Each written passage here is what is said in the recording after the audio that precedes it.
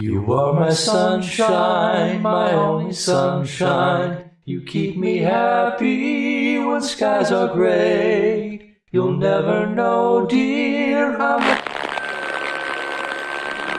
Welcome to an evening of old-time radio.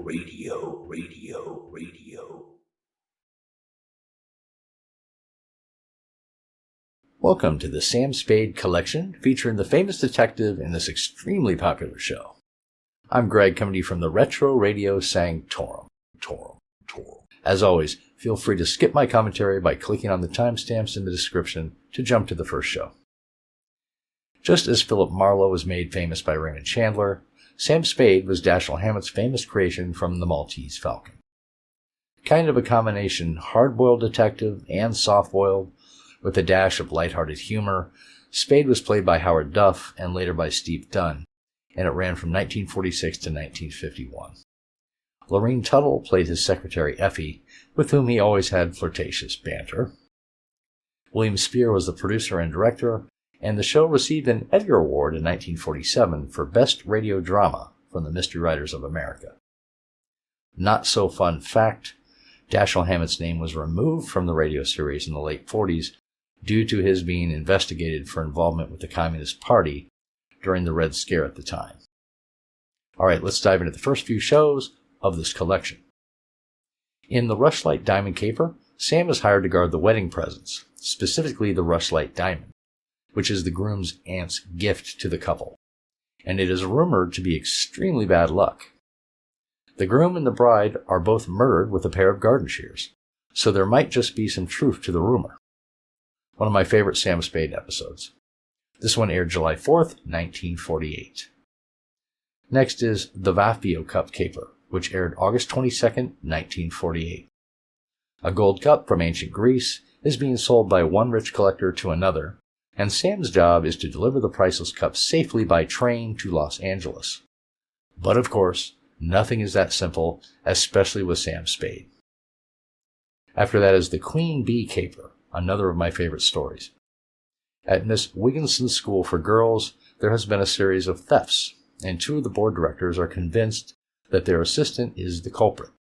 They have no evidence to support that claim, so they hire Sam to surveil the woman. While Sam is on the job, a murder occurs at the school, and a simple theft case turns into a much more intriguing and dangerous story. It aired July 10th, 1949. After that is the Vendetta Caper. Spade is played by Steve Dunne in this one. A wealthy businessman hired Sam to find out why his even wealthier businessman neighbor is trying to ruin him financially. He seems to have a vendetta against him, but what is it? Great story, lots of plot twists, lots of surprises. It aired March 30th, 1951. And then we have the Honest Thief Caper, back with Howard Duff as Spade. A woman hires Sam to prove her fiancé's innocence for a series of robberies that he has been arrested for. All of the evidence points to this man, but his fiancée, and eventually Sam, starts to think that the man really is innocent. Then his client tries to kill herself, but was it really a suicide attempt, or was it attempted murder? A captivating and intriguing plot with a great ending. Now let's sit back and enjoy these great stories from the Adventures of Sam Spade. I'll be back. The Adventures of Sam Spade, Detective.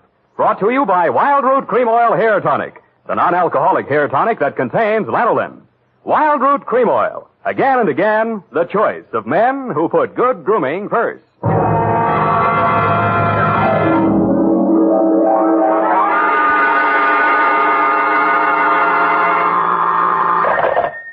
Sam Spade, Detective Agency. Good evening.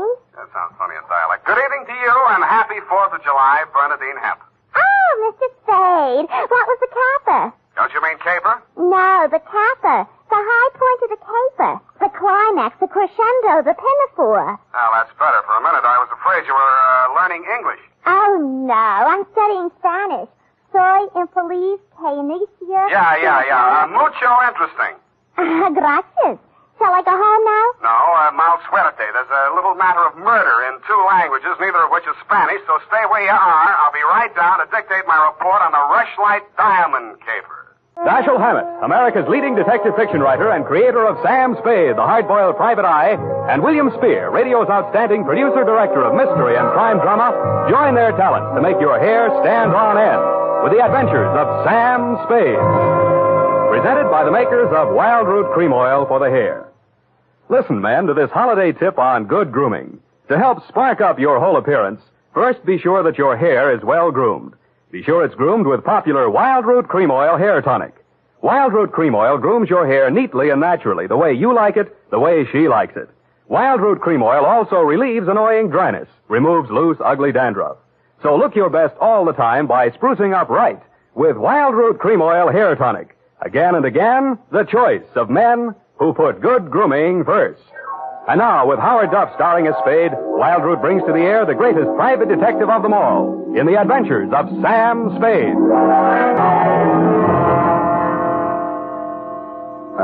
Date, July 4, 1948, to Mrs. May Rushlight, 21A, Granite Court. From Samuel Spade, license number 137596. Subject, the Rushlight Diamond.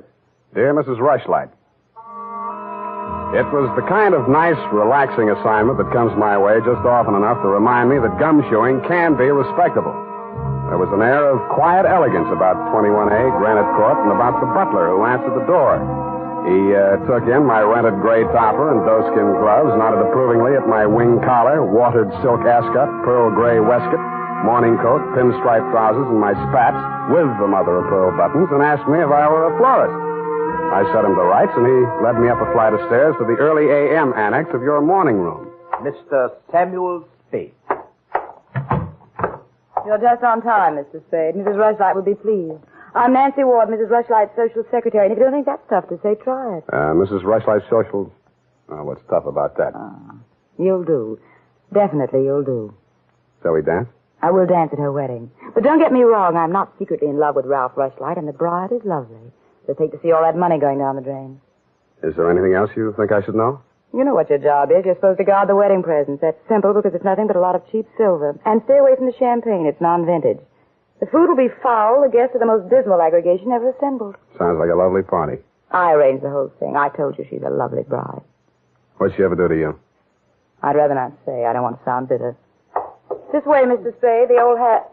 Mrs. Rushlight will see you now. Thank you, Florence Nightingale. Nancy?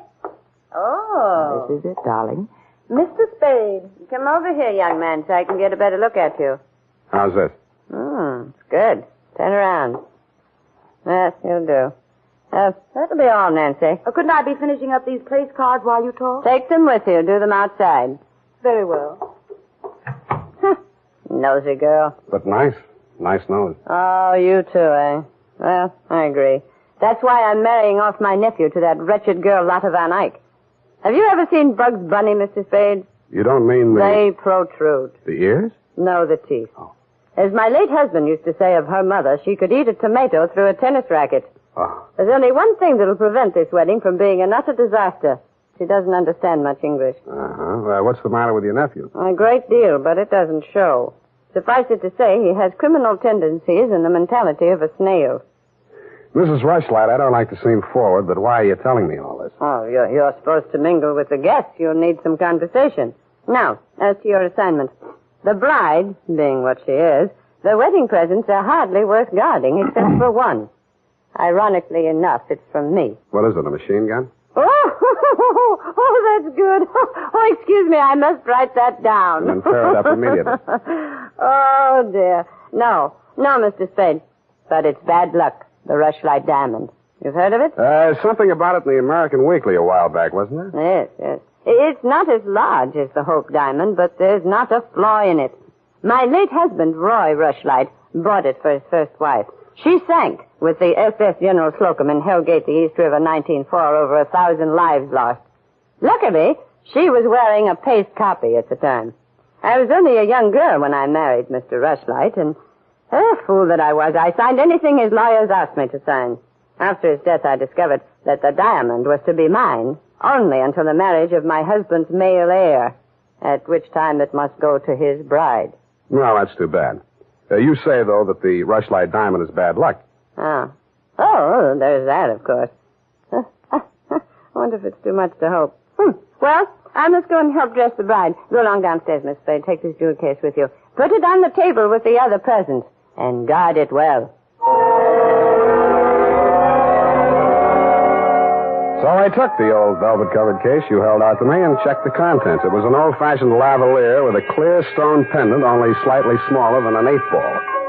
Didn't look like a diamond, but smooth-cut diamonds hardly ever do. It didn't look like bad luck either, but a mirror broke in the hall as I passed it, then I fell all the way down the stairs, and as I entered the ballroom, I knocked over a punch bowl.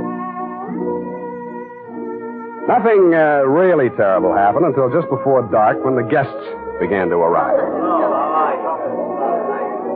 In theory, a detective guarding wedding presents is supposed to make himself indistinguishable from the other guests. In practice, it never works out that way. He has to spend most of his time within sight of the booty, so he is very easily spotted. I don't believe it. He's too good looking. Oh, but he must be. He's not anybody we know. Well, ask him. It's leap year. Oh, here comes Colonel Bixby. He'll know. Wow. Beauty gathered round the booty, eh? And much more beauty than booty, though.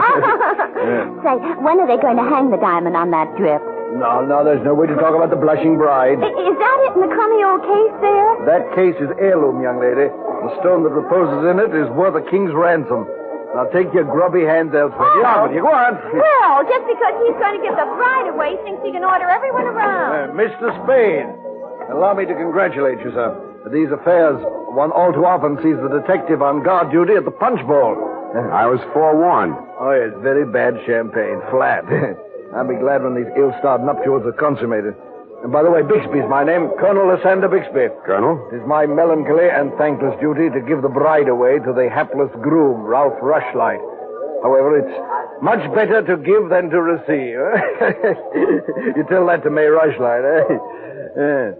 You're quite a trinket. Mustn't touch. Grubby hands, remember? Oh, sense of humor as well as sense of duty, eh? Candidly, if I knew a place to fence it, I'd be the... Colonel Bixby. Oh, Miss Ward. How lovely you look. Poor Ralph. Mrs. Rushlight asked me to warn you to get ready. The bride will be down any moment. Oh, good grief. Well, I suppose I must steel myself. Where did I leave my glass? Keep your eye on that old goat, Mr. Spade. I don't trust him. Who is he? He's the only one here who knows why this wedding's happening. It's the bride's foster father. You mean he's got something on the family? You'll never know how much until you kiss the bride. Look, Nancy, it's none of my business, but I... Oh, starting. I'll have to go in now. Now, wait. What? How does it go? Speak now or forever hold your peace? No, I can't do that. Thank you for understanding.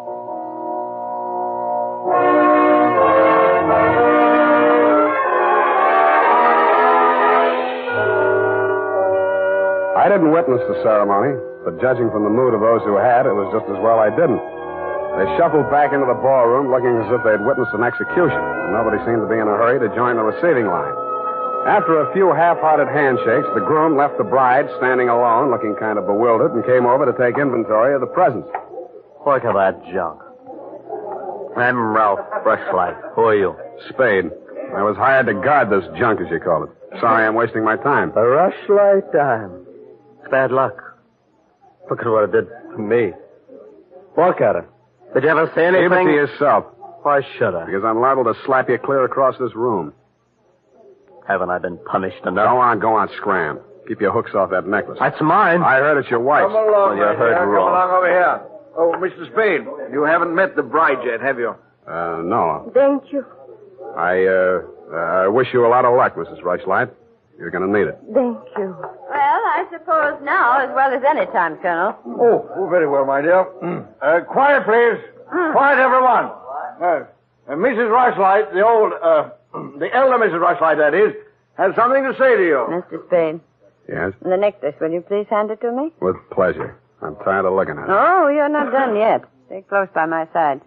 Dear friends, at this solemn moment, I want, first of all, to welcome this dear little girl into the Rushlight family.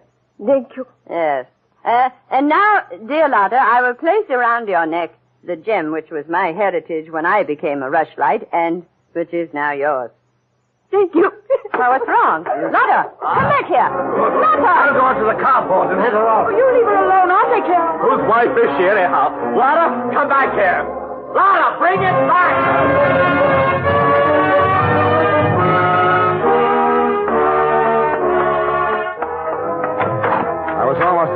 join in the chase, but I had to because I'd been hired to guard the Rushlight diamond, and for my money, the best way to do that was to help her get away. Somebody got to her before I did. A strip of wedding gown satin marked the spot. The body lay crumpled under a hedge, but it wasn't the bride's body. It was the groom. He'd been stabbed to death with a pair of garden shears, which made sense. But what didn't make sense was that the necklace she'd been wearing was still clutched in his hand.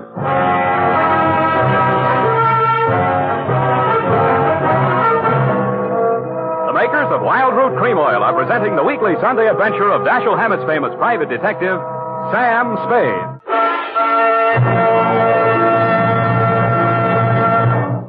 If you want the well-groomed look that helps you get ahead, socially and on the job, listen.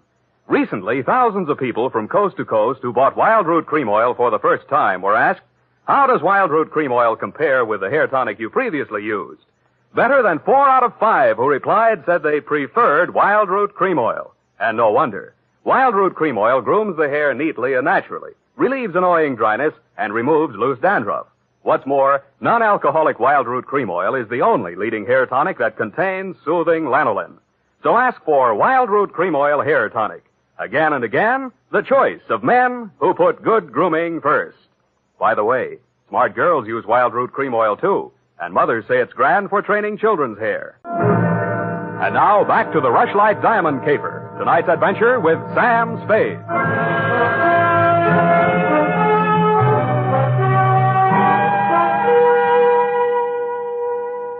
Number 21A Granite Court was teeming with motives and suspects. But the police were primarily interested in locating Lotta, the missing bride and widow of Ralph Rushlight. So was I. She looked like less work than the rest of you because if she had killed him, it was self-defense, if she knew enough English. By 10 in the a.m., when I checked in at my office, she was still successfully eluding the police dragnet. That was because nobody, including me, had thought of looking in my office. Wow. Good morning. Thank you. Is that all the English you know? Thank you. No. I want my necklace. The police have it. You go with me and tell them who I am. Okay, but first I have to know who you are. Where you came from, what your connection with Colonel Bixby is. I am in Macassar being born. In Macassar? Dutch colony. Uh-huh. My father there 7 years ago dying is. When I 13 years old have arrived. I see. Colonel Bixby in San Francisco, the financial representative for my father was. I am adopted to him, not for a father, but so he takes care of my monies, which coming of age am I a rich Dutch woman. Uh-huh. But legally, he's your foster father. Yeah. Also legally, I'm the wife of Rushlight. I want my necklace. You married him for the necklace? Yeah. Why did he marry you? For one half of necklace from resale. But all everything to take he wishes. You and Ralph were going to divvy the take from the Rushlight diamond, you thought. Yeah. And what was the colonel going to get? Money from Mrs. Rushlight. Oh, no, wait, that doesn't make sense. Mrs. Rushlight stood to lose a small fortune by that marriage. Why should she pay the colonel to promote it? You the detective are. You said that.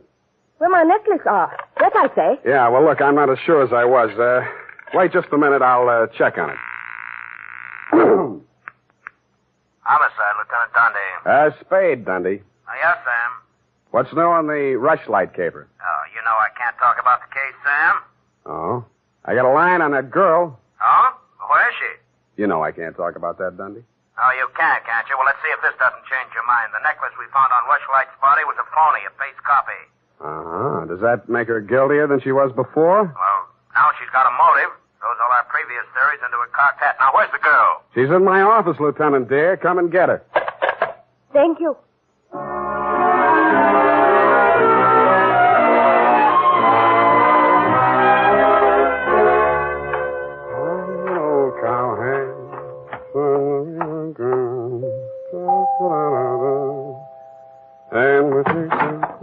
Oh, it's you, Sam. Back again? Yeah, do you mind? Well, that depends on who you came to see. You, sweetheart. Oh. But first, I'd like to talk to Mrs. Rushlight. Well, she can't see anyone. She's in a state of nervous collapse over Ralph's death. Oh, that's too bad. You seem to be holding up pretty well. Oh, I'm relieved. He's better off dead than married to that. Yeah. Rushlight Diamond's still unlucky, you know. What do you mean by that? I was just trying it on for size. Uh-huh. How does it fit? Yeah, but you and Mrs. Rushlight are about the same size. Her nerves getting any better? You're the doctor. If you want to see her, go ahead. She's up there. Thank you.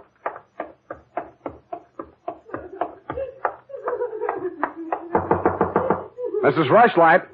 Go away, I live. I'm sorry to break in on you like this, but I haven't got much time. How dare you? Nancy! Nancy! Why, it's that girl. Mr. Spade, please, leave me alone with my grief. Funny thing. Yesterday, Nancy was carrying a torch for Ralph, and you were holding the torch to him. Today, it's different. Oh, good heavens. You don't think I'm grief-stricken over Ralph. Good. That's one less mystery. Mr. Spade, what do you want? Your nephew's killer. Oh, does it matter? It does to me. Somebody getting knocked off right under my nose is bad for private detectives everywhere. Oh. For a moment, I thought that... Say, wouldn't you rather make some more money? I refuse to marry Lotta. Oh, no, nothing like that. It's the necklace, Mr. Spade, the genuine. What is? I don't know. All I know is the other one isn't. Who told you that? Well, the police know. It's in the papers, isn't it? Not yet. Well, how else would I learn? The murderer's the only one who could have told you, unless you're the murderer. I see. Very well, Mr. Spade. I'll tell you what I know. I'm not as wealthy as you might think. In fact, I have for 4 years lived from pillar to post, from hand to mouth, ragtag and bobtail, struggling to make ends meet. Yeah, what you mean is you're eking out a meager existence, keeping your head above water, one jump ahead of the sheriff, stalked by the grim specter of poverty. Is that right? Oh, how well you put it. In fact, Mr. Spade, I'm something of a crook. I've borrowed large sums of money from Colonel Bixby, putting up as collateral something that was not mine to forfeit. Don't tell me. Let me guess. It was the Rushlight diamond? Well, you seem to know everything. All but one thing. Why did you think he could palm off a paste copy on an operator like Bixby? He sent you here. I won't tell you another single thing. Well, then I'll tell you a few things. The only way the Rushlight diamond could be transferred legally into the hands of Colonel Bixby was by tricking Ralph into marriage with Lotta, since Ralph's wife automatically became the legal owner. With Ralph dead, Bixby would be in line to inherit the diamond from her. Inherit? California state law. Foster parent may inherit from a foster child in absence of any direct heir. Well, why, then he planned. He'd kill her, too. Mr. Spade, we must stop him. She's safe for the time being. I had her thrown into the pokey. They can hold her 48 hours for questioning, but they can hold you longer. They can even hold you as an accessory before the fact. Why, I didn't know he was going to kill anyone. Lotta was just going to hand over $1 million diamond to Bixby out of the kindness of her heart? Oh, no. Lotta wanted to become an American citizen. Marriage is the quickest way. For her, Ralph was the only way. Okay, I'll buy that. Now, tell me honestly, Mrs. Rushlight, what happened to the genuine stone? I honestly didn't know. I wasn't sure. But now there can be only one answer. Nancy with the laughing face? She went with me when I went to the bank vault to get the Rushlight diamond to present to Lotta after the ceremony. Uh-huh. She looked after all my jewels, including the paste copy that I habitually wore. Homicide, Lieutenant Dunne. Spade again, Dundee. I think I got the Rushlight caper all wrapped up. I'm heading for your office now, so wait for me. And whatever you do, don't let that Lotta dame out of your sight. Thank you. Goodbye. Wait a minute, Sam. Wait a minute. Yeah? The Lotta dame. She's already gone. Escape? Bailed out. Custody of her foster father. Wait a minute. I got the name here, sir. Bixby. He's a colonel, and no wonder you're only a lieutenant. Mr. Spade, can't you stay for tea? Not thirsty. Nancy? Nancy, where are you? Oh, here I am, Sam. I was waiting for you. You got the keys to that car out in front? Why, yes. You want to borrow it? Yes, with you in it. Why, Sam, wait till I put my face on. Let it go. It's as good as lost anyway.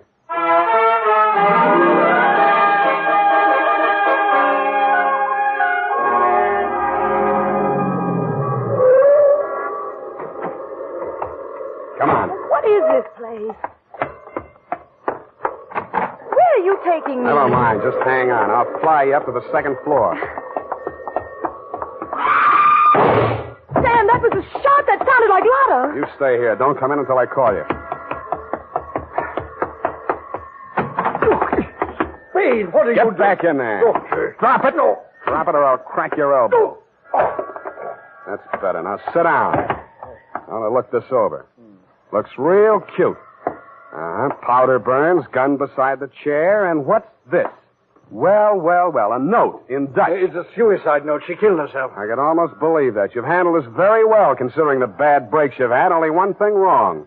Do I scent a bargain? I don't have to bargain. I've got the diamond. All you've got is 2 murders rapping on your thick noggin. Don't be absurd. I know who has the real necklace. Then you better talk to her directly.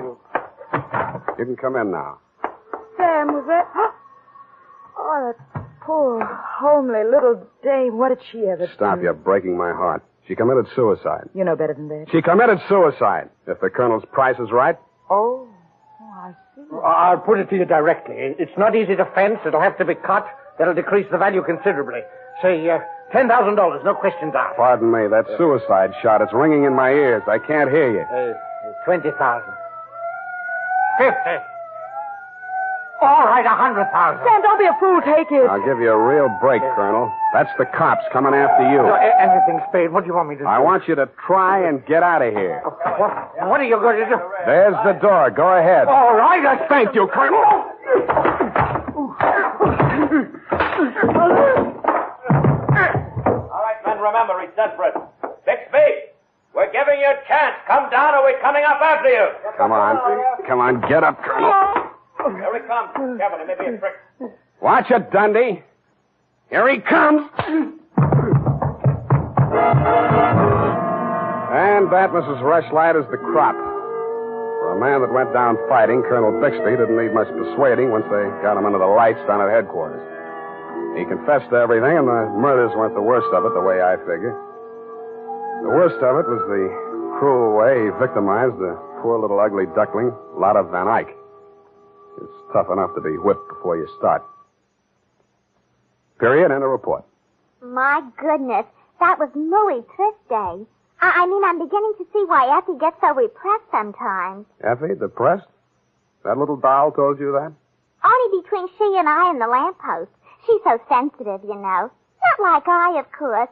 I invariably cry at weddings. You don't say, Bernadine. You attend weddings often? With high frequency, Mr. Spade. You mean frequently? No. The last time it was FM. You know, frequency moderation. Oh, yes. Moderation in all things, I always say. You mean you attend radio weddings? Oh, yeah. I've been married 6 times. My next date is television. You've been married 6 times? Well, to each his own, Mr. Spade. You mean 6 men have... Oh, no. No, I only marry my husband. Repetition is the spice of variety, I always say. Is that legal? If it's not after 6 weddings, what isn't? To each his own, as you say. Well, we don't presume to make a career out of it. As soon as we get the mangler and the deep freeze, we're going on our honeymoon. Well, congratulations, and type this up when you have the time. Mrs. Bernadine Hemp.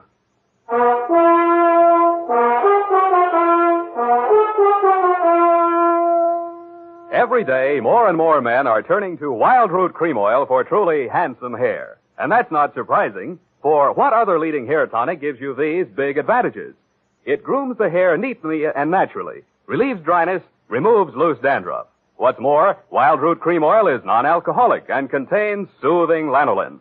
No wonder Wild Root Cream Oil is the favorite with so many millions of smart, particular men.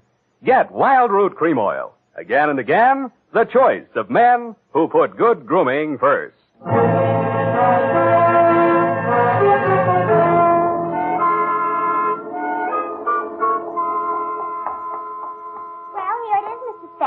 I'm sorry it took so long, but I kept relaxing into Spanish. Yes, I know how. And Effie's typewriter doesn't have any upside-down question marks.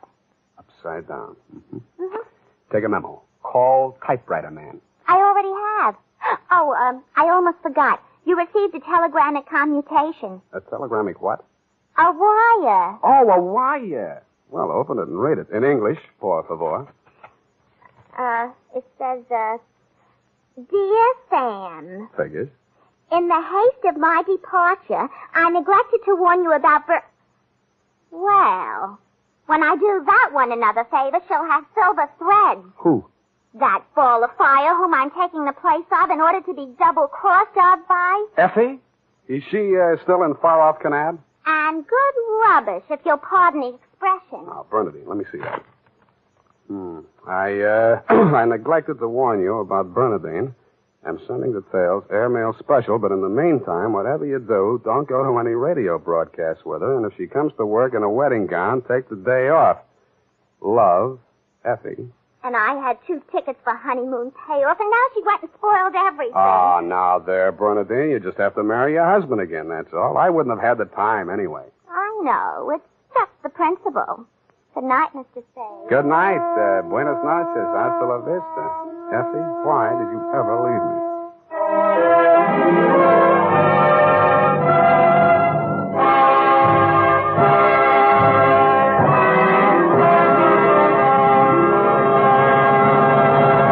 The Adventures of Sam Spade, Dashiell Hammett's famous private detective, are produced and directed by William Spear. Sam Spade is played by Howard Duff. The Adventures of Sam Spade are written for radio by Bob Tallman and Gil Dowd, with musical direction by Lud Gluskin. Gil Dowd directed tonight's broadcast in William Spear's absence. Join us again next Sunday for another adventure with Sam Spade, brought to you by Wild Root Cream Oil. Again and again, the choice of men who put good grooming first. This is Dick Joy reminding you to get Wild Root Cream Oil, Charlie. It keeps your hair in trim. You see, it's non-alcoholic, Charlie. It's made with soothing lanolin. You better get Wild Root Cream Oil, Charlie. Start using it today. You'll find that you will have a tough time, Charlie. Keep on all the gals away. Hiya, Baldy. Get Wild Root right away. The Adventures of Sam Spade, Detective, brought to you by Wild Root Cream Oil Hair Tonic, the non-alcoholic hair tonic that contains lanolin. Wild Root Cream Oil, again and again, the choice of men who put good grooming first.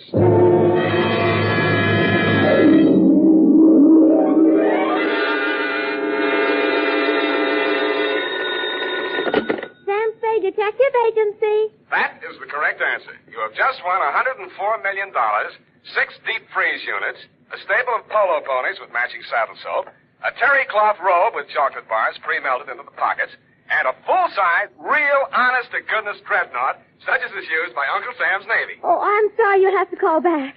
I'm expecting to be taking dictation from my employer very shortly. Oh, I am sorry. Your time is up. And Edna St. Vincent Markowitz, who sent in the question, gets bumped off in front of the studio audience gathered in the Dredgewood room here in Columbia Square. Next time, don't answer your phone, stupid. Oh, Sam. Let's have no coaching, please. Oh, well, did you find the cop? Was it murder? Was it really worth, well, you know, priceless and like that, and was it fun? Yes, and no. And finally, are you kidding? Well, then why was it called the Vaphio Cup? It's a very old Greek expression, which is what I'll be wearing as I sit in your lap dictating my report on the Vaphio Cup Caper. Dashiell Hammett, America's leading detective fiction writer and creator of Sam Spade, the hard-boiled private eye, and William Spear, radio's outstanding producer-director of mystery and crime drama, join their talents to make your hair stand on end with the Adventures of Sam Spade. Presented by the makers of Wild Root Cream Oil for the hair. Remember the Romeo of yesteryear? Hair parted in the middle, all plastered down? Man, what a difference today. Today, all a guy has to do to impress a gal is use Wild Root Cream Oil Hair Tonic. Wild Root Cream Oil grooms the hair neatly and naturally, relieves dryness, and removes loose dandruff. If you're still using old-fashioned hair tonics, or none at all, then for her sake, spruce up today with Wild Root Cream Oil Hair Tonic. In bottles or the handy new tube, it's again and again the choice of men who put good grooming first.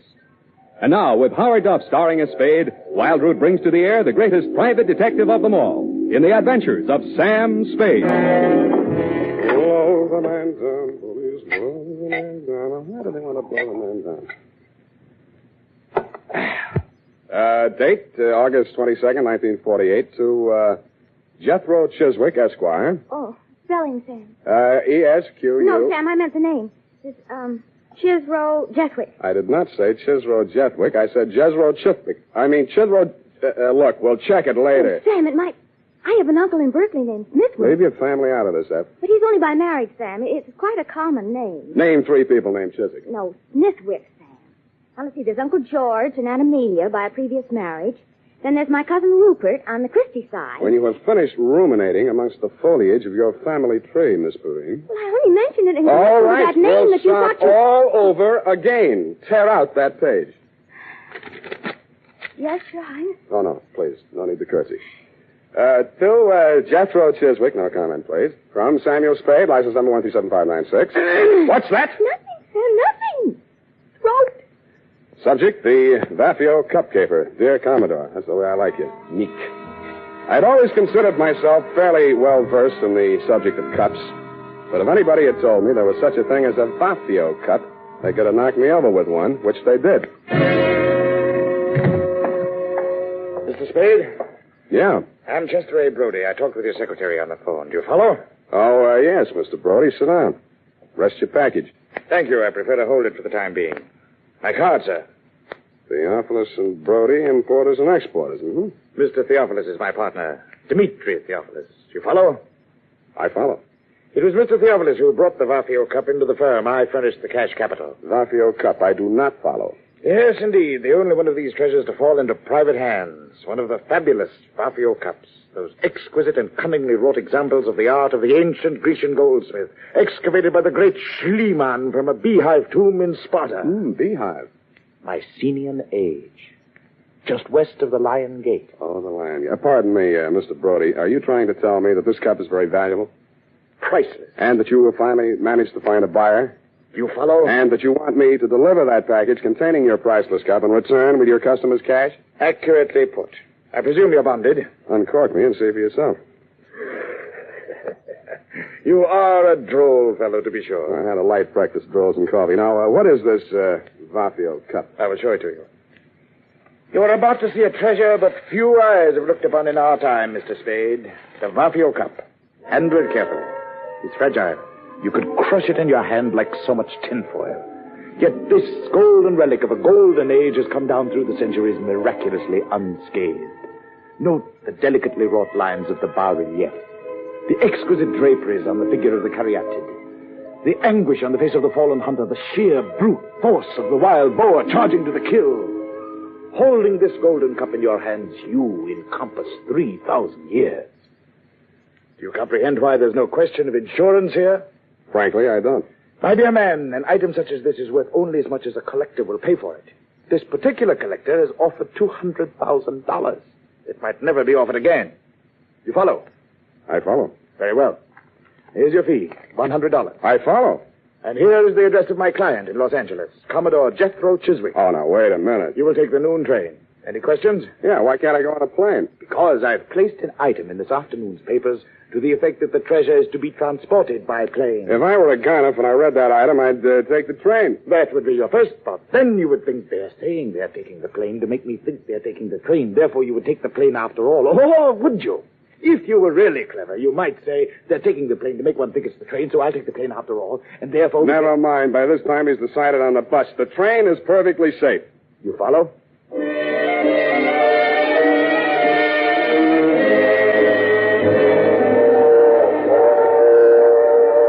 The package was light in the drawing room, and the train was comfortable. Seemed like an easy way to earn $100. I knew it wouldn't last. Never does. I was prepared for the knock on the door, and I got ready for the inevitable small, dark man who plays the Peter Lorre part, but this one fooled me. He was a tall, thin actor with sandy hair. Okay, Shamus, hand over the package. It won't be no trouble. Sure, there it is on the seat. Take it. Huh? It's okay. You got me covered. I won't make any move. Hey, what are you trying to pull? It's a stick-up, isn't it? Hey, maybe I got the wrong compartment. No, that's it. The cup's in there. Unwrap it and see for yourself. Oh, no, you don't. I ain't picking up no booby traps. Oh, you're yellow, huh? I know that one, too. Now, don't cut no ice for me. Suit yourself. Game of gin? Hey, you're nuts. I'm getting out of here. Hey, wait a minute, pal. I'll buy you a drink. I don't drink. Lunch? In I go. Yes, indeed, Mr. Spade. I agree. Clarence is a very comical fellow. So are you. I took the liberty of stepping into your forecastle whilst you had your bit of raillery in the after companionway with my mate, dear Clarence. You mind? Not at all. Well, sir, I'm afraid you're going to mind a great deal. Oh! And that's how I met you, Commodore. I was so busy sizing up the .45 in your right hand that I didn't even notice when you left, whipped out of your coat pocket with one of the largest saps I have ever felt. The next time I saw light, you were gone, the Vaphio Cup was gone, and the train was pulling into San Jose. I got off, rode back to San Francisco with a truckload of chickens, and headed straight for my client's apartment.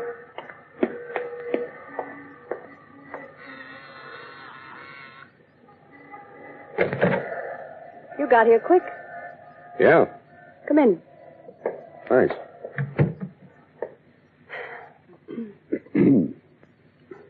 Well? Well, what? Look, we can't both play this deadpan. We'll stay no place. It's in the back room. What is? The body. You're from the police, aren't you? I'm a private dick. How dare you? Hey, what was that for? For spying on me. You and all the other cheap gumshoes my husband hires. You're Mrs. Brody? I'm Enid Theophilus. Did my husband hire you? My name is Sam Spade. I was hired by one Chester A. Brody, your husband's business partner. Well, Sam, I hope he paid you in advance, because he's the body. Chester A. Brody was just barely identifiable. Somebody had worked hard trying to persuade him to say or do something he either couldn't or wouldn't do. The only interesting clue was in the wastebasket. At first, I thought it was a flattened beer can. But it was the Vaphio Cup, or a facsimile thereof. Well, how do you like it, Sam? I don't. He was my client. I wasn't hired to protect him. I didn't like him, but he was my client. How would you like me for a client? I'll give you the name of a lawyer, sister. My name is Enid. Ain't it? Now, let's see what I can squeeze out of you before the cops do. Brody was your husband's business partner, and you're, You don't have to be subtle. He was mad about me. I'm all broken up about his death. So is he. That wasn't funny. That time I deserved it. You don't like me, do you? Can't you get it through that steel-jacketed brain of yours that you're in bad trouble, that there's a dead man in the next room, beaten to death, and you're not supposed to be here? Oh, I was supposed to be here. We were going to elope as soon as you brought back the money from that, Greek thing. Yeah, what about that Greek thing? It was an antique. It was called the Vaphio Cup. Yes, I know about that. Yes, well, my husband dug it up in Greece and smuggled it into the country. Yeah? It was all he had, but it was such an important piece that he was able to persuade Chet, the late Chester Brody, that is, to let him in as a full partner. Then what? Well, they quarreled. My husband made some bad investments, and Chet wanted to sell the cup to save the firm. Dmitri refused. I didn't think it was fair, so I got the keys to his safety deposit box where the cup was, and Chet arranged to sell it to the Commodore. Did you get the money from the Commodore? All I got from the Commodore was lumps. He stole the cup? Roger. You've got to get it back. I've got it. Where? Here, take a look. It's ruined. Where did you find it? In a trash basket where it belongs. Dmitri did it. He must have suspected something and substituted a fake. That's it. He knows where the real one is. Somebody thought that your boyfriend knew. The one that killed him? That's the way it looks. And maybe that's the way it was meant to look. You know, somebody might get the idea that you palmed the genuine when you got it out of that safety deposit box. If I did, it was legal, and don't you forget it. A wife can't steal from her husband. Legally, they're one person. You can't steal from yourself. That's the law. I was wrong. You don't need a lawyer. Will you help me? I may hurt you, and it'll cost you anyway. I know what's good for me. Money. Find that cup. I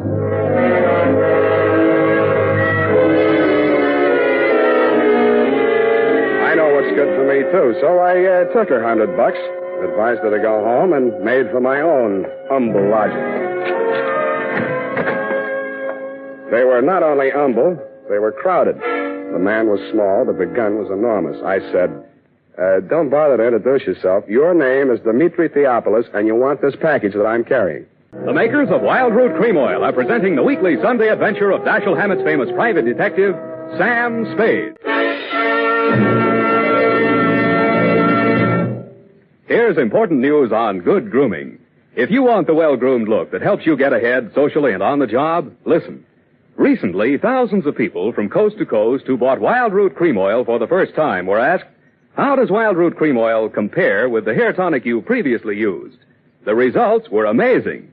Better than 4 out of 5 who replied said they preferred Wild Root Cream Oil. Remember, non-alcoholic Wild Root Cream Oil contains lanolin. It grooms the hair naturally, relieves dryness, and removes loose, ugly dandruff. So if you want your hair to be more attractive than ever before, get the generous new 25-cent size of Wild Root Cream Oil, America's leading hair tonic, on sale at all drug and toilet goods counters. It's also available in larger economy bottles and the handy new tube. Get Wild Root Cream Oil. Again and again, the choice of men who put good grooming first. By the way, smart girls use Wild Root Cream Oil, too. And mothers say it's grand for training children's hair. And now, back to the Vaphio Cup Caper. Tonight's adventure with Sam Spade.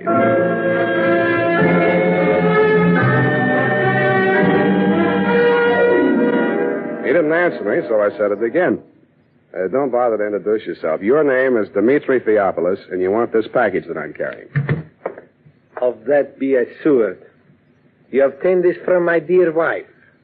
And how did you find my darling? Not at the city pond, surprisingly enough. Oh, you know my dear wife. How soon you know my darling so well, more than I her husband? Is it possible? I don't know, is it? I don't know either. I employ a detective. Not this one. I have need. My poor partner, Mr. Brody. You are interested? If you are interesting about who killed your partner, that's one thing. But if you want somebody to dig out your family secrets, that is nothing. With me, you are, shall we say, no place. But why don't I get the right to know? There'll be no trouble, no scandal, no divorcement suing. Of that be assured. Even poor Chester is dead, so he's what one calls ancient history. While he lived, I knew nothing. I was blind. After he died, I see certain things. Yeah, well, do you see that maybe your wife had a hand in Brody's death? What then? Well, if it so happens that you cannot separate my darling from that, do you follow? Not quite. I'm not an old man, but my dear wife is but 22 and a truly lovely person. Oh, she's all right. Would it not be the part of husbandly wisdom to have, shall I say, a hold over her? If she's guilty, you won't need it. Good. Please, I cannot hold the gun and handle my wallet at the same time. Please. No, thanks. You keep the gun. I'll take the wallet. Oh, you trust me. You will work for me. Yeah, I'll work for anybody. Here, I left your cab fare. Oh, assuredly, you are so very kind. Oh, I'm not so Now kind. the package, yes? No. Then I don't hesitate to suit you. Wait a minute. Yes? This is the fake.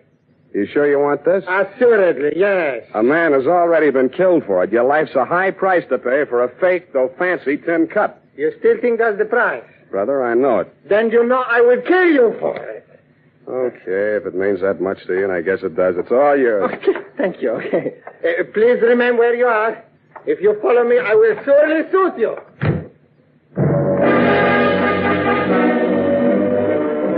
From my front window, I watched them come out downstairs and start across the street. Then it happened.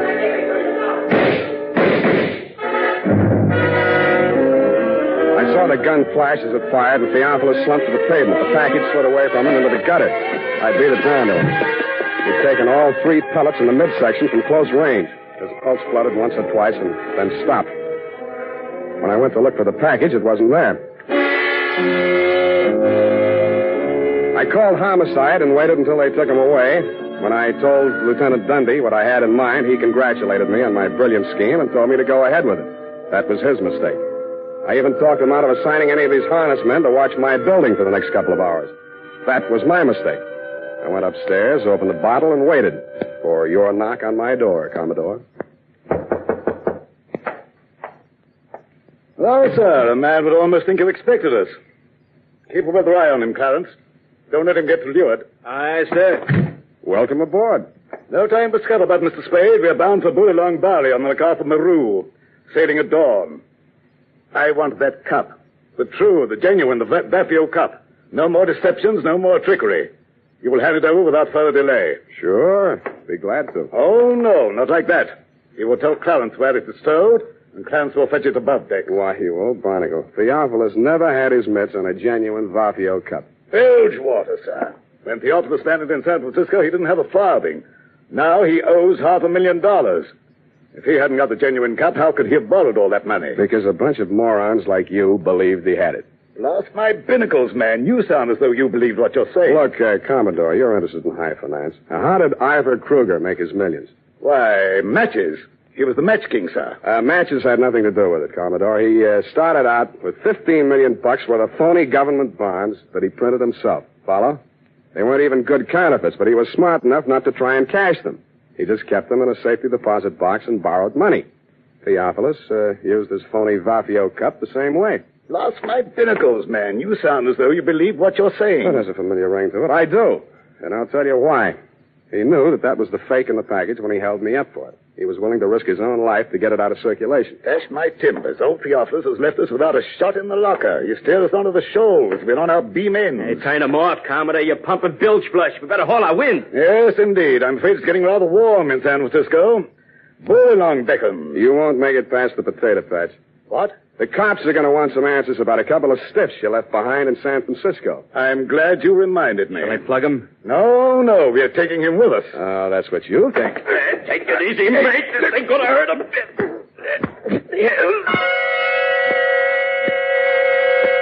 A reek of chloroform filled the room, and a fist pounded into my belly. It knocked my wind out, and at the same time, my nose collided with something wet and cold. I swung out, but didn't connect. Before I could swing again, the room blurred, and a ceiling light floated down to meet me. Then the lights went out altogether.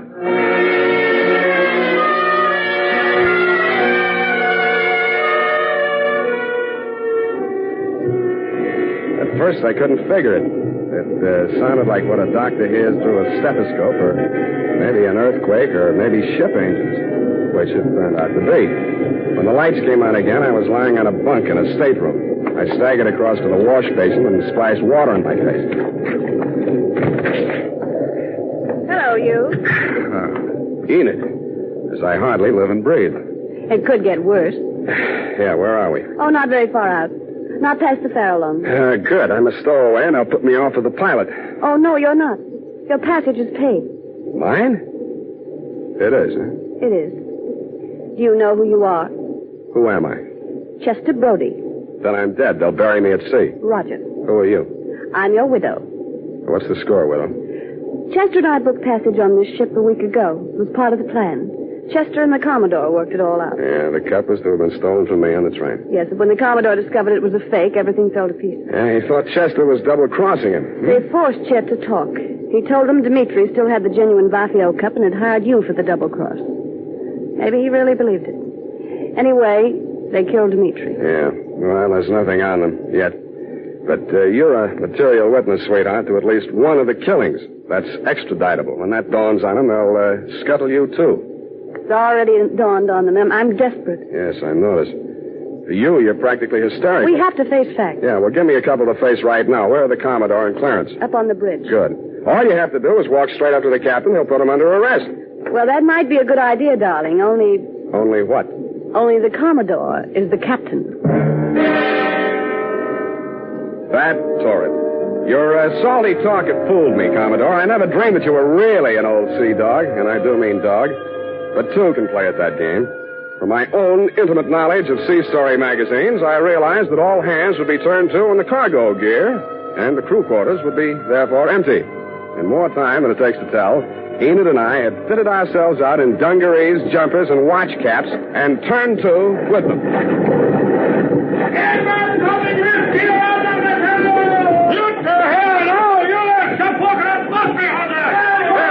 You two, look alive. Stow that preventer. Oh, me? You may recall, Commodore, you may recall me as the man who ran for a fire extinguisher when the bosun yelled, stow the preventer. But experience is the best teacher, and by the time we hove to put the pilot over the side, things were in such a state of confusion that you had retreated to your cabin with a quadruple ration of grog. Seizing that moment, I threw Enid over the side, yelled, man overboard, and jumped in after her.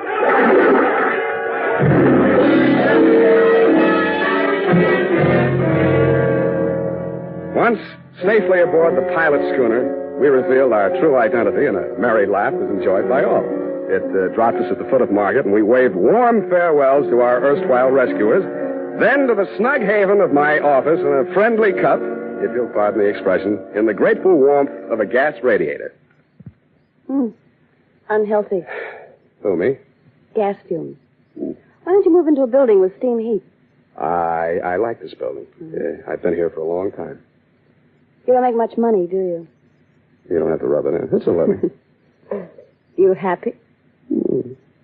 Sure I am. Well, guess it's all right then. You know, sweetheart, there's something missing in you. Oh? What?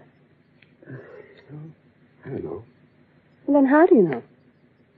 Forget it. Well, I guess I'll go. You mind if I don't see you to the door? Why should I? What? Hey, you are human.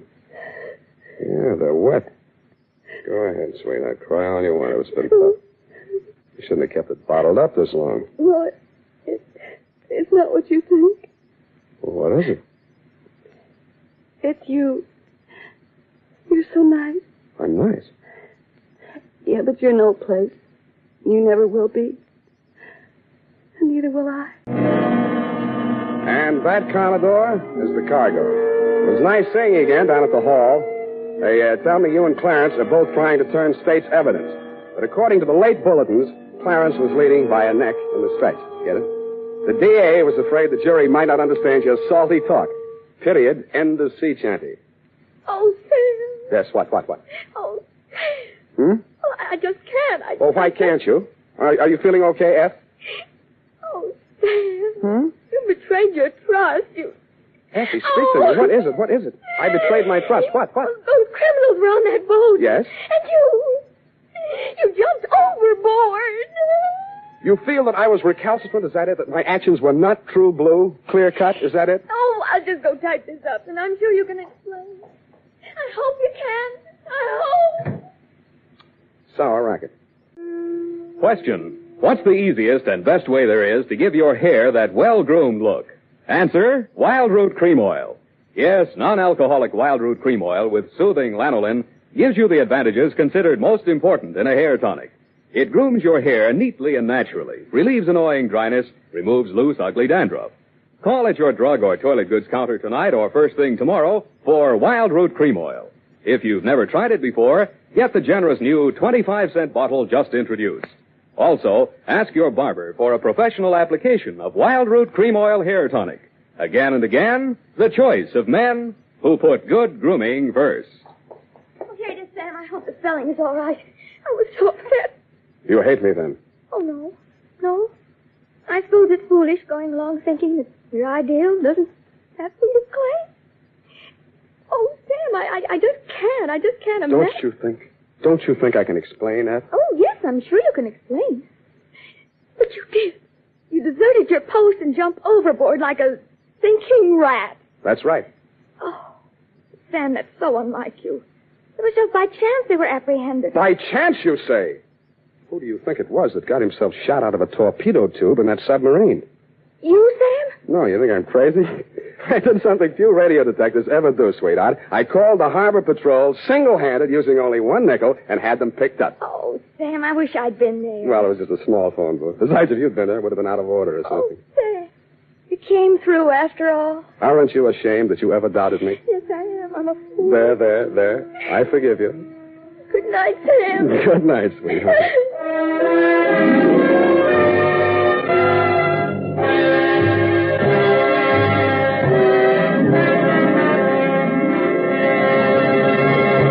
The Adventures of Sam Spade, Dashiell Hammett's famous private detective, are produced and directed by William Spear. Sam Spade is played by Howard Duff. Lorene Tuttle is Effie. The Adventures of Sam Spade are written for radio by Bob Tallman and Gil Dowd. Musical direction is by Lud Gluskin with score composed by Rene Garrigan. Join us again next Sunday when author Dashiell Hammett and producer William Spear join forces for another adventure with Sam Spade. Brought to you by Wild Root Cream Oil. Again and again, the choice of men who put good grooming first. This is Dick Joy reminding you to get Wild Root Cream Oil, Charlie. It keeps your hair in trim. You say it's non-alcoholic, Charlie. It's made with soothing lanolin. You better get Wild Root Cream Oil, Charlie. Start using it today. You'll find that you will have a tough time, Charlie. Keeping all the gals away. Hiya, Baldy. Get Wild Root right away. The Adventures of Sam Spade, Detective, brought to you by Wild Root Cream Oil Hair Tonic, the non-alcoholic hair tonic that contains lanolin. Wild Root Cream Oil. Again and again, the choice of men and women and children, too.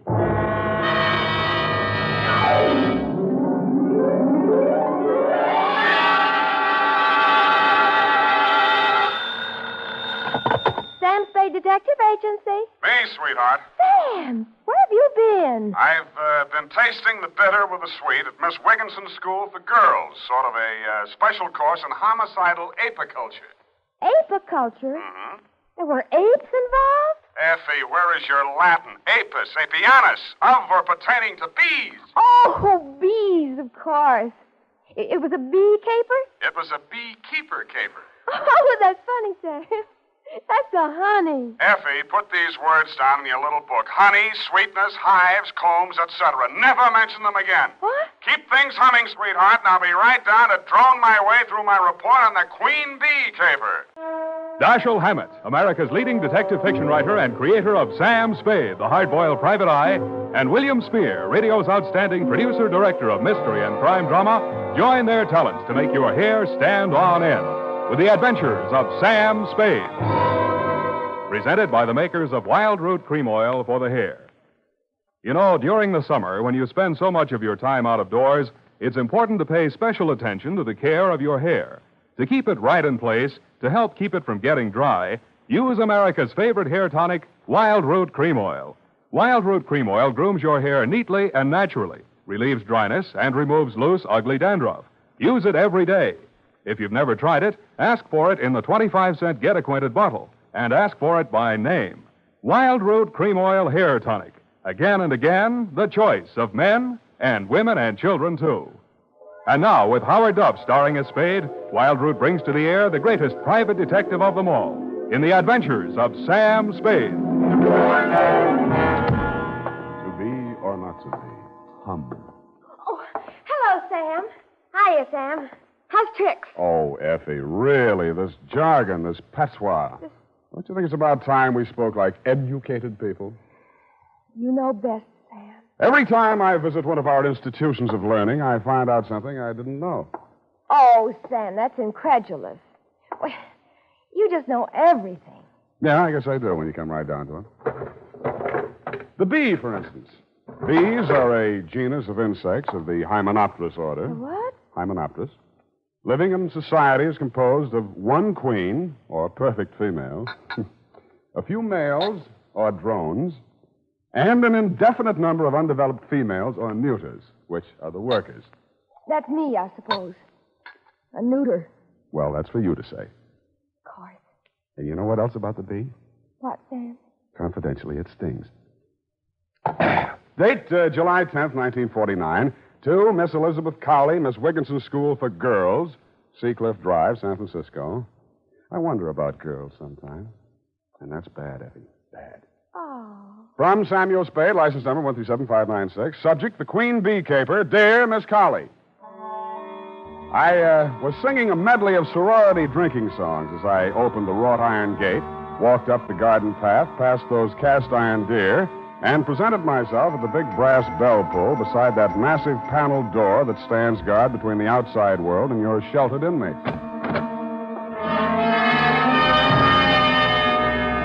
A little housemaid wearing dimity let me in and led me to your office.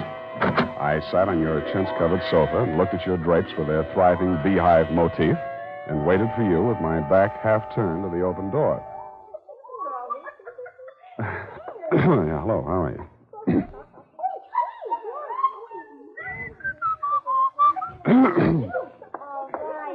All right, girls. Break it up. Break it up now. Go on. Haven't you ever seen a man before? Run along now. You'll be late for physical ed. Go on, quick. Miss Cowley? No, I'm not Miss Cowley. Oh, no, of course not. No, I was just hoping. You're Mr. Spade, aren't you? Glory Thomas. I'm Miss Cowley's assistant. Nice day, yes. Mm-hmm. Don't bother to move. I'll lean over you. Put this report on her desk. Sure. Miss Cowley will be here in just a minute. Thanks. It's so warm in here. Next time, wear a mailman's uniform and a 50-year-old stoop. You'll find the temperature's exactly right. Yeah. I mean, yes, ma'am. See that you do, then. Oh, Glory, there seems to have been a misplacement of some of the hockey. Would you check on it, please? Oh, surely. Nice to meet you, Mrs. Spade. I'm Elizabeth Cowley. You may sit down. Yes, ma'am. Mr. Spade, I'll be painfully frank with you. A thief is at large in my school. Oh? Well, you probably have a good answer, but I'll ask it anyway. Why not call in the police? I have a good answer, Mr. Spade. My girls come from San Francisco's finest and wealthiest families. Mm-hmm. Miss Wigginson's has had an untarnished reputation for more than 3 generations. I'm sure. As headmistress, I must handle this matter with the utmost discretion. Frankly, I already know the thief. Are there any questions? Well, only one timid one. Who is it? I regret to say a faculty member is to blame. Glory Thomas. She was in here a minute or 2 ago. Oh, really? Well, why, Miss Thomas, you find any of the loot stashed away in her room? Well, no. No, not exactly. I haven't recovered any of the stolen articles, but I'm sure Glory's responsible. I'm certain she's the thief. You're just sure? I thought perhaps you might establish definite proof against Glory. You mean you want me to frame her? Oh, no, Mr. Spade. You misunderstand me. I don't think so, Miss Cowley. Oh, dear, I was afraid this would happen. I told Ursula, but then All right, I'll ask. Who's Ursula? Mr. Spade, I think I can trust you. It was Ursula who instructed me to call you. Ursula Kavanaugh. You know the name. The Ursula Kavanaugh inherited all the real estate, lives in Kavanaugh Towers penthouse, hasn't set foot out of there in 20 years? Yes. Mrs. Kavanaugh is our school's benefactress. She is, of course, on the board of trustees. She is, moreover, a dear personal friend. Oh, I see. Oh, yes. We were classmates together here many years ago. Ursula's quite unlike myself. Married well, though a widow now. Rather aggressive. Frankly, she wishes to have Glory Thomas discharged. But her connection with the dismissal must not be known. Now, I don't suppose I can ask you to take the assignment now. I'm a detective, Miss Cowley, not a frame-up artist.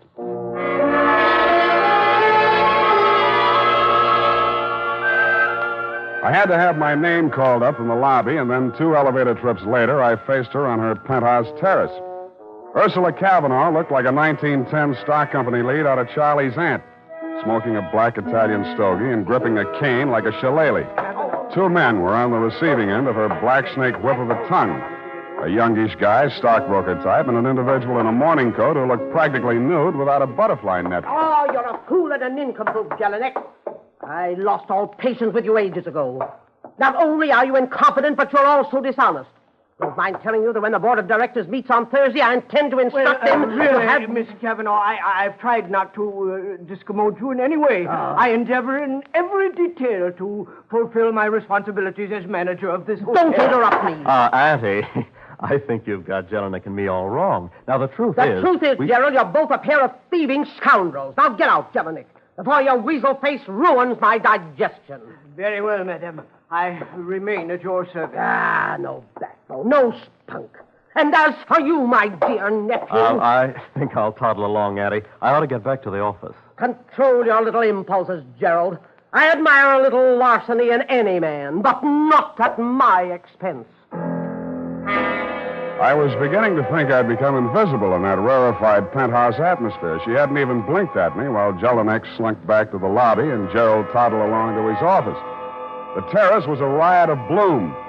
I don't know much about flowers, but she must have had them all there. Off to one side, a little man in a blue smock putted around a wooden structure on a stand. I'd become aware of bees humming amidst the flowers when she finally spoke to me. You're Tom Spade, aren't you? Sam, ma'am, the fun-loving Spade. Picked your photograph out of the other detectives. Looked like you got spunked. Why'd you come here? Curiosity. I met Glory Thomas out at Miss Wigginson's. I liked her. I wanted to see the type that would strong-arm her out of a job from a safe distance. Spunky. Come over here, Mr. Spade. I want to show you something. Piggott. Yes, ma'am. That'll do for now. Work at the other end of the garden for the time being. Yes, ma'am. Oh, Piggott's my gardener and beekeeper. Most taciturn individual. You know what this is? Well, I didn't, but now I can see it's a beehive. Yes, my own beehive. Fresh honey from a tea and fruit cake every afternoon. Fine old tradition. Observe this hive, young man. Honeybees are the most intelligent of all insects, surpassing even the ants. And why? Because one female controls a community of many, many thousands. I'm against it. Yes, Mr. Spade. The queen bee reigns supreme. The males are drones, quite useless. The female workers perform all necessary labor. No waste motion. No dissension. Well, some of my best friends are drones, and I just can't stand them. I think you understand me, Mr. Spade. I wish Gloria Thomas removed from San Francisco for an excellent reason. My nephew, Gerald Long, the young man who just left here, has developed absurd romantic notions about her. Yeah, so you want the romance busted up, but if you try to break it up openly, your nephew might get stubborn and even marry her. On the other hand, by framing her as a thief, you ward off the affair until you can figure out some other dirty trick. I knew you'd understand me, Mr. Spade. I admire bluntness in moderation. Well, what do you say to joining forces with me? Just one thing, Mrs. Cavanaugh. Nuts.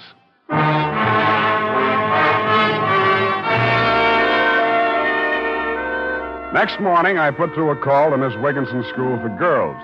It had been my intent to talk to you, Miss Colley, to tell you I'd left my hat in your office, but somehow I found myself talking to Glory Thomas. And somehow our talk resulted in a cocktail date at the 10 o'clock Scholar Bar and Lounge. I shouldn't have come, of course. Oh, exam papers to grade, no doubt? Stacks and stacks? Soft velvet-type hands. Well, what's this on them? Stains. I teach our girls chemistry, among other things. How about me taking on a night school class for the other things? You're crazy. You don't need any education. Well, I can always use a postgraduate course. You're really crazy, Sam. I needed this. We'll make a night of it. Maybe. Gerald won't object, huh? What's that mean? Who have you been talking to? That hateful old woman? Mrs. Cavanaugh wants to put the boots to you, Glory. She called me in to frame you. I could kill her. Oh, easy now, Glory. Don't talk to me. I thought I could take it. I thought I could be patient and wait while Jerry ironed everything out. But not now, though. I hate that selfish, domineering old woman. I hate her nephew, and I hate you. Well, that'll do to start with, honey. Now let's go down my list. I hate... Don't let me go. I've had all I can take for one night. Hey, wait a minute, Glory. Hey, you forgot your bag. Hey!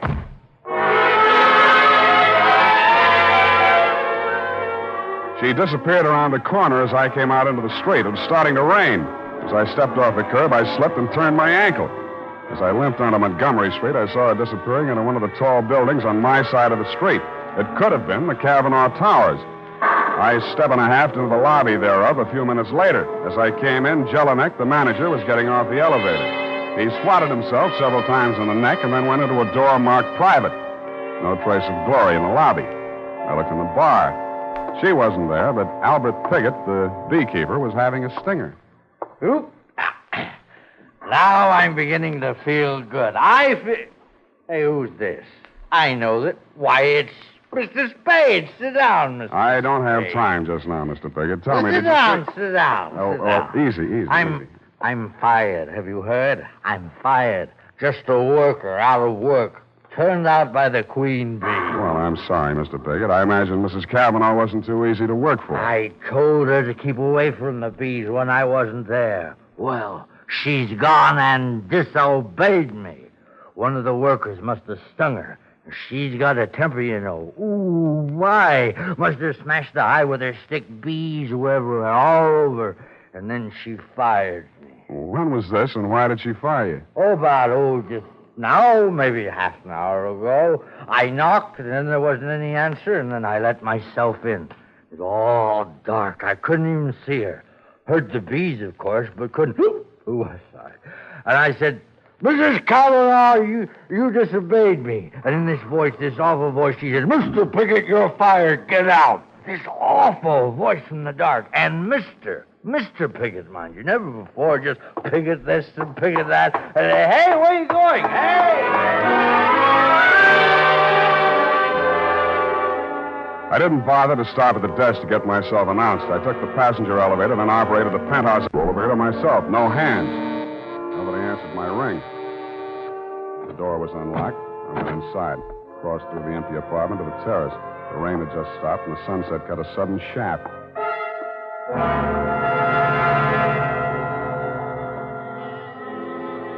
First, I heard it, the humming of swarming bees. Then I saw the overturned beehive. Then I saw Ursula Cavanaugh sprawled back in her chair, her stick and Italian stogie on the floor, while the bees clustered greedily over the fruit cake and honey set out on the table. I wondered if those most intelligent of all insects had the answer to Shakespeare's question, "O death, where is thy sting?"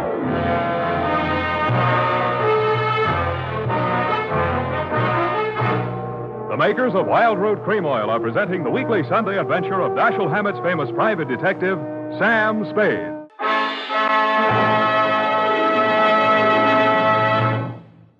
Now, here's important news on good grooming.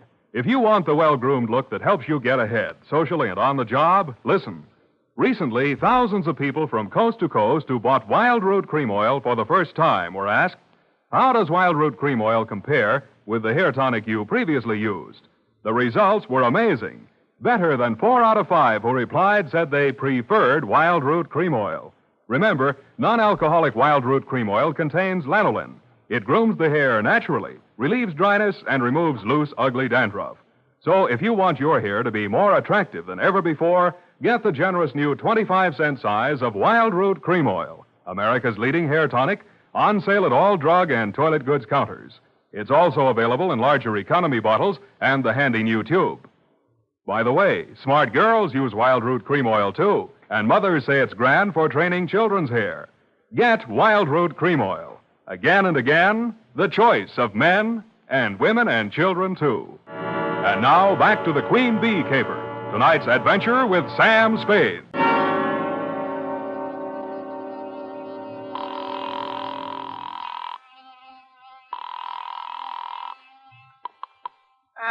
Miss Wigginson, Miss Cowley speaking. Sam Spade. Oh, yes. You shouldn't have gone to see Mrs. Kavanaugh. I didn't make any promises, ma'am. Ursula was quite upset by your visit. Called me after you left her. Quite angry about it, Mr. Spade. Oh? She wanted to see me today. Our weekly half-day holiday, you know. But I simply couldn't face her. I'm sorry if I finally managed to doze off after everyone left for the afternoon. Have you called before? No, this is the first time. I'm at Mrs. Kavanaugh's place right now. Indeed. Does Ursula wish to talk to me? She can't. I beg your pardon? It might be a good idea if you'd come over here, Miss Cowley. Mrs. Kavanaugh's dead. What was that? Mrs. Kavanaugh's dead. And since you're her oldest and closest friend... Yes, Mrs. Spade. I'll come immediately.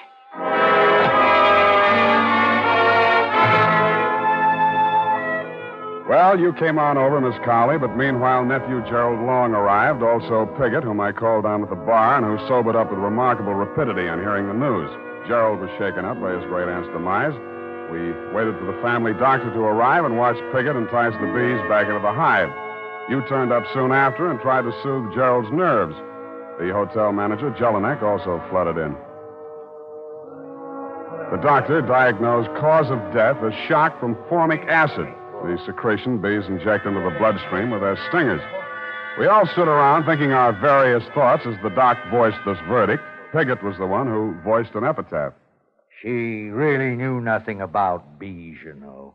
The queen bee was all important, she thought. But there's always a rebel in every hive. The queen bee is always deposed sooner or later. The worker bees go on and on, but the queen bee can't reign forever. After that, we all left and went our various ways. Poor old Piggott shouldn't have said that, and he must have been a lot drunker than he seemed, because he was found next morning in his garden in Marin County beside his overturned beehive, a victim like his late employer of fatal bee stings. That'll make you a fool if you think you'll get away with this. Don't threaten me, Mr. Long. I've been bullied long enough. I don't intend to lose my position here now Mrs. Kavanaugh's gone. I've taken all I could stand from her, and I don't intend to let you walk all over me. I'll do whatever I think needs to be done, Jelinek. So if you're trying to insinuate I that I can haven't... cause you as much trouble as you cause me, maybe more. With what I found out about you now... Get out of here. Go on, beat it before I break... How did you get in here, Spade? Door was open. Well, if you're here to collect any kind of bill, I want to know what services you rendered. Nothing's rendered yet. But I figured you might like to know that Aunt Ursula was murdered. Murdered? You can't say that. Not in my hotel. Shut up, Jelinek. You need proof to back that up, Spade. I've got it. Piggott. What? Piggott's dead. How do you know? His doctor just called me. Yeah. Well, that's why I know your aunt was murdered. I've just been out to Marin, had quite a session with that doctor. Well, where's your proof, man? Who'd want to kill her? Well, Oh, stop it. Practically everybody who knew her. Really, now, I must protest this disrespect to the memory Shut up. of the... Go on, Spade. Go on. Start getting specific. Well, specifically, Pigot's doctor, because of what I suggested, examined the dead man again, found the mark of a hypodermic, plus the fact that a concentrated solution of formic acid killed Pigot. Pigot's next-door neighbor said he'd been stung as often as 10 and 12 times a day. That meant he'd built up a certain immunization to bee stings. Are you suggesting that someone murdered him with an injection of commercial formic acid? I thought I'd made that fairly clear. And what would the motive be? To keep him from talking about his employer's murder. I see. Well, is that all? Yeah, except that his neighbor told me somebody answering your description called on him this afternoon. Oh. Well, yes, but Spade, look here, I can explain that. Allow me. Hello. Gerald, hello, darling. I'll be through in about an hour. I just got to check supplies in the chem lab, and then I'll be home and show you what a cook I am. You better be pretty. I'm sorry, just a second. Here's Gerald. For you, Gerald, your wife. Oh.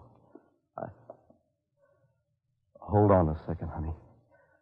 Spade, look here now. You can't drag her into this thing. When did you get married? Yesterday afternoon. Husband and wife. No testifying, huh? Well, I don't think I'll need your testimony.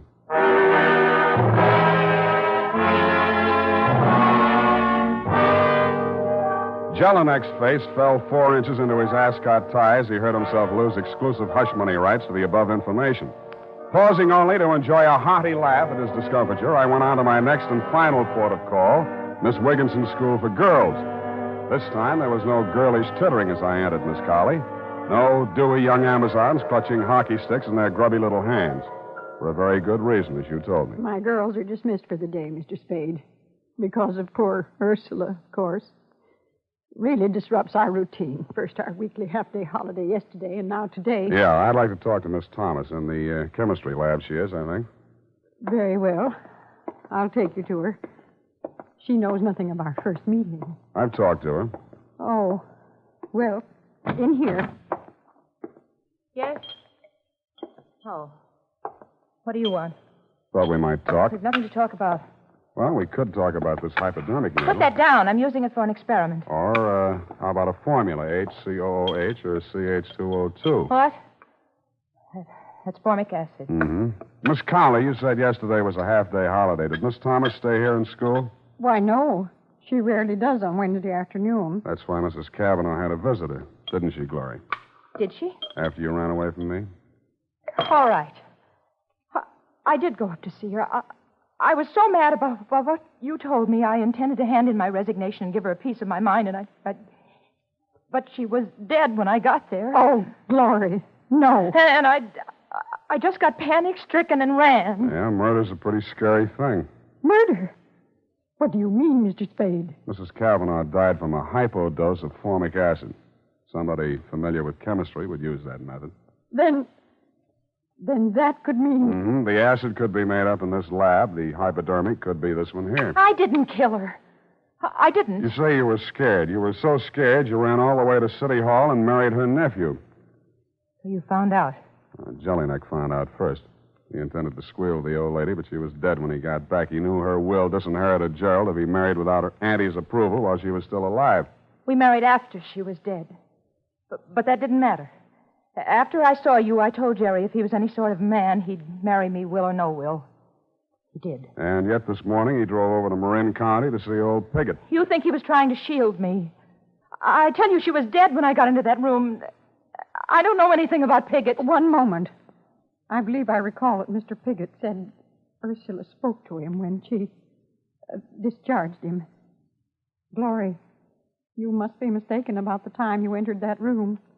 She couldn't have already been dead because... Yes, she could have and was. The killer was almost caught by Piggott. She hid behind the curtain in the dark and spoke to him. Miss Cavanaugh was already dead, but... I see. Mr. Piggott thought it was Ursula's voice, but it was yours, Glory. No, it was yours, Miss Colley. What? You committed both murders.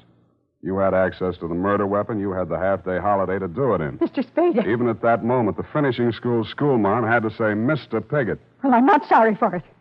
Ursula misused her power shamefully. And now the queen bee's deposed again. You're brighter than most men, Mr. Spade. You, too, understood the significance of Mr. Pigot's remarks last night. Yeah, I could have been a little brighter a little sooner. You helped give yourself away when you asked me if I'd called you earlier yesterday afternoon. Why, Sam? How could she? Well, Kavanaugh bullied her since childhood. Then you came on the staff, and your ability scared her. The Queen Bee being deposed and whatnot. When Kavanaugh wanted you framed, she saw a chance to get rid of both of you. She hoped her murder would look like an accident, but if it was recognized as murder, you'd be the logical suspect. Oh, you're much too clever, Mr. Spade. Let's get it over with. Yeah, let's. It's up to those drones at homicide from here on in. Period, and a report. Sam, Yes, Evie? how come Gerald went out to see Mr. Pigot? Well, Gerald didn't care about the will, but he didn't want to boot a fortune out the window either. Glory hadn't told him she'd seen his aunt, so he called on Pigot to find out when Pigot last saw Auntie alive. Go type that up. I am completely well, and when you return, we shall Indian wrestle. Certainly, Sam. And now, listen to this. Shopping note. Tonight or tomorrow, get a family-size bottle or handy tube of Wild Root Cream Oil, America's favorite hair tonic. Good night, sweetheart.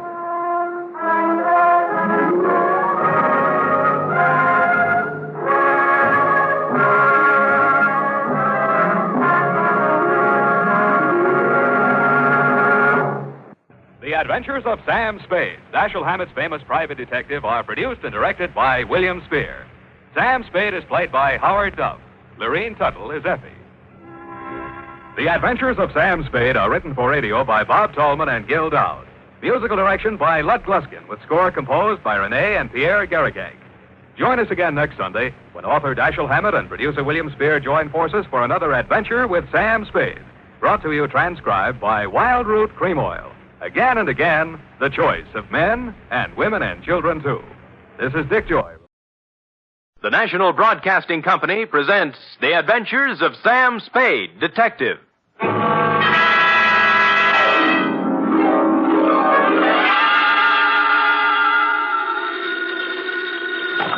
Sam Spade Detective Agency. Me, sweetheart. Sam!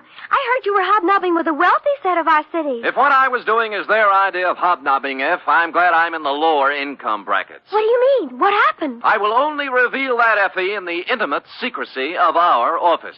Was it that bad? Worse, emotions ran amok. Passions were strewn from Fisherman's Wharf to the peninsula. Oh. Hatreds festooned the very air. And there was jealousy, too. My. It was positively lurid, as they say. Well, do you think it's all right for me to hear it? Well, I'll expurgate it a little, F. I'll water it down to your strength. I'll use monosyllabic instead of polysyllabic words, and so on. Now, Sam, I want you to tell me everything you think I should hear. And then just a little more. It's a deal, F. Prepare yourself for listening, and I will shortly make my entrance with a saga of society skullduggery, the lowdown on the uptown and all that. Now, if we need a name for it, why not call it the Vendetta Caper or the Revenge of Monte Christoph? Transcribed for NBC, William Spear, radio's outstanding producer-director of mystery and crime drama, brings you the greatest private detective of them all in The Adventures of Sam Spade. You don't have to call, Sam. I'm right here. Let me take your coat. Well, Effie, isn't this sufficient of you? Now be quiet and give me your coat. All right. Thank you. Now, I've oiled your chair so it won't squeak. Sit down.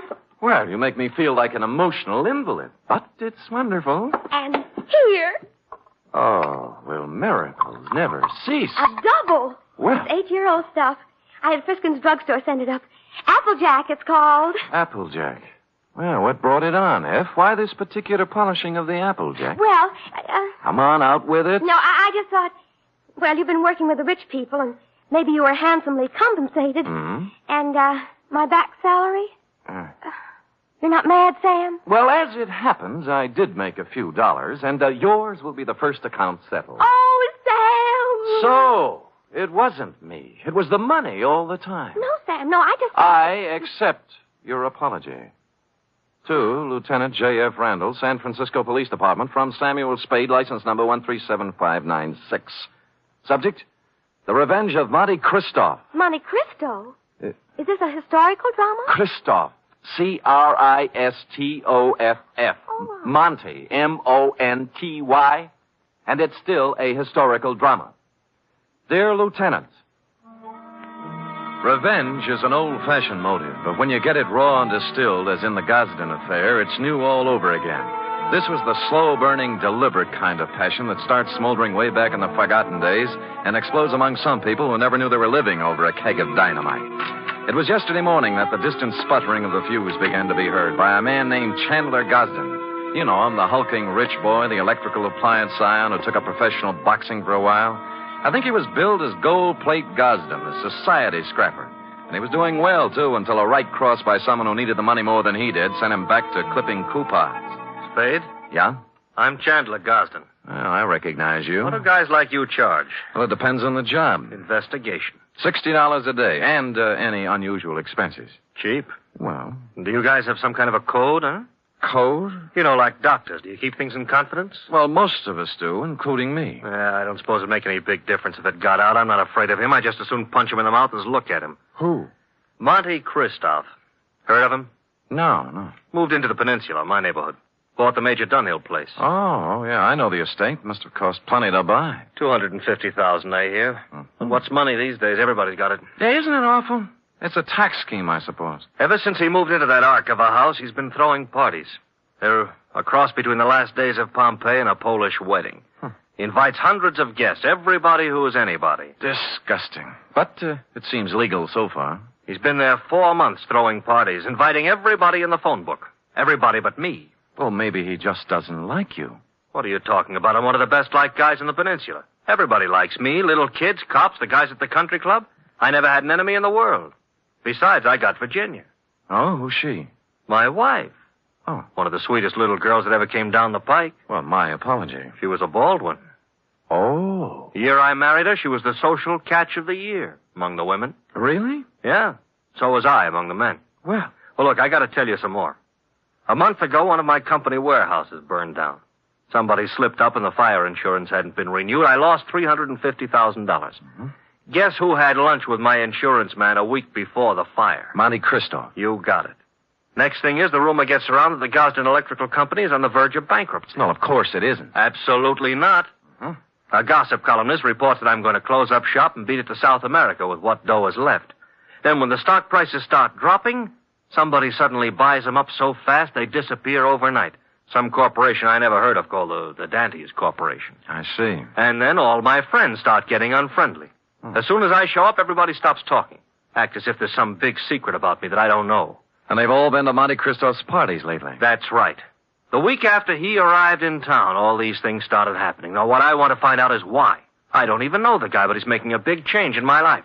Well, it sounds like you're entitled to know. I don't know how far I can get. The best I can do is find out who he is, where he comes from, who his friends are, all those things. Okay, you're hired. Now find out everything about this Monte Cristo. I got to know what's going on. I'm sorry, Chandler. I wasn't able to get here when you said. The traffic was absolutely unbelievable. Cars everywhere. They must be giving cars away these days. Everybody has one. I think we should get a helicopter. Mr. Spade, my wife, Ginny.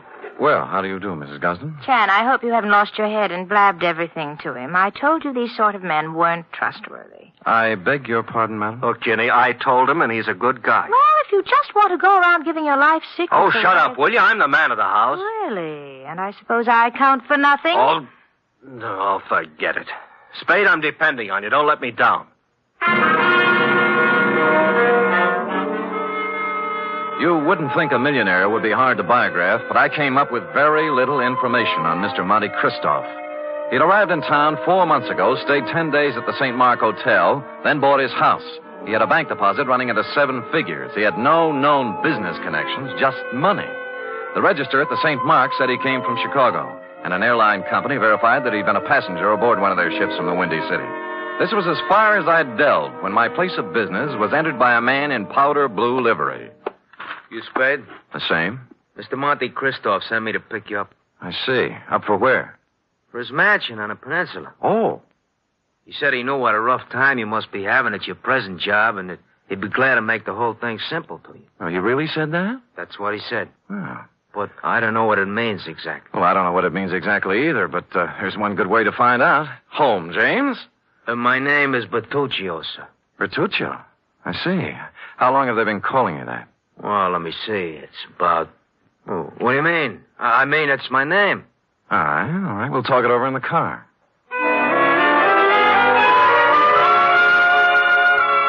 The car was long and blue and smooth. I'm as democratic as the next guy, and I would just as soon have ridden up front with Bertuccio, but no, he wouldn't hear of it. I had to ride in a back seat with a window of bulletproof glass separating us. And thus we rode down to the peninsula. We glided down elm-shaded streets and finally through the gate of Monte Cristoff's estate. The driveway was lined with spring green poplars. The mansion door was opened by a rear admiral, and I was ushered in. I wouldn't want to say that the living room was large, but I coughed once, and it was a full minute before the echo came back. A door opened somewhere, and a tan, hard-bodied man walked in across the marble floor with an outstretched hand. It was tougher than whalebone. I appreciate your coming, Mr. Spade. Mr. Christoph. Did you have a drink? Champagne, Scotch, Irish, what? Oh, anything, whatever you like. Good. I figured you for rye. It's already ordered. Rye it is. Cigar? No, thanks. They're custom rolled Havanas, made expressly to my own taste. Oh, thanks anyway, but I have some beat-up cigarettes here, son. Oh, try mine. The King of England, I did him a favor once. He ships them over. How is George? You drink, Mr. Spade. Oh, thank you, Bertuccio. Now, you've been investigating me. Yes. And you haven't found out anything. How'd you know, Mr. Christo? There's nothing to find out.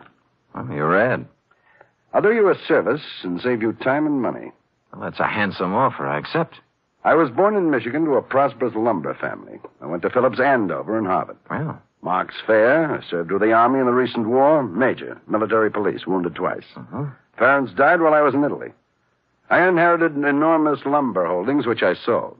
Hence my bank account. I like San Francisco. Came here, settled down. Well, you're very kind, but I don't need all this information. I have more money than a man can spend in a lifetime. And by that, I don't mean to boast. It was an accident of birth. Yes. Now, Mr. Christoph, I'm only trying to find out. I know what you're trying to find out. Chandler Gosden put you on my trail. Well, there's no need to deny it. And what would you take to get off my trail, Mr. Spade? Well? New car, a selection of fine liquor, a better job, cash? All rather enticing, but I'm afraid you've misjudged me, sir. I only work for one client at a time. Is there anything wrong with switching your allegiance? Well, I'm afraid it wouldn't be cricket. Is that the way they say it at Andover? Very well. Huh. Then I'm afraid I've given you all the information I can about myself. Well, you've been very generous. But just one other thing. How long did you live in Chicago? Chicago? Yes. I never lived there. But you flew here from Chicago. Oh, that. I was just there on business. Uh-huh. Well, if you say so. Bertuccio is outside with a car. He'll drive you back to your office. And with that, he turned and left me. Outside, Bertuccio was waiting. Impassively, he ushered me into the limousine and started out. Only we didn't head for my office. Instead, we seemed to be leaving town. I banged on the glass between us, but Bertuccio didn't choose to answer. When we stopped at a light, I tried the doors, but they were both mysteriously locked. I was a prisoner in a moving jail. I made desperate signs to passers-by and traffic policemen I knew, but they just smiled and waved back at me. It was all very jolly. So I sat back and waited. About 20 or 30 miles out of town, we pulled onto a lonesome road and stopped. Here we are. Well, just where are we and why? Now, don't blow your top. Christoph told me to take you out here and to give you this. Oh? What's in the envelope? Money. $2,000 to be exact. Well, that's a lot of grands. They're going to do a lot for you. You're going to take it and keep going north. 48 hours will be long enough, just so you keep out of Frisco. Well, just so you know how I stand, I'm going back. You know, I was hoping you'd say that. Now I can do things my own.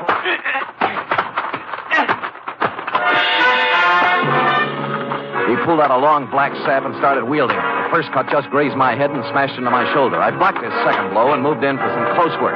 The third time he swung at me, his arm caught an overhead tree branch, and that was his undoing. He took 4 or 5 and then went down and out.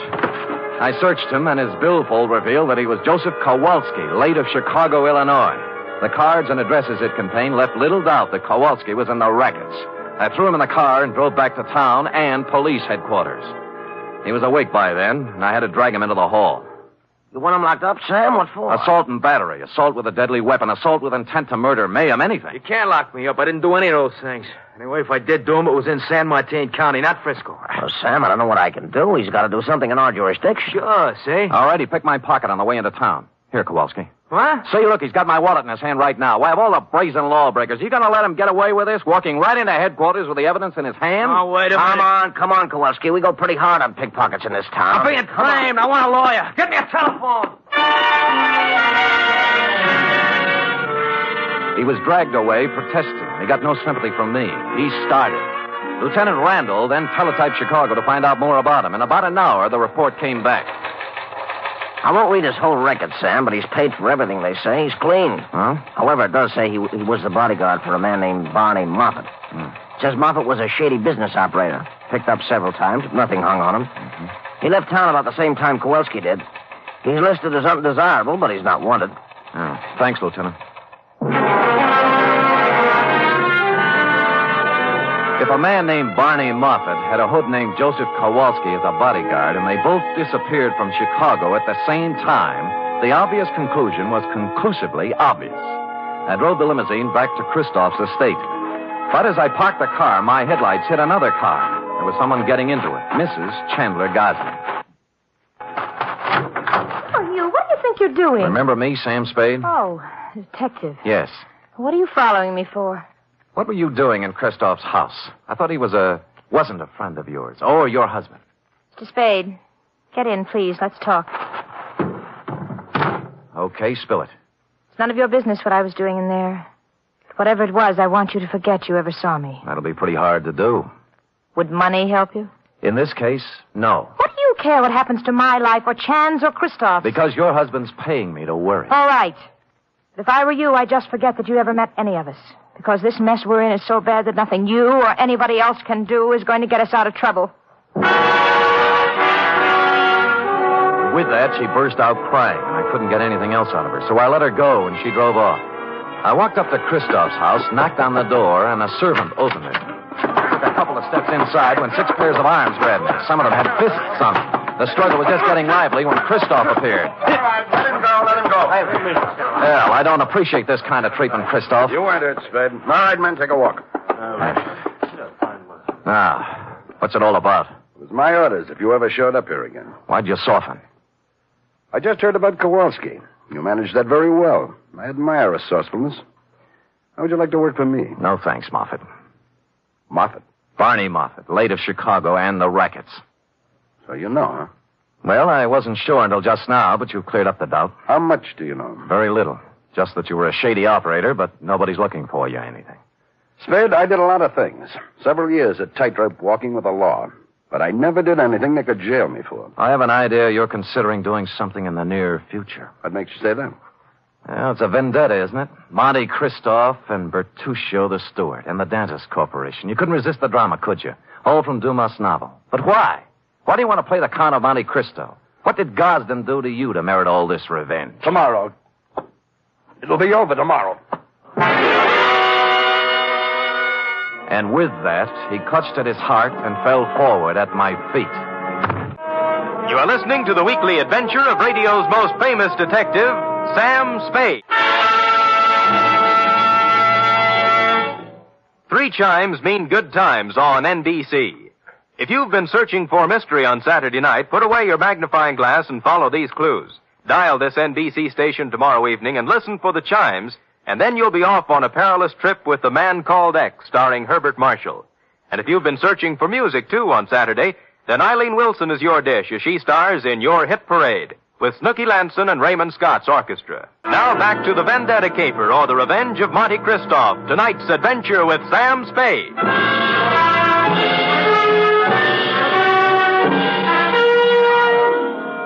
I bent over and listened to his heart. It was okay. Monte Christoph had just keeled over, apparently, from a crescendo of emotion. He blacked out. I didn't want to be held up by his henchmen, so I left the room and walked out of the house without calling anybody. I walked down the road, and good luck, there was an empty cab cruising along. At Chandler Gosden's, I found him pacing the living room in a state of physical and mental disorder. I told him what I knew. Vendetta? Why? I never heard of him. I never did anything to the man. Why would your wife go and see him? I don't know. Why don't you ask her? Because she hasn't been home all day, and here it is, 1 o'clock in the morning, she still isn't in. Tell me, is there something special happening tomorrow? Christoph seemed to think that everything would be settled tomorrow. It's our annual corporation election, just a matter of form. I'm elected president, a few other people voted into office, always the same people. Well, then he must plan to swing the election his way. Maybe put you in office. Got a fat chance of that. I don't care how much stock he buys. Ginny owns 10%. I own 41. That's 51%. If he bought 49% in the open market, that still wouldn't be enough. We could still outvote him. You're sure you've got the stock in your possession? Sure. I saw it last week when I was down in the vault looking for my birth certificate. Stupid me, forgot I don't have a birth certificate. Huh? No, that must be Edson, my lawyer. Called and said he had something on his mind. Chandler, I have bad news for you. It can wait. No, it can't. This is Sam Spade, Ralph Edson. How do you do? Spade. Now, Chan, listen to me. All right, what's biting you? Just this. We're liable to lose that election tomorrow. What are you talking about? We can't. I just found out that Monte Cristo has 59% of the voting stock in Gosden Electric. 15? He can't have it. Oh, look, wait a minute. If my wife sold her stock, he could have 59, couldn't he? He could. Spade. Are you positive you saw her coming out of Christoph's house? I'm afraid I did. I'm gonna find her, and if she sold any of her stock to Christoph, I'll kill her. I tried to dissuade him, but he brushed me and the lawyer aside and ran out of the house. I called the police and told them to try and find Virginia Gosden before her husband did. Then I went looking myself. The first place I tried was Monte Christoph's mansion. There were lights on, so I entered, gun in hand. I didn't have any time to dicker with servants and bodyguards. Christoph appeared in a matter of seconds.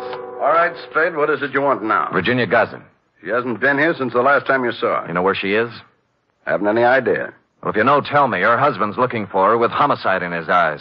I can't say I'm sorry. Well, that's a nice sentiment. She sold you her stock in the Gosden Company, didn't she? Since you seem to know about it, yes. Why? She in love with you? I think maybe she is. And you're in love with her? She's a stupid, empty-headed nothing. I can't stand the sight of her. I hate her. Now, hold it now. You'll knock yourself out again. Yes. Come over here.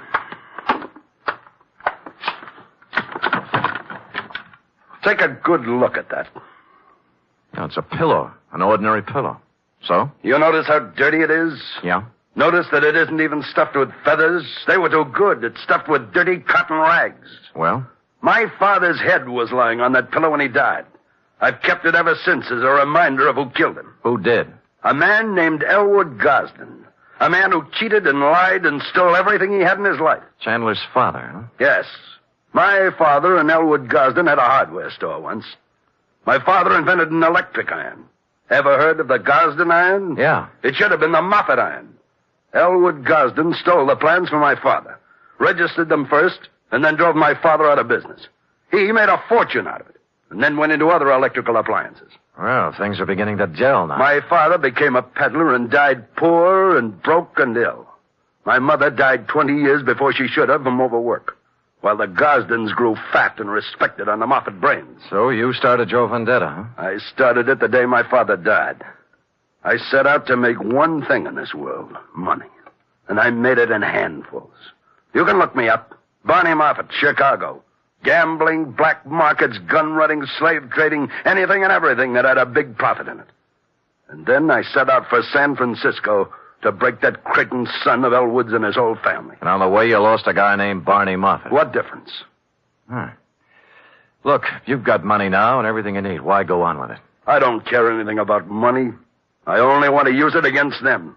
Do you know why I had all those parties? To buy stock from people. Yes. Stock in the Gosden Company. I've paid twice, 3 times what the shares were worth. But right now, I own 59% of the Gosden Enterprises. And tomorrow morning, when the two of us meet at the stockholders' meeting, I'm going to vote him out of office and take over the company. And then, I'm going to drive it right into bankruptcy. And you got Mrs. Gosden's stock by making her fall in love with you. I had to. Don't let's talk about it anymore. About Chandler Gosden, he's a man with a very short and violent temper. He might come gunning for you. That's just what I hope he does. Ask the man at the door to show you out.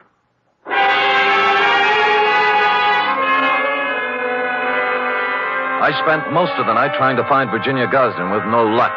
Chandler didn't return to his house, so I didn't know what he was up to. It was early the following day when I got my first report. Lieutenant Randall called me down to police headquarters. We found her, Spade. Dead or alive? Oh, about halfway in between. She was shot in the chest at close range.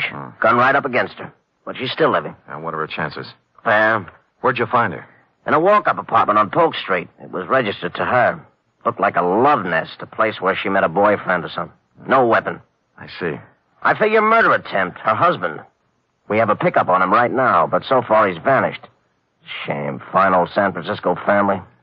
What do you know, Sam? Well, give me a free hand for a couple of hours, will you? Maybe I can do something for this fine old San Francisco family.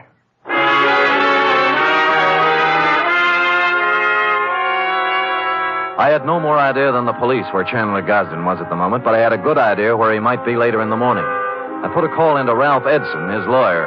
The stockholders' meeting of the Gosden Company was to be held at 11 o'clock at their executive offices. Edson got me in, and at 5 minutes to 11, Monty Christoph walked in. There were 3 of us. None of us spoke. We just sat around a long, polished table, alternately watching the clock and the door. At 11:03, the door opened. Chandler Gosden stood there, rumpled, red-eyed, vicious. He had a gun. The first man who moves is going to get a bullet right in the face. Chandler, for heaven's sake. Shut up. Is that the gun you tried to kill your wife with? It's the gun, but I didn't try to kill her. She did it herself because he drove her to it. Me? Yeah, you, Christoph. You were meeting her in an apartment. Don't think I've been dumb. Put the gun away and let's get down to business. Are you kidding? I got the same gun she used on herself, and I'm going to use it on you. Well, stop talking. Get it over with. You act as if you want me to do it. All right.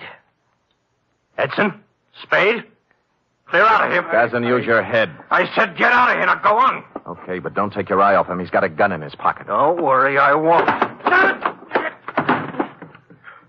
You were working for him. Working for him all along. Everybody was. No, now listen to me. He wanted you to kill him. He doesn't care about himself. He just wanted you to be put away for murder. Spade, this is our affair, not yours. Now, look, both of you shut up and listen. This is a tough thing to try to settle something that's been boiling up in you, Moffat, ever since you can remember. You spent all of your grown-up life trying to get back at the wrong man. It appealed to some ironical sense of yours to carry out the Monte Cristo revenge story. Now, let me ask you this. You remember all about Monte Cristo and how he ruined the people who had ruined his life and how his father died heartbroken. But do you remember the end of that book? Go on. He found that he couldn't bring himself to revenge the wrongdoings of families on their innocent children. That reads good in a book, but I don't feel that way. Well, maybe you will when you hear this. What? This man right here that you spent 20 years getting ready to ruin is not even a Gosden. Huh? What? He's an adopted son. Mr. Elwood Gosden adopted him from an Oakland orphanage on October 11th, 1907. I got the records to prove it this morning. I don't believe it. I would have known. Mr. Edson, you've always been the family lawyer. Isn't this true? It was a long chance that Edson would play along with it.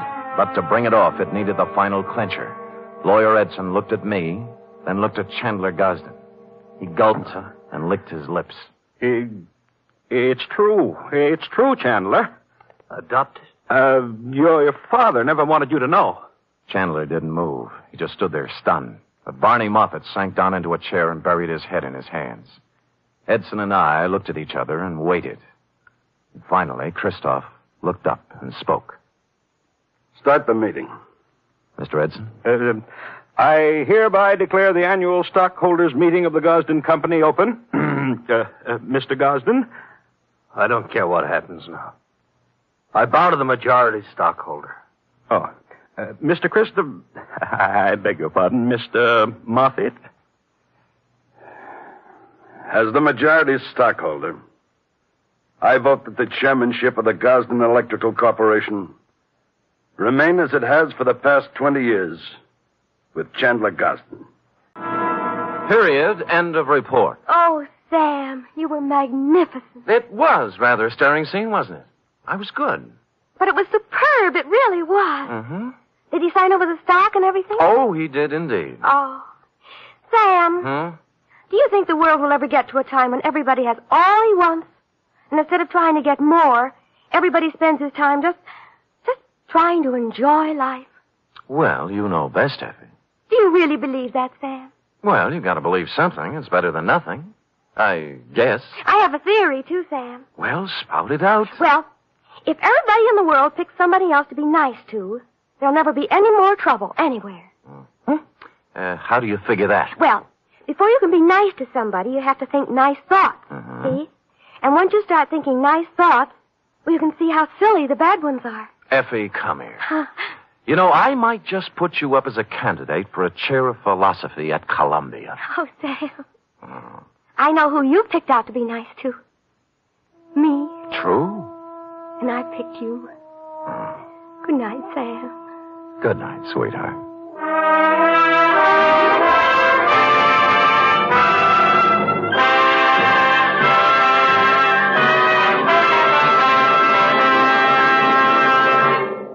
Tonight's transcribed Adventure of Sam Spade was produced, edited, and directed by William Spear. Sam Spade was played by Stephen Dunne, Lorene Tuttle as Effie.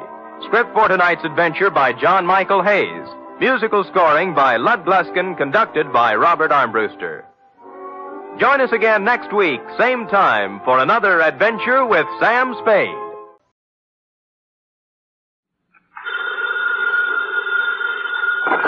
Sam Spade, Detective Agency? Me. Oh, Sam, it's you. On the filter and in the flesh. Any messages, phone calls, letters, telegrams? Just the usual. A bill to the landlord and a notice from the telephone company. Well, dispose of them as usual. You sound awfully chipper. Have you been on a case, Sam? Did you make some money? Yes, I've been on a case. No, I did not make any money. Oh, your client got murdered before he could pay you? Wrong again. My client was a woman. She did not get murdered, and she could pay me. Huh? And she did. But you just said she didn't. True, Effie, true. Things are not what they seem. Well, I'm a little confused. You just said that... And I meant every word of it. Stop registering bewilderment. All is paradox. So, sharpen your pencils, straighten your seams, get out your notebook, and prepare to be confounded by the contradictions I shall contradictate to you during my report on the honest thief caper. I'm not looking over for the... Look alert, girl. We've many things to do. Up. Yes. You say the strangest things on the phone. Don't I? I don't believe I quite understood what it was all about. A natural misunderstanding. I didn't understand it myself. Date, Sergeant Frank Nilgus, robbery detail, San Francisco Police. From Samuel Spade, license number 127. You're fast today. Subject, Ben Comiskey. Who? Ben Comiskey. Comiski. Sam! I went to Albert High School with a boy named Ben Comiskey. Is he the same one? Very likely, yeah. Oh, Sam, tell me, did he turn out bad? Is he good? Did he get married? Down, Effie. Sam, I knew the story. I want to know. This is one mystery you're not going to solve by reading the last chapter first. Dear Frank, it was one of those days. The sky was black and it looked like rain, but when I put on my trench coat, the sun came out. At breakfast, it looked like I'd ordered fried eggs, and I wound up with pancakes. Also, I discovered I was wearing one blue sock and one black one. After that, I gave a cab driver a 5 instead of a 1 and let him ride off with a change. And there was one other thing. Sam, bank just called. You're overdrawn. They're nuts, Ev. I made a deposit 2 days ago. I checked, Sam. You didn't. You're nuts, too. I made out the slip myself, and Oh. Give me, Sam. I'll take it right down. Yeah, better do that, Angel. Yes. Excuse me. Oh. Can I help you, miss? Is this Mr. Spade? Come right in, miss. Sit down. Miss Perrine, you may go and do that. Instruct them that if such a mistake occurs again, I shall take my account elsewhere. Yes, sir. Now, please sit down, Miss... My name's Louise Miller, Mr. Spade. I want to hire you. How much will it cost? Well, now, Miss Miller, let's talk about it a little I first. haven't much time, Mr. Spade. I have to be at the office in a half an hour, and I have to cross town. You see, Well, Mama thinks I should forget all about him, but I can't, and Well, here I've got $95. Will you please do something? Just something. Come on now, come on. I'm sorry. That's all right. Now, who is he? What's he done? And why does Mama want you to forget him? Ben Comiskey. We were going to be married pretty soon. We even picked out our furniture. No. It's all right now. Go on. What's he done? They say he held up a store 2 nights ago.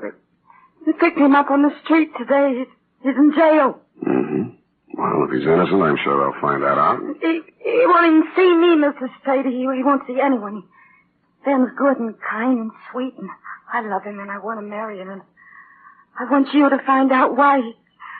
What it's all about. Look, Miss Miller, I think you should be in the office of a good lawyer. I'm sure. He doesn't want a lawyer. He won't even see the public defender. He doesn't want anything. Oh, please, Mrs. Spade. I just want to die if Ben went to prison. I just want to die. I'm no sentimentalist, but faith is the thing we're a little short on these days, so we came to terms. It was agreed she could pay me after the job was done if there was any job to do. She left for work, and I phoned you, Sergeant Milgus, and found out Ben Comiskey had already been arraigned and was being held in the city jail. When I dropped in 20 minutes later, you walked me back to his cell. What's it all about, Sam?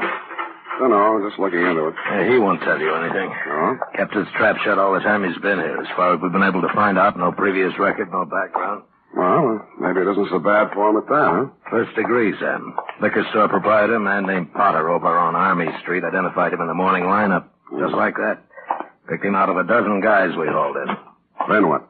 Yeah, we send a couple of the boys out to Comiskey's room and find all the dough in the dresser drawer, 900 clams. Now what? Take it easy, Comiskey. This is Sam Spade. He wants to talk to you. Ben Comiskey was tall, dark-complexioned, about 29 or 30 years old. His hair was black, straight, and closely cropped. His features were regular, not good, not bad. I've seen plenty of hold-up men and gun-toters in my day, and he wouldn't have been cast in the part in my movie. I didn't know what I expected to say to him or what I expected him to say to me, but I didn't expect what I got. What are you trying to do?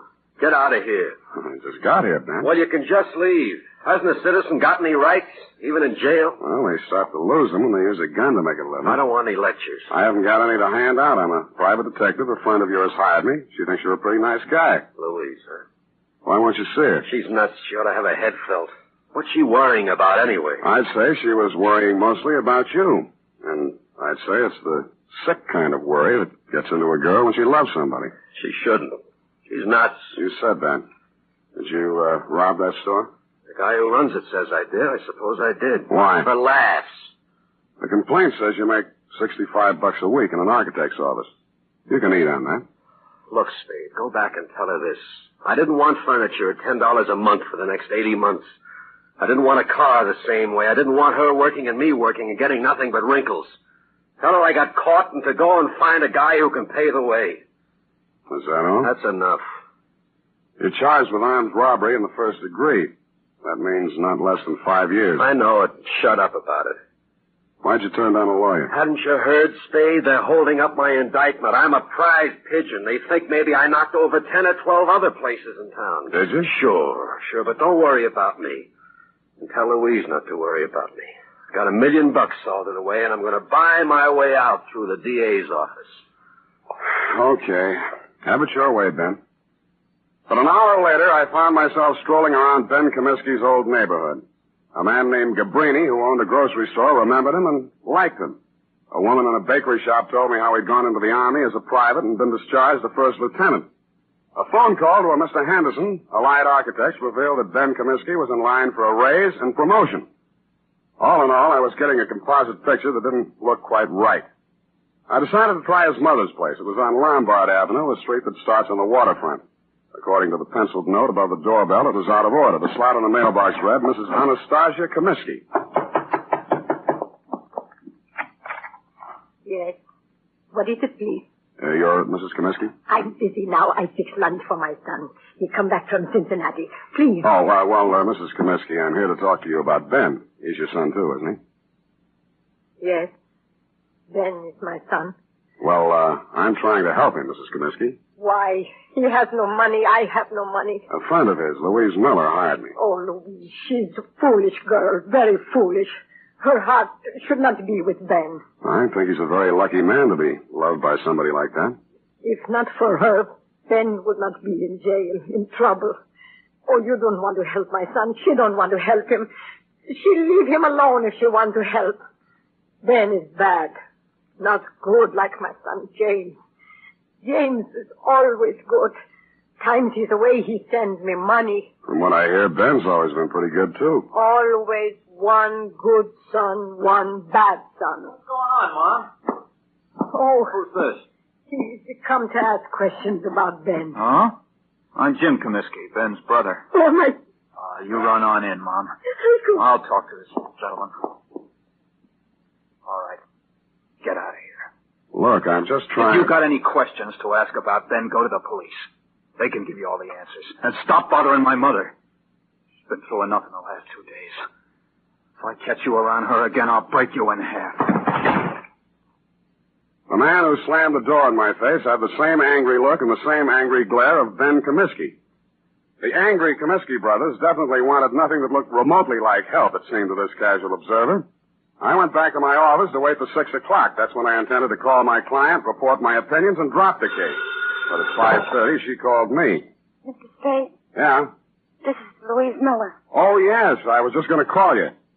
I'm afraid I haven't been able to do much. It looks like... I know, Mr. Spade. I just telephoned downtown. Ben pleaded guilty of the indictment this afternoon. He's going to be sentenced tomorrow. And that, to all appearances, Sergeant Milgus, was the crop. But 2 hours later, and for the second time in one day, I found myself doing what I didn't think I'd be doing. Walking around a dull, gray, 2-story apartment house on Adams Place. My ex-client's address, to be exact. I was wondering what a lonely, distraught girl would be thinking the night before her boyfriend was shipped away to prison. I found out. I got a whiff of it as I walked down the hall. It was coming out from under her door. I had to use my shoulder.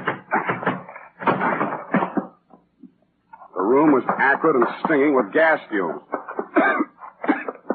And Louise Miller was stretched out on the floor in a 6-foot kitchen. When I picked her up and carried her out, I wasn't sure whether she was dead or not. 10 seconds after I'd found Louise Miller, I'd called a police ambulance, and in a matter of minutes, an intern was working over her with a pull motor. Her breathing became regular, and her pulse picked up, but she was still unconscious. Lieutenant Kelsey of Homicide showed up and said it was obviously a suicide attempt, which is his kind of ingenious thinking. I thought not. If she were going to commit suicide, she wouldn't have called first to pull me off the caper. She'd have let an insignificant detail like that take care of itself. No, she was too strong to pity herself and too sure of what her intuition told her to believe even Ben Comiskey's confession.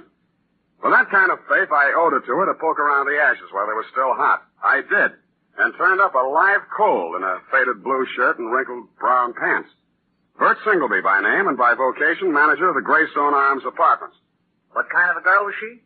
Oh, nice, clean, sincere. The kind mothers always want their sons to marry. Boy, I wish I'd listened to mine. Yeah, did you know her boyfriend, Ben Comiskey? Oh, salt hors d'oeuvre. What? I can't understand him pulling a hold-up like that. But then, the war did strange things to me. I guess it did. Well, I almost stayed in Europe and married myself up to a French doll myself. Yeah, I bet. But Sandra, that's my wife. She'd have hunted me down in Tibet. It was easy to come home facing music. Yeah, well, about Louise, you know any reason why she might commit suicide? Frankly, no. I met her in the hallway tonight. She said, Mr. Singleby, she said, Ben didn't do that hold-up because I'm pretty sure I know who did. Well, I figure she's just keeping up a front. But if she did really know that Ben didn't do it, she wouldn't have turned on the gas now, would she? No, she wouldn't. Did she tell you who she thought did it? No, that's all she said. She's a quiet girl. Not like my wife. Now, Sandra. Yeah, did you see or hear anything that might have been suspicious or unusual around her apartment tonight? Now, look, I don't want to go around breaking up any homes or spreading dirty gossip around. Unless it involves Sandra's relatives. Mr. Singleby, I promise you, sir, that I'll treat any information you give me confidentially as long as I can. All right. Now, listen. Sandra told me not to say anything because it's a lot easier to rent a suicide apartment than a murder apartment. You know that? Confidentially, I'm a humanitarian. But if you tell anybody I said this, I'll just lie about it. I'll never tell a soul. Well, we were out of butter, see, so I had to run down to the store. Well, when I passed the mailboxes outside, a guy is standing there. He asked me which apartment Louise Miller was in, and I said 12B. What do you look like? Oh, we'll see now. 5'10", medium build, tan suit, dark shirt, sort of wide brim hat, kind of flashy. Mm-hmm. Wore 3 or 4 big rings, diamonds they looked like. 3 or 4 big diamond rings on each hand. The Iceman. Why didn't you tell all this to the police? Bert, who are you talking to? Don't you dare say a word about that poor girl. That's why. That is why. Sandra always says, keep your mouth shut and you keep out of trouble. But me, I don't know. I just love... Bert, stop talking so much and close that door. Yes, Sandra, dear. I'm closing it. The Iceman. I'd heard about him for years, a Chicago import, but I'd never bumped into him before. He'd been headquartering at the Red Spot Cafe, the kind of a place that Skid Row winos visit when they want to slum. It was dark inside, but I strode manfully to the bar. Yeah? Something? The Iceman here? What do you want him for, huh? He's a friend of mine. You're a friend of whose? What are you giving me? You got bull written all over you, from the top of your stupid head to the bottom of your flat feet. He had the tan suit, the flashy rings, the dark shirt, and the wide-brimmed hat. He stared at me with eyes that were icy and insolent. He rubbed the knuckles of one hand into the palm of the other as if he just ached for a chance to bruise them, which I was sure he did. 4 guys sauntered over to lean on the piano, and as ugly as they were, I knew it wasn't a barbershop quartet. 2 more left the bar and stood behind him, and a few others got up from nearby tables and joined the group. I should have brought my team, but I hadn't. You're a friend of mine, huh?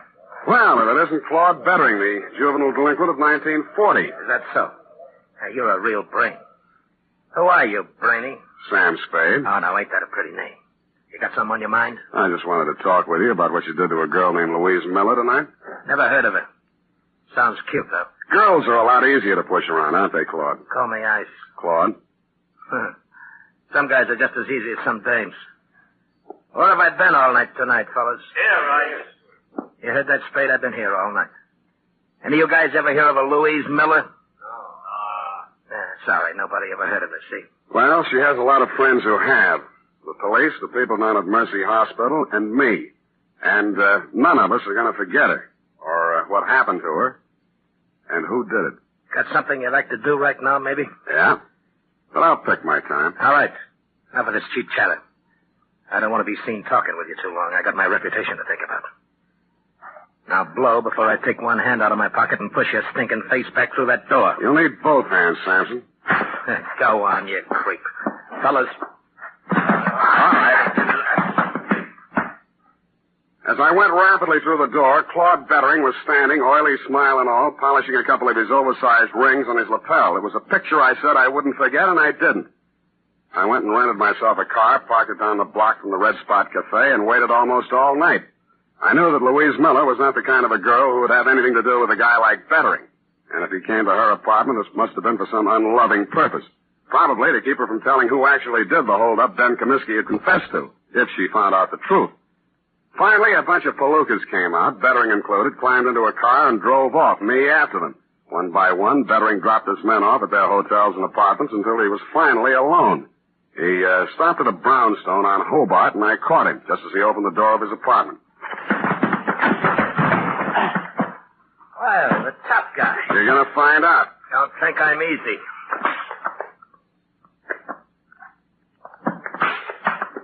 And he wasn't easy. He was 3 inches shorter and 25 pounds lighter, and wherever he had picked up his reputation for toughness, he earned it. But I never enjoyed a fight in my life any more than that one. I batted him to his knees and then to the floor, and he still wouldn't give up. You stinking creep. Why did you beat up Louise Miller? I didn't. Why? I didn't. Why? I didn't. Why? The apartment house manager identified you. He's a liar. What did you do it for? Nobody. Who? Nobody. Who? You stinking creep. I'll push your face in. Who? Who? Push your face in. He went out. Quite a guy, the Iceman. I used his phone to call the police and tell them to pick him up for attempted murder. Then, with dawn coming up and my energy going down, I went back to the city jail, got a pass, and woke up Ben Comiskey. Why don't you stop messing around in my business, Spade? Did you ever really love that girl of yours? Get out, you sadistic jerk. Well, she's in Mercy Hospital now. You can send her a card. Write something nasty on it. So long. Spade. Yeah? What's she in the hospital about? What do you care? Tell me, please. Somebody turned on the gas in her apartment and tried to kill her. It's nothing, really. Please. Who did it? Who did it, Spade? I think it was a guy named Claude Bettering. They call him the Iceman in certain circles. But why? That's what I'd like to know. Who's Bettering? I don't know. Your girl believed you were innocent, Comiskey, but you said you weren't. My guess is that somebody figured she knew something and tried to shut her up. I think Bettering was hired by somebody. Spade, look, I don't have any dough, see? But I want to get out of here for one day. You know anybody who could raise the bail? I won't skip, and I'll pay back anything you want. Why? I gotta see somebody. I don't think I can. Who do you want to see? My lousy, dirty, low-down, no-good brother. He hired Bettering? Who else? He did everything. He's always done everything wrong. He held up that liquor store, but he's on parole, a 2-time felony offender. One more rap and he'd go up for 20 years. I did this for him, yeah. Look at me. I did it for him, and he tries to kill my girl. Your mother said he was a good boy, hard-working, lived in Cincinnati. Me again. I told her all that. She believed it. I started a whole stupid lie and had to go through with it. I could explain 2 years, 3 years to her, but not 20. He promised he'd go straight. He promised. I see. I even sent him money I earned and said it was from him. Oh, you never saw anybody like me before, did you? No, I haven't. Get me out. Get me out, Sam, and I'll drag him in by his back teeth. Thanks anyway, but I'll do it myself. Spade, let me do it. Let me do it, please. I drove over to Mrs. Comiskey's house and knocked on her door. She came out in a housecoat, hair mussed, and sleep still in her eyes. Yes? I'm sorry to bother you at this hour, Mrs. Comiskey, but is your son home, Jimmy? Jim, no, he went out last night. He didn't come back yet. I see. When do you expect him? Well, he didn't say. He didn't have to, because I saw a closet door move, and I was in and across the room. In a second, I pulled the door back, and Jim Comiskey came out, gun and all. Jim, you're gone crazy. She hurried across the room, threw herself between Jimmy and me, and started wrestling the gun away from me. He put one hand flat on her face and knocked her halfway across the room.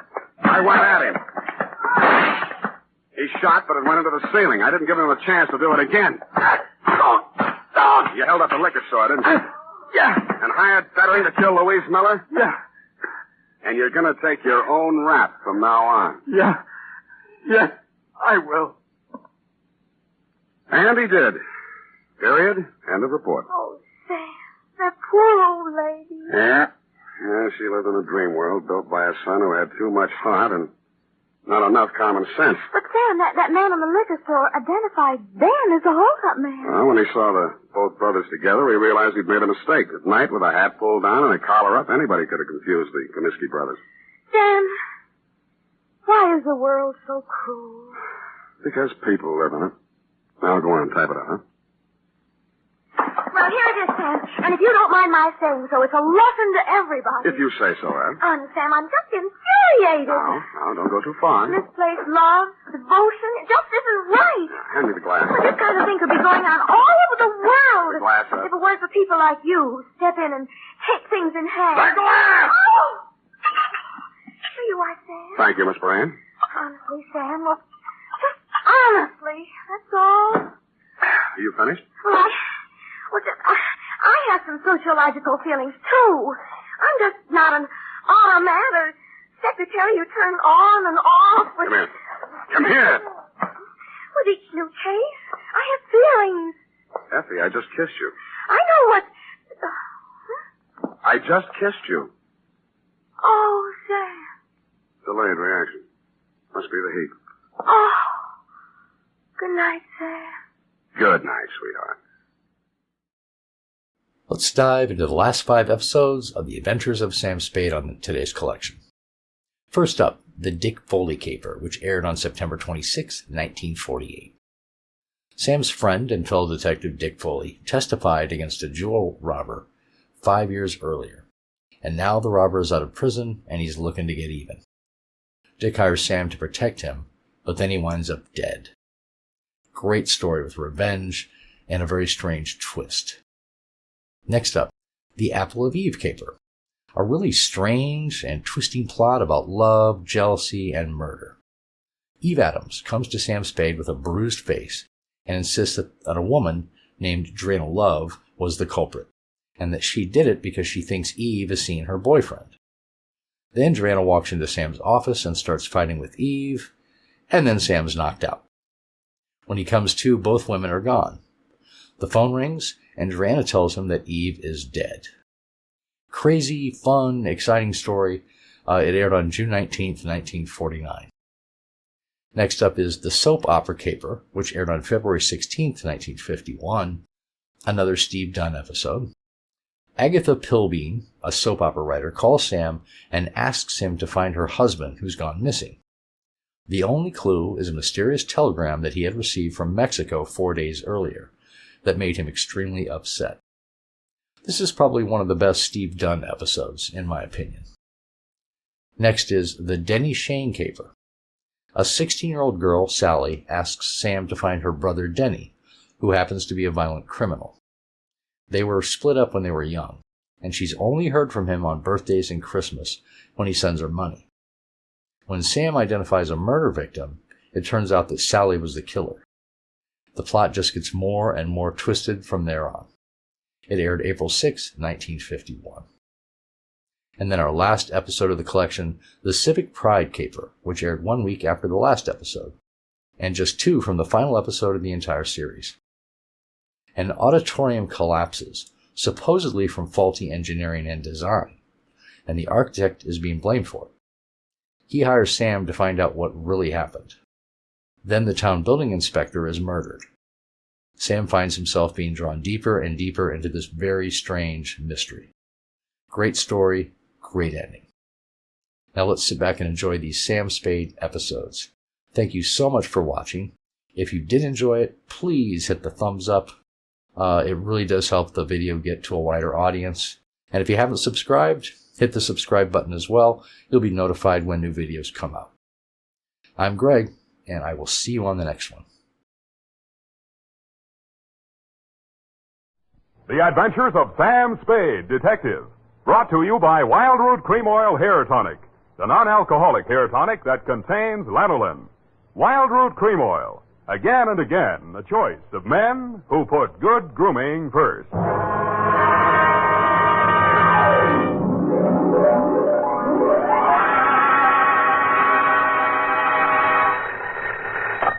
Sam Spade Detective Agency. Sam, sweetheart.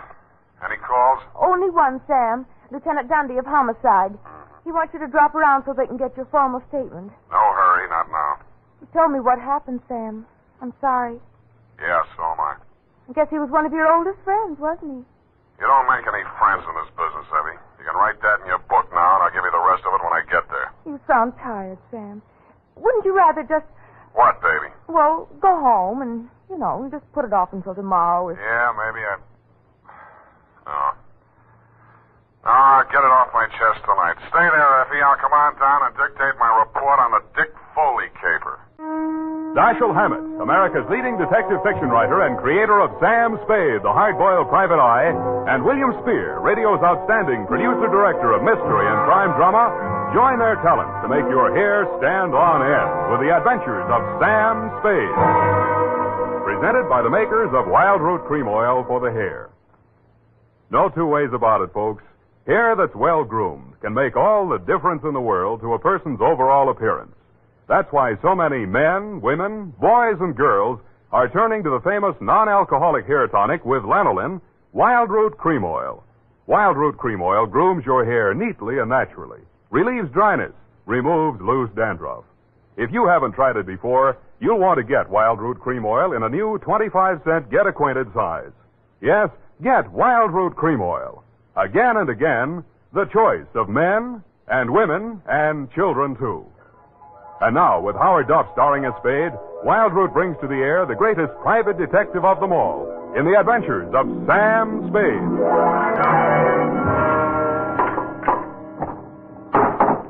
Nuts.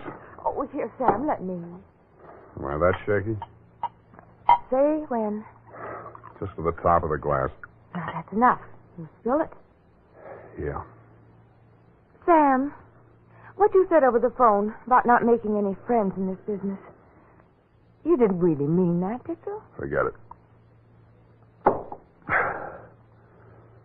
You can label this, file on Dick Foley. Date, fill it in. Yes, sir. To Dundee at Homicide, I guess, from Samuel Spade, license number 137596. facts are all here. If you can dig a formal statement out of it, you're welcome. I'd known Dick Foley ever since I took out my license. We'd worked several big capers together back in my days as a Continental lot. He and Mickey Linehan and I. Then he and Mickey opened their own office, Foley and Linehan, Private Investigations. 5 years back, Mickey stopped the slug, and since then the sign on the door read Dick Foley, Detective Agency. I'd seen Dick maybe 4 or 5 times in the last half a dozen years just to have a drink and chew the fat about the good old days. He never talked about his private life. I assumed he didn't have any. So when I went to his office the day before yesterday in response to his call, I was surprised to find him in a clinch with one of the most beautiful nails I've ever seen. Oh, Sam. Well. Shall I come back after lunch? Sam, this is Maxine, my wife. Well, you don't deserve it, but I'm happy for you. I'll return the compliment, Sam. I've wanted to meet you for years, but Dick wouldn't introduce me. Now you know why. Well, you run along, honey. Sam's here on business. All right, Dick. You can bring Sam home to dinner if you like. There's plenty. If he's not too busy, but don't count on that. Well, try anyway, won't you, Sam? I will indeed. Bye now. Draw up a chair, Sam.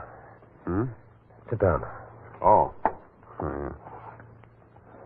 What's on your mind, Dick?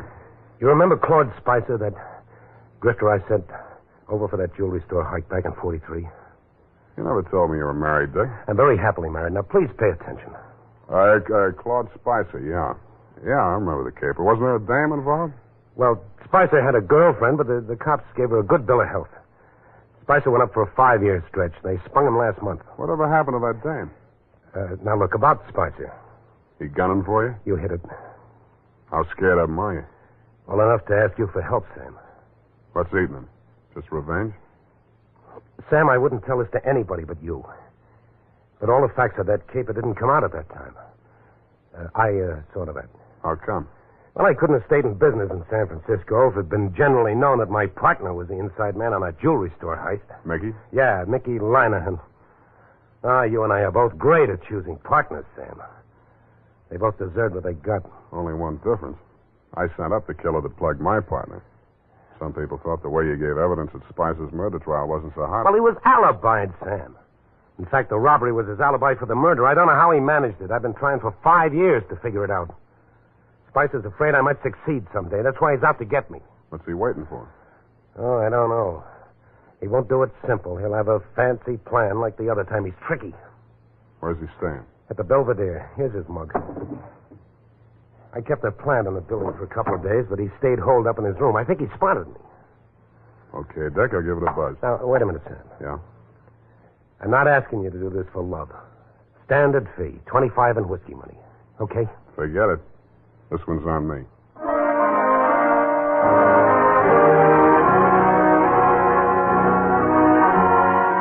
In the elevator on my way out, I studied a picture of Claude Spicer on the old police circular Dick had given me. But a picture in the back of my mind kept getting in the way. It was Dick Foley's wife, Maxine. When I hit the street, I still saw her face before me, and there was no picture. Only pretty as. Sam, I waited for you. I've got to talk to you. My pleasure. Shall we confer in an adjacent cafe? Wherever you say. Only I don't want Dick to know. Then you shouldn't have married a detective. Please, Sam. How's this? Black watch. Yeah. Looks dark enough. Oh, that booth in the corner, it's secluded. Why not? Slide in. Oh, no, over here, stupid, not facing the street. Oh, sorry. I'm not much good at this sort of thing. Sam, I'm not asking you to tell me what it is, but if he's in really bad trouble, I think I have a right to know. What makes you think he's in trouble? Well, I'm not blind. You can't live with a man and not sense it when something goes wrong. I never thought Dick was the type to show it. Oh, he's tried to hide it from me, and I haven't said anything. I thought if he wanted me to know, he'd tell me. It was a wise thought. Hold on to it. Well, I meant to. But then a terrible possibility crossed my mind. Sam, it isn't me, is it? In what way? Well, you know what I mean. He's been away from home nights so much lately, and he questions me so closely about where I go and who I see and so on, and Well, I may as well ask you right out. Did he hire you to check up on me? Then that is it. No. You're not lying to me, Sam. Why should I? Dick says you're almost his oldest friend. He's talked so much about you. Then he must have told you I don't do that type of work. Why do you keep looking at me? Sorry, trying to place you, Maxine. I keep thinking I've seen you someplace before. Oh, it must have been my picture. I was an actress. Yeah. Picture. Yeah, maybe that was it. Why do you say it like that? Like what? As if you were angry with me. Because I just got the caption on the picture. Well, Sam, wait. Come back. Yes, I had. And the caption was from a newspaper circa 1943. And it read, Actress Lovely cleared in Lanahan slaying. I flashed my tin star at the room clerk at the Belvedere, learned that Claude Spicer was in, and stuck around to make sure the clerk didn't buzz the room to tip him off. Around 4 p.m., Spicer went out, very dressed up, umbrella, gloves and all. He walked down Geary to Grant and turned north. A cold San Francisco drizzle started blowing up from the bay. I wished I'd brought my overcoat. A half a block up from California, he entered Grayson's jewelry store. I peeked through the rain streaked show window after him. Inside, pouring eagerly through a tray full of diamond clips while a long-suffering clerk eyed her hopelessly from his side of the counter was the actress Lovely. Maxine shot Spicer a quick glance of recognition as he entered, but they didn't speak. He took up a pose of gentlemanly patience, shrugged his eyebrows sympathetically at the clerk, and leaned elegantly on his umbrella while Maxine found fault with every piece of jewelry that was shoved in front of her. The bored expression left his face only once. That was when the clerk opened the vault and brought out some unset stones. Their act may have been fooling the clerk, but it was as plain as the nose on Spicer's face, a very plain nose it was, that they were sizing up the joint for a pushover. Maxine left first. He stayed long enough to buy a cigarette lighter and then followed her out. As I took out after him, I stopped to read the sticker on the inside of the glass door. It said, "These premises protected by Dick Foley Detective Agency."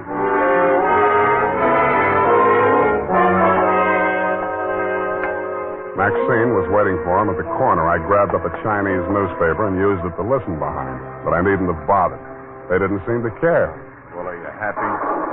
Ought to be about $1 million. Why are you so disagreeable? You ought to be feeling good. Feeling good? 5-year stretch, I come out to find my girl married to the joker that sent me up. You didn't think it was such a bad idea at the time. Well, I do now. Well, after tonight, we'll go east, you and me together, baby. He'll catch up with us wherever we go. Oh, you should live so long. How do you mean that? Just like it sounds, baby. Bye. Oh, don't leave. I'm going to get some sleep. I'll need a clear head. Claude, I don't want to be alone. Oh. Not even tonight? I don't want to be alone. See you later, honey. Bye-bye. He went straight back to the Belvedere, no stops. Picked up his key at the desk, no messages, took the elevator to the 8th floor. Let himself into room 809, hung out the Do Not Disturb sign, closed and locked the door behind him. I kept a plan on it till around midnight. Then I lifted the Do Not Disturb card from the doorknob and wedged it into the crack of the door. It was a crafty move, and I had just finished doing it craftily when the door opened again in my face. Huh? Who are you? What are you doing here? Nothing, sir. I'm making a survey. What? I'm from the Trotter Pole. Trotter Pole. It's like the Gallup Poll, but we're not in so much of a hurry. Yeah? Just kindly answer this question. As a Democrat, do you believe... Dewey, huh? I picked up the Do Not Disturb card and wedged it back into the crack of his door. As any house dick knows, except, of course, Tiny Stover, the night peeper at the Belvedere, if anybody opens a door like that, the card will fall out, and somebody will always hang it on the knob. Another thing Tiny doesn't know is never to draw to an inside straight. We played 9 different kinds of poker until 5 a.m. when I thought I'd go up and have another look. All was quiet on the 8th floor. From the elevator bank, I could see room 809. The morning paper was shoved under his door, and my Do Not Disturb sign was apparently where I had planted it. I tiptoed up to make sure. Huh? Who are you? What do you want? Me? The paper boy, sir. Your morning paper. You get around. Well. Good news in the paper, sir? Interesting. Jewelry store heist up on Grant Avenue. Oh, yes, sir. Our paper only comes... What? I grabbed the paper from under 805. It was the headline I could have expected if Spicer had left his room without my knowing it. Grayson's jewelry store, the shop he and Maxine had cased that afternoon, had been taken for an estimated $1 million in uncut gems. But Spicer's door hadn't been opened, and there was no other exit. I sat down and thought. And what I thought of was that sticker on the front door of Grayson's said, "These premises protected by Dick Foley Detective Agency."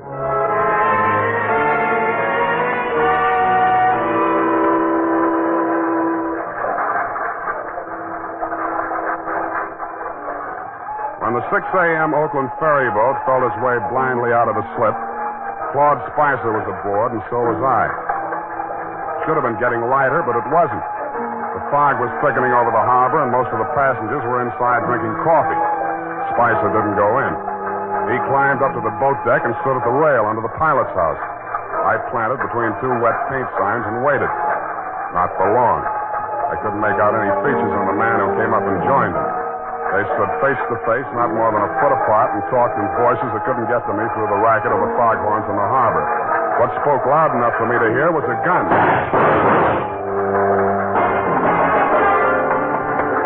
They seemed to fall into each other's arms, then collapsed in a heap on the deck. And when I got to the spot, only the dead one was there.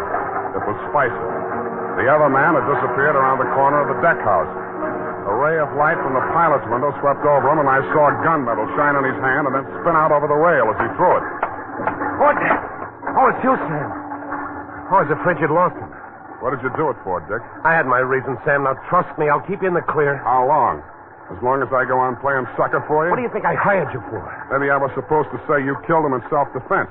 Maybe I was supposed to see him making passes at your wife if you needed that. But, Sam, you've got I've worked for killers before. I've even worked for thieves, but not for a detective that knocks over a place he's supposed to be protecting. Sam, it's not as Save simple. it for the cops, Dick. I'm turning you in when we get to Oakland. No, you're not, Sam. Dick, come back here. Let go, me. I'm going over the side. If you try to stop me, you're going with me.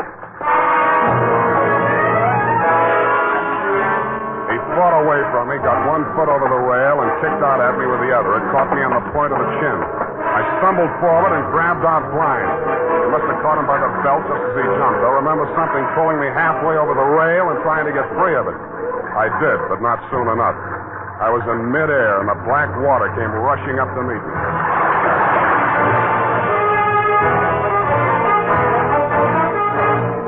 The makers of Wild Root Cream Oil are presenting the weekly Sunday adventure of Dashiell Hammett's famous private detective, Sam Spade.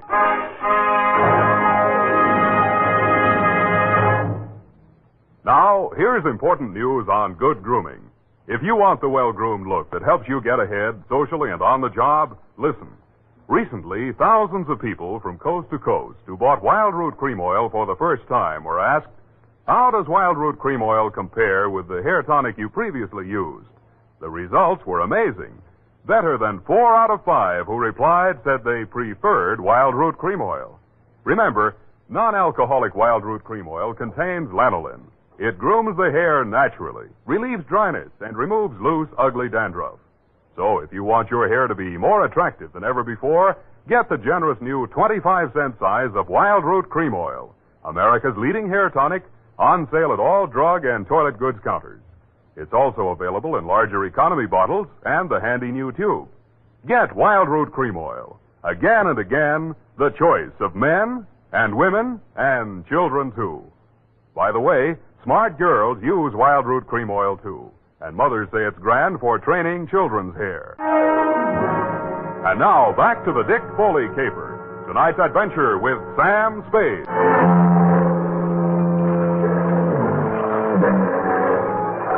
I found myself mechanically keeping afloat somehow and trying to get out of my coat. I felt heavy and logged as if I'd swallowed gallons of water. The murk hung low and thick. There was nothing else to be seen anywhere.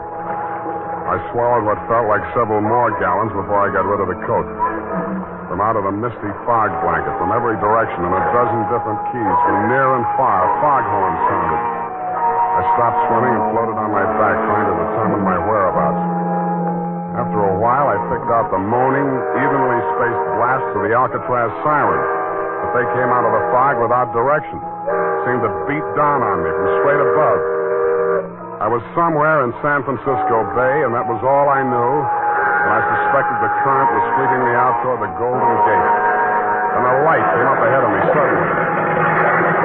A boat passing a few yards away. I lifted my head and screamed. But the boat siren, crying its warning, drowned out my shouts. Went on past, and the fog closed in behind it. Then I heard a new sound. Seagulls. I swam towards it, and it seemed to get lighter. Part of it was the dawn light beginning to cut through the fog blanket. But there was also a strange-looking man standing on the water and waving a green lantern back and forth. I yelled at him to wait for me, and a seagull got off his hat and flew away. When I got closer, I saw that it was not a man, but only a buoy, channel type. I used all the strength I had left to drag myself up on the base of it and let it rock me to sleep.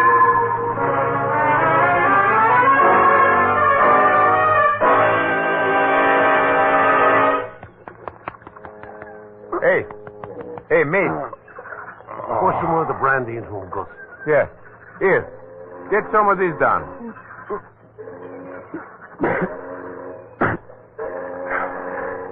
Where are we? Hey, it ain't heaven. You can tell that by the smell. Oh, Fisherman's Wharf. Yeah, take it easy. We got ambulance coming. You going to the hospital?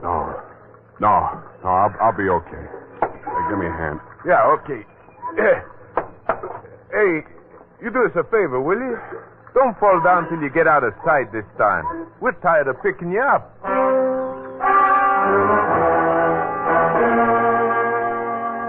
I thanked the two kindly old fisher folk for their interest in my welfare, totted up the pier, fell into a taxi, and went home.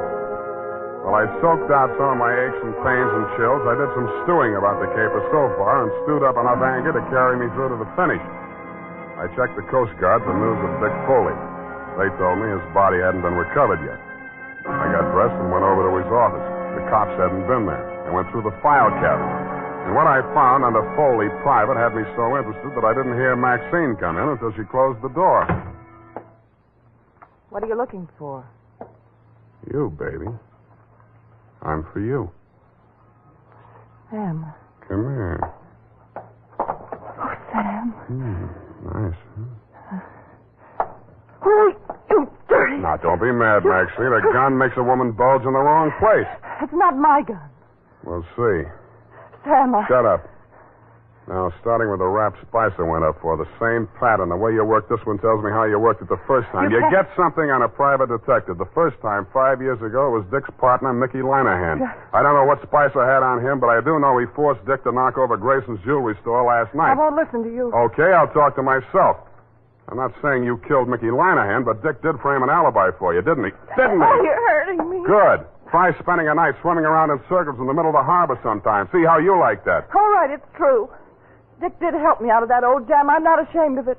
I'm proud our love was that important to him. No, Spicer. That same old double-cross. Only this time I'm standing where Dick did 5 years ago. Dick was set up as a patsy the same way Mickey Linehan was, but he got smart and pulled the trigger first. Stop it.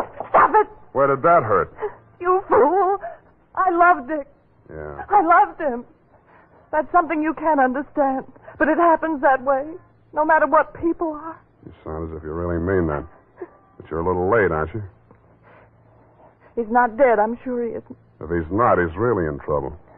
What do you mean by that? I found something here in the files that Dick left, just in case Spicer got to him first. What is it? A confession to Mickey Linehan's murder. That's impossible. Were you there? What are you going to do with it? Turn it over to the police. But if he's still alive... It still counts, unless he shows and revokes it, but I don't think he will. Why? Because I won't back up a self-defense plea on the Spicer shooting. But you were Dick's friend. You were his friend. I wouldn't ask him to do it for me. Then what can I do for him? I'll do anything at all. Well, if he stays away, he's as good as dead. If he comes back, you'll get a jury trial. And if there are more men than women in the panel, he'd probably be acquitted on your testimony alone. Do you really think he might have a chance? With a jury, there's always a chance. Well, where is he? How can I get word to him? Well, if he's not fish food by now, there's one sure way of smoking him out. Something I can do. Nobody else. Oh, please, tell me anything. Sign a confession of your own. Confession? Not Mickey Linehan's murder or anything they might nail you for. Swear that you shot Spicer. What? Now, you can always renege. Make both of you look good, sacrificing for each other. How about it? All right. Tell me what to write. I did. She signed it. I had Effie dispatch it to all the papers and news services, and then I brought it down to the hall. Naturally, you didn't believe a word of her confession, Dundee, but when I took you aside and explained my stratagem, you endorsed it heartily and had her booked. She pressed my hand and thanked me. The look of resignation on her face was so real it was hard to believe she was faking. When she turned her back to follow the matron down the corridor, I saw why. On the back of her coat, there was a smear of white paint. I remembered the wet paint signs on the Oakland ferry boat. Dick Foley gave himself up an hour after her confession hit the street.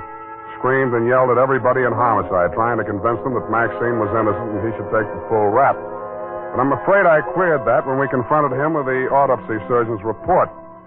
He tried to bluff even then when he read it. Pellet A ended right side between third and fourth ribs, penetrated left lung. Pellet B, pleural membrane, side wound punctured. Well, so what, Sam? All three on the right side, angling up, you see? No!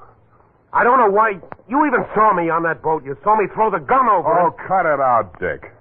What I saw was in the dark.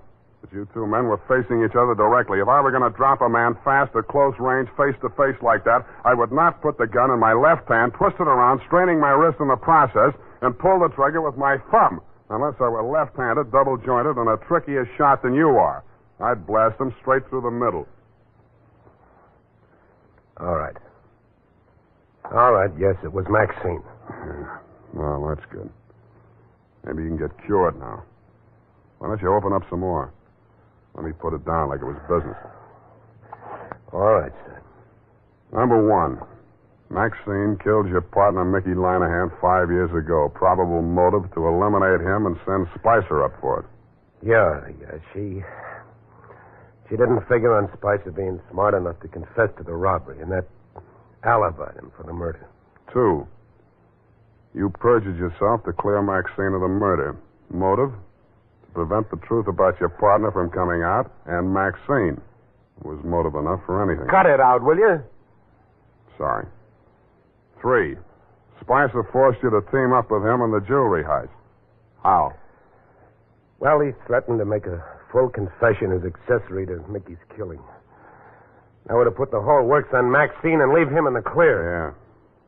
Can't be tried twice for the same crime. 4, you decided to rub out Spicer whether you could beat the rap or not and clear the books once and for all. So you pretended to play along with him, told Maxine to do the same, and called me in his umpire. Yeah. Sam, I'm sorry. Why couldn't you lay off Maxine? Why did you have to... Oh, I thought you were my friend. And that's about it. Period. End of friendship. Oh. You mean the confession that you tricked her into making turned out to... That's it, Effie. Oh. What'll happen to him? What about Dick Foley? Dick? Oh, they got him on a number of things, I suppose. May take some time out of him. But I think he'll be an okay guy again. With her out of the way. With her out of the way. Sam? Go and type it up, will you? It's late. I want to get out of here. And now, listen to this. When it comes to hair tonics, the best friend of the family is Wild Root Cream Oil. Wild Root Cream Oil grooms the hair neatly and naturally, relieves dryness, removes loose dandruff. Now, you can get America's leading hair tonic in the new 25-cent Get Acquainted size. Also, ask your barber for a professional application of Wild Root Cream Oil Hair Tonic. Again and again, the choice of men and women and children, too. Well, here it is, Sam. I know how you must feel, so I won't... What's your hurry? Well, I thought, well, you know how you always feel. Look, sweetheart, Dick Foley was a private dick. So what? You mean you can bring yourself to talk about it? Sure. Go ahead, try me. Well, Sam, it seems terribly complicated. I suppose because Mr. Foley was in the profession and thinks like you do. Up to a point, Effie. What's bothering you? Well, why did he call you in? You, another private detective, and he knew how smart you are and all, and... Yeah. I don't know. Maybe he thought, well, if I turned up anything, I'd look the other way. Do you think that could ever happen to you, Sam? That's a clever phrase you dictated. He called me in as umpire. That's baseball. But if he was so clever, why didn't he win, Sam? His mistake, Effie, was trying a quadruple play, which has never been heard of in the history of baseball or crime. All he wanted was to bat Maxine home safe. But it usually figures when 3 men are out, the side retires. Oh, well, I don't understand baseball, Sam. Well, that's all right. Football will be here soon anyway. Oh, but I don't... Good night, Leffie. Good night, Sam. Good night, sweetheart.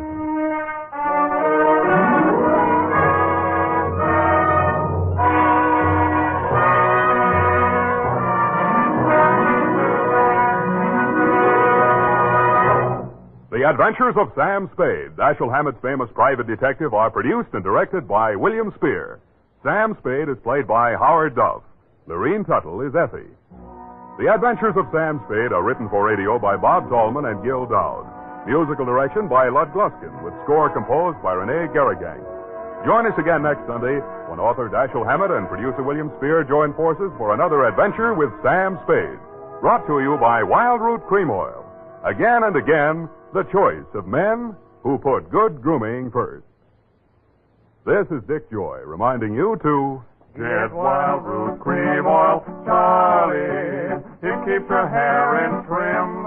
Just say it's not alcoholic, Charlie. It's made with soothing lanolin. You better get Wild Root Cream Oil, Charlie. Start using it today. You'll find that you will have a tough time, Charlie. Keeping all the gals away. Hiya, Baldy. Get Wild Root right away.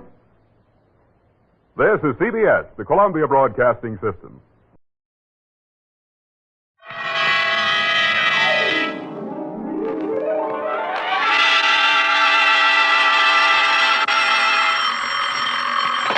Sam Spade Detective Agency. Me, sweetheart. Sam, how importune. I was just thinking of you. Me and who else? Both my ears were burning. No, Sam, no.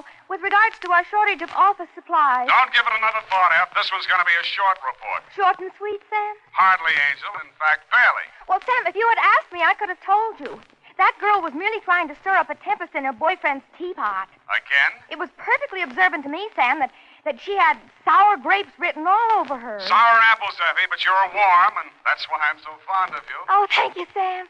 I'm glad I could be of help, though I must confess the apples are over my head. Well, don't feel bad about it. That's how Newton discovered the law of gravity. Stay where you are, and I'll be right down to dictate my report on the Apple of Eve caper. Dashiell Hammett, America's leading detective fiction writer and creator of Sam Spade, the hard-boiled private eye, and William Spear, radio's outstanding producer-director of mystery and crime drama, join their talents to make your hair stand on end with the Adventures of Sam Spade. Presented by the makers of Wild Root Cream Oil for the hair. Remember the Romeo of yesteryear? Hair parted in the middle, all plastered down? Man, what a difference today. Today, all a guy has to do to impress a gal is use Wild Root Cream Oil Hair Tonic. Wild Root Cream Oil grooms the hair neatly and naturally, relieves dryness, and removes loose dandruff. If you're still using old-fashioned hair tonics or none at all, then for her sake, spruce up today with Wild Root Cream Oil Hair Tonic. In bottles or the handy new tube, it's again and again the choice of men who put good grooming first. And now, with Howard Duff starring as Spade, Wild Root brings to the air the greatest private detective of them all in the Adventures of Sam Spade. Oh, Sam. Come right in. Sure. Why are you so nervous? Oh, nothing, really. I'm just glad to see you, dear. Oh, I'm glad to see That's you. all. Come on, out with it. What are you hiding behind your back? Well, it's a surprise, Sam.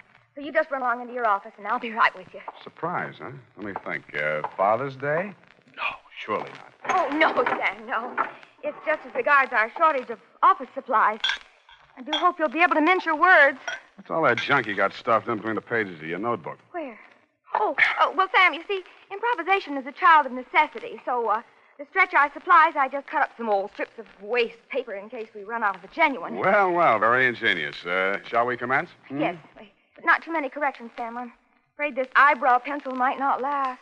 Well, don't bear down on it. Where was I? No place, Sam. Date? I already have that, Sam. This one goes to... Hey, Yes, Sam? the calendar. Where is it? Calendar? Which calendar, Sam? You know perfectly well which calendar. It's been hanging there on the wall for 3 years. The one from Harold's Club in Reno. Oh, that old calendar. It was out of date anyway, Sam. That calendar was timeless. It was not, Sam. It was vulgar. That's a lie. I met the girl who posed for it. In more modest circumstances, I hope. Put it back. Now, Sam, don't. F, what did you do with that calendar? You mustn't excite yourself, Sam. Let me see that notebook. Yes, Sam. Uh-huh. Old waste paper, indeed. An art treasure mutilated. And for what? To serve your own base purposes. Just because you were too absent-minded to order a few office supplies. But I frequently alluded to our dwindling resources, Sam. But no, you were too proud. Take these and put them in a safe place. You can put it back together with Scotch tape on your own time. Oh, we're out of Scotch tape, Sam. We've got a first aid kit, haven't we? We used to. Use the adhesive. Date, June 19, 1949. I won't soon forget that. 2, Detective Lieutenant Dundee, Homicide Detail, San Francisco Police, from Samuel Spade, license number 137596. Subject, the Apple of Eve caper. Dear Dundee. The start of it was yesterday when Eve Adams first walked into my office. She was angry, and she was terribly, terribly hurt. In fact, she had a shiner, a swollen jaw, and somebody had bitten her on the arm. And furthermore, she had the audacity to suggest that there was something shady between I and Mr. Hagen, when it is an item of public information that her and Gorse Hagen was washed up practically before they started. And I might just add in passing... Just a minute, Miss Adams. You say this girl came to your apartment in a jealous rage and attacked you without provocation. None whatsoever. I never opened my trap to her, except to remind her that it would have been a blessing to the human race if her old man had never met her old lady. And if she thought those 3 layers of pancake on her puss could fool a blind man as to her true age, and seeing as what her mouth was, she should never open it for fear of what might come out. I see. And the girl's name? Down at that flea bag where she works, she's billed as Dream of Love. And is she ever a nightmare? Dream of Love. That's D-R-E-A-M-A? It says there, but I do not intend to take this episode lying down on my chin, Mr. Spade. Why, if it had not been for the timely arrival of my concertee, that cheap nail would have brained me with my own gin bottle. I see. Landlady broke it up. And you say she threatened to return with a gun and blast you if you continued seeing Mr. Hagen. That is a fact. And she is just cheap enough to try some low trick like that. Mm-hmm. And what do you want me to do, Miss Adams? I want you should pay a formal call on that dame and tell her that upon the very next occasion of any violence or threats thereof out of her, I'm going to yell cop. In fact, Mr. Spade, I am placing my life and limbs in your hands, and if you are anything of what you're cracked up to be, you will have no difficulty in giving that creepy crow the bum's rush straight out of my life. Pardon me, Miss Adams. My secretary seems to be calling me. Out of my way. I know who's in there, and I'm going in. Out of my way. Mrs. Spade, it's her. Keep her off. You should have hired the 4th Marines, dearie. Now, ladies. Ladies, please. Break it up. I'll show you who to get tough with. You let Ladies. go of me, Shamus, or I'll let you have it. Now, ladies, please. Now, let's talk this over calmly and sensibly. Okay, you asked for it. Now, ladies. Oh. Please.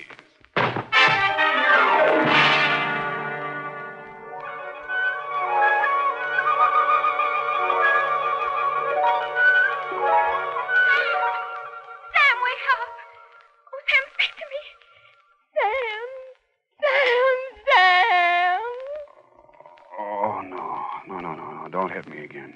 Now, you can have the jewels. Oh, Sam, you poor darling. Here, drink this. What is it? Tastes awful. Water, Sam. Oh. Where'd they go? Well, they chased each other down the hall. I thought you'd gone out. I did. What did she hit me with? Well, she took a sap out of her purse and let fly before I could prevent it. Yeah. But you were still on your feet when you told me to close the door. Fine thing. Help me up. Yes, Sam. Easy, easy. Oh, when I think of you lying in here unconscious all that time while I went out to lunch. What? If anything had happened to you, I'd never forgive myself. You call this nothing? Oh, you poor, dear, brave boy. Now, you just sit down and relax. Now, the ambulance should be here any minute. Ambulance? Don't you know these things cost money? Oh, I'm sorry, Sam. I lost my head. When I saw you lying there all of a heap, I couldn't help Forget it. What's that gadget there on the floor? Oh, it's lipstick. Must have dropped out of her purse when she opened it for the sap. Huh. Apple of Eve. It's a ghost color, Sam. Apple of Eve. Unique Garage, Harry speaking. Spade, this is Dream of Love. Keep your distance. Look, you left your lipstick, but don't bother to come after it. I'll mail it to you. What kind is it? Apple of Eve. Sorry, I've never used it. Good, then I won't give you another thought. Oh, but you got to. She's dead. Eve Adams? Yeah. She jumped into a taxi in front of your building. I went straight after her. But I got caught in traffic where they're tearing up Market Street. That could be anywhere between the Embarcadero and Twin Peaks. Fine alibi. What comes next? Well, I'm at her apartment now, and she's dead. Sam! Hold on. Yeah, Effie? There's your ambulance. Shall I send them away? What shall I do Well, with it's them? $10 now anyhow. I'll use it for a taxi. Hello, Miss Love? Yeah? Stay there and don't touch a thing. I'll be right over.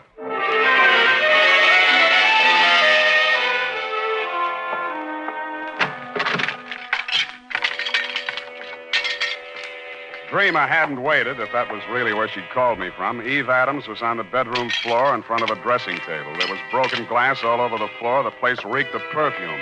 The front of her negligee was splashed with red. I looked for the wound, but I didn't find any. Then I looked at her hands. All the nails on her left hand and two on the right were the same color as the stain on her clothing. Evidently, she'd been seated at the dressing table putting on nail polish when the murderer entered the room. The back of her head had been creased by the well-known blunt instrument, such as a heavy sap. I felt the bumps on my head and looked at the overturned nail polish bottle on the dressing table. It was called Apple of Eve. The makers of Wild Root Cream Oil are presenting the weekly Sunday adventure of Dashiell Hammett's famous private detective, Sam Spade.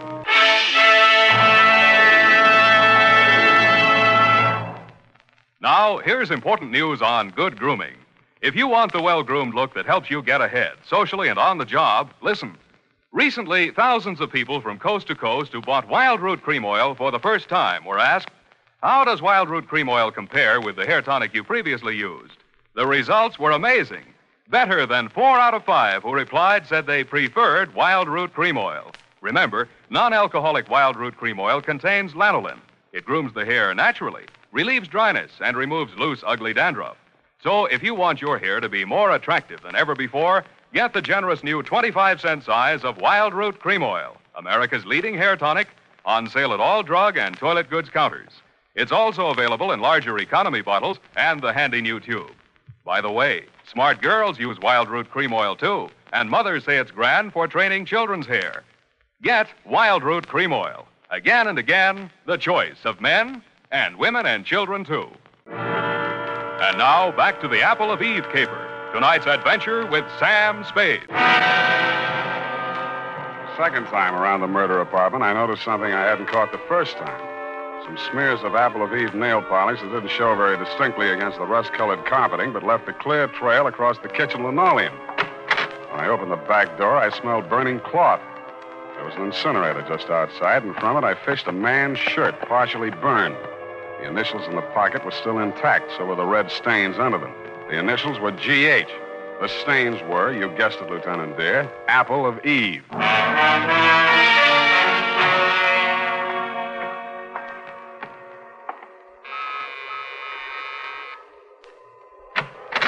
Yeah? I'm looking for Miss Dream of Love. She home? No, she isn't. Thanks. I'll come in and wait. Hey, wait a minute. Okay, you're in. What do you want with her? She's in a little trouble. You a cop? When do you expect her back? I don't know. What's this trouble? She threatened to kill a woman, and now she's dead. Who? A girl named Eve Adams. Why would she want to kill Evie? The way I got it, they were locking horns over a guy named Gorse Hagen. You know him? Yeah, and I wish I didn't. Who is he? He used to run a gambling ship down at Malibu till the law turned it into a bait barge. Now he calls himself a yachtsman. But if you're trying to connect him up with my sister, it's a bad connection. She hasn't seen him in years. His idea or hers? Hers? And mine. Then what was the beef? And who are you? I'm her brother. Eddie's my name. And why would there be any beef between those two? Evie was my sister's best friend, and she was engaged to me. Then this news must be quite a shock to you. You're taking it like a little soldier. She was asking for it. I warned her. I begged her to leave town with me. But no, she couldn't sneak off like that without letting Gorse know the score. I told her he'd kill her before he'd let her go. Mm-hmm. You live here, Eddie? Yeah, what of it? Where do you keep your shoes? In a closet, kidder. Where do you keep yours? Under the bed? Which closet? In here? Hey, wait a minute, Get your hands off of me. Let me see your warrant. It better be good or you're going out of here on your head. Take your hands off me, Eddie. Let's see that warrant. All right, I got a warrant, Eddie. Here.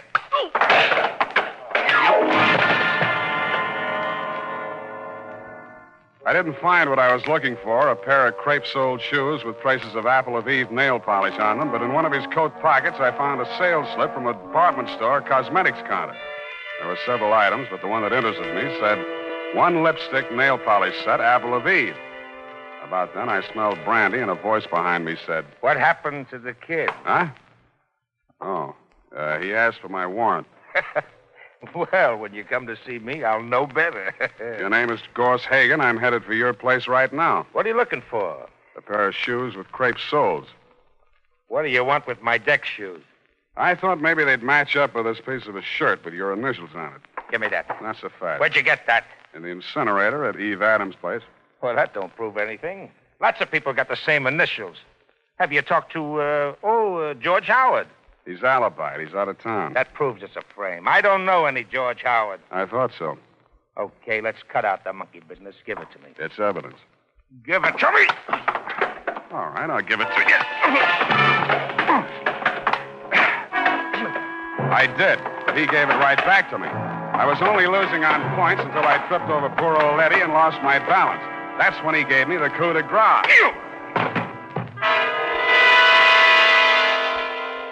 I wasn't quite unconscious, but somehow I just didn't feel like getting up.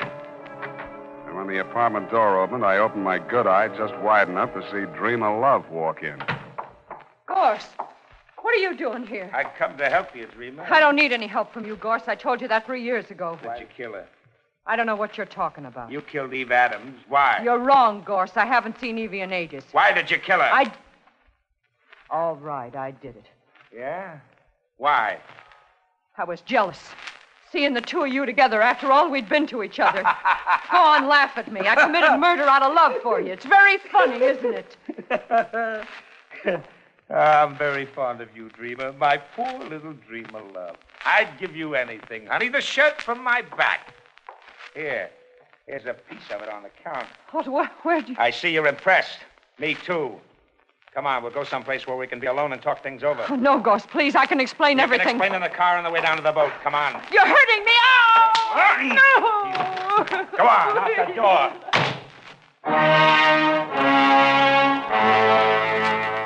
Stupid me, I staggered to my feet and stumbled over to the door. I reached it just as Hagen's car pulled away from the curb. By the time I found a taxi, they were at least halfway to wherever they were going. I didn't know whether the boat he had mentioned was tied up at the Embarcadero, anchored in the marina, moored at Sausalito, or becalmed in Oakland. But there was a seafaring man in our town who knew about such things. My port of call was the Seahorse Bar and Grill just off ahead at Pier 16, or is it the Foot?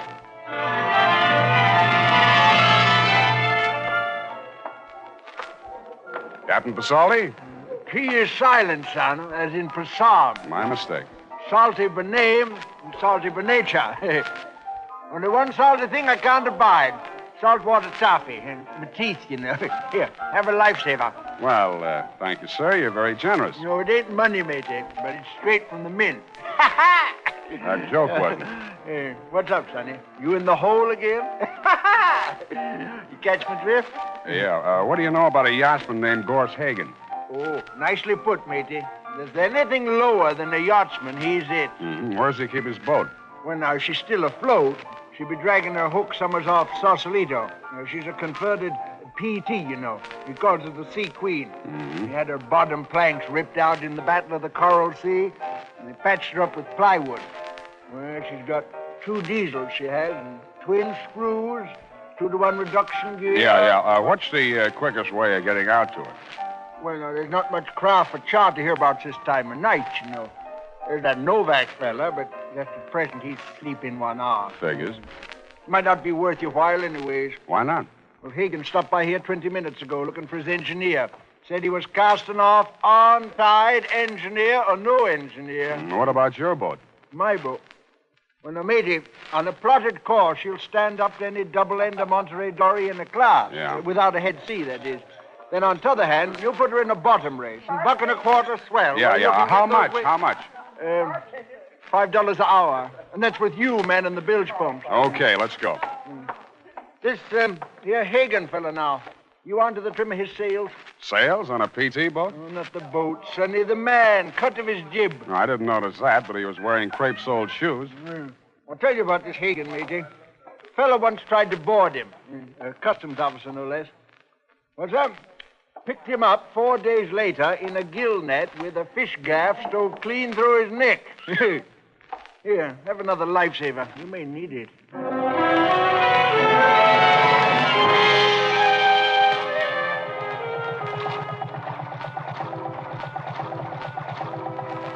After he'd lashed me to my station at the bilge pump, Captain Pasoldi got his double-ender Monterey dory on a plotted course to Sausalito, he hoped, and we plunged recklessly into the fog. As nearly as I could catch his drift, there was a 50-50 chance that A, Hagen had found his engineer and would be halfway to the Farallone Islands before we could make it past Alcatraz, if we stayed afloat that long, or B, that he hadn't found his engineer and might be having trouble starting up those two diesels with the twin screws and the 2-to-1 reduction gears, whatever they are.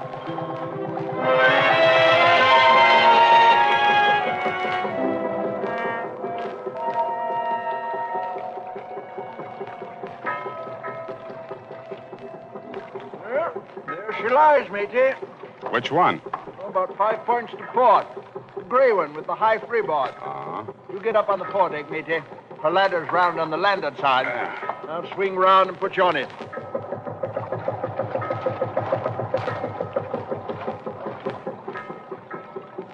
Hey! Anybody home? He's likely below, nursing them diesels. You got to rear back and holler, matey, like this. Ahoy! The Sea Queen! I like that. I ought to raise them.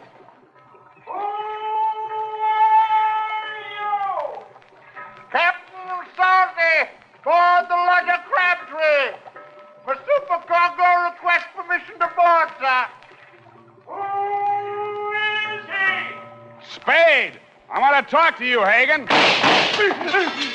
Captain Salty. Slap down, you clumsy lubber. Hit the scuppers. Where'd he get you? Don't rightly know. Hurts amidships, no? Here. How do you run this thing? I got to get you to shore. That's throttle. There's your forward gear. Don't pull her back all the way. She'll die. The vacuum tank. You lie still. What are you looking for? Jumper pocket. Lifesaver. In case you need it. I don't know more. Best wins on your after quarter, matey. Remember Okay, that? take it easy, Captain. Keep her balanced. And don't let your jib ruffle. Keep her on course, matey. Keep... Hey, Captain. Captain Salty. Sour racket.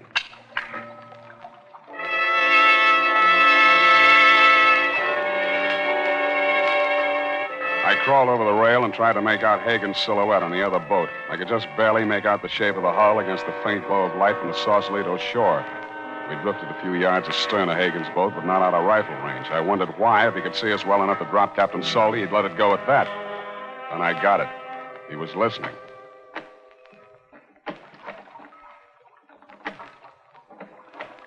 Somebody was pulling out from shore in a rowboat. I didn't waste any more time listening. I dug into Captain Salty's jumper pocket, fished out a waterproof pouch. I took his seaman's papers out of it. He didn't need them anymore. Wrapped it around my gun. Then I took off some clothes and eased myself over the side. I didn't swim for speed, but for distance, stopping now and then to make sure the man in the boat was still covering for me. Felt my way around the hull till I found the anchor rope. Just as I grabbed it, I heard him rest his oars. Hagen, who's that? Eddie Love. What do you want? I've come after my sister. Go on home, Eddie. She's sailing with me. That's the way she wants it. You're lying. Wait a second. Come on out there, Dreamer. What's happened? Your brother's down there in the boat. Talk to him. Well, what am I going to... Talk to him. All right. Eddie! What's he done to you, sis? I'm all right, Eddie. Everything's all right. Gorse and I have decided... Go on home, Eddie. He's lying to you. He knows you framed him. If you sail out with him, you won't come back. No, Eddie. I'm coming aboard. Eddie, no! Gosh, please, no! Eddie! Drop it, Hagen. No, drop the rifle. I'll drop you, you lousy, shameless.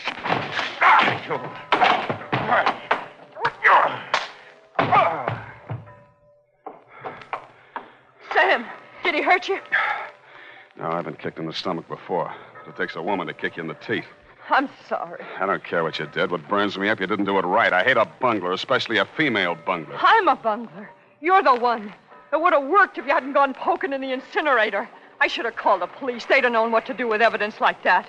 They've been wanting to get something on Gorse ever since repeal. Listen, Angel, any flatfoot could have seen through that setup. Eve Adams was sitting in front of a mirror when she was maced. She saw the murderer enter the room. She got it in the back of the head. That means she trusted whoever walked up behind her. That also means the evidence of a struggle was fake. But the nail polish on Gorse's shirt. You put that nail polish on her fingers after she was dead, laid that trail to the incinerator with a pair of Gorse's shoes where any flatfoot was supposed to think he'd try to destroy the incriminating shirt. But the dumbest thing you did was lying to me about that matching lipstick you dropped in my office. That made you look guiltier than anybody, because anybody could have planted that fake evidence. I didn't kill her. I'm not a murderer. Your brother might have got off easy. Crime of passion. Oh, please, please don't say that. I can't bear the thought that after everything I did, it's all come to nothing. Here. Have a lifesaver. You may need it.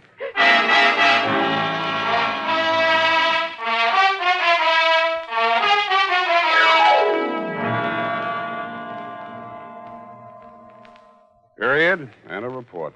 Oh, Sam. Poor Captain Pasolti. P is silent, F is in Passam. Go type that up. All right, Sam. Last one in the package. And now, listen to this. If you want the well-groomed look that helps you, listen. Recently, thousands of people from coast to coast who bought Wild Root Cream Oil for the first time were asked, how does Wild Root Cream Oil compare with the hair tonic you previously used? The results were amazing. Better than 4 out of 5 who replied said they preferred Wild Root Cream Oil. Remember, non-alcoholic Wild Root Cream Oil contains lanolin. It grooms the hair naturally, relieves dryness, and removes loose, ugly dandruff. So if you want your hair to be more attractive than ever before, get the generous new 25-cent size of Wild Root Cream Oil, America's leading hair tonic, on sale at all drug and toilet goods counters. It's also available in larger economy bottles and the handy new tube. By the way, smart girls use Wild Root Cream Oil, too, and mothers say it's grand for training children's hair. Get Wild Root Cream Oil. Again and again, the choice of men and women and children, too. Well, here it is, Sam. As far as I got. What stopped you? The last page of my notebook owing to our shortage of supplies, Sam. But in a way, I'm glad. Because I didn't have to go through it again. I mean, poor Captain Pasolti. F, please. Please, now, honest, I'll buy you a new notebook, a nice fat one. Would you like that? Oh, yes, Sam. There's always something so final about final pages of things. When I think of all the risks you take. To say nothing of my clients. I think I'll put a new sign on the door. Abandon hope, all ye who enter here. Oh, but I haven't, Sam. Where there's a will, there's a wisp. There's a what? A wisp, Sam. Small amount. Which reminds me, there's a couple of fingers left. Join me? Just a wisp? Oh, no, Sam. One of us has got to have a clear head. Well, it'll be me. Your best. Good night, Sam. Good night, sweetheart.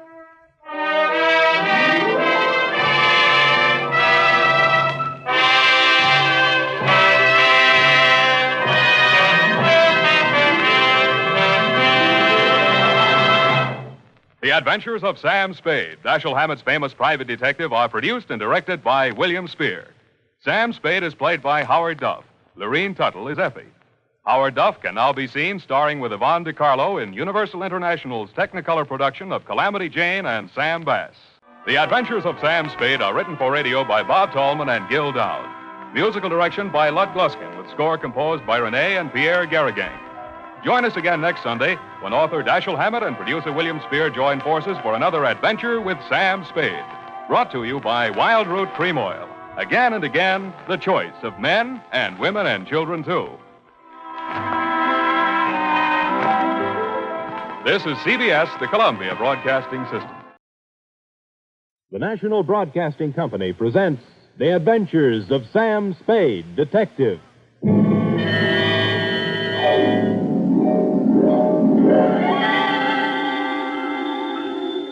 Sam Spade Detective Agency. Me, sweetheart. Was it awful, Sam? Excruciating, F. I suffered, girl. How I suffered. But there's no other way, Sam. When fate turns against a man. True, dear one, true. But from somewhere I must find strength. You must. To pick up the shattered fragments of my life, to raise my eyes once again to the horizon and piece by piece put them together again. And the two of us, dear one, hand in hand, shall go marching down the years together.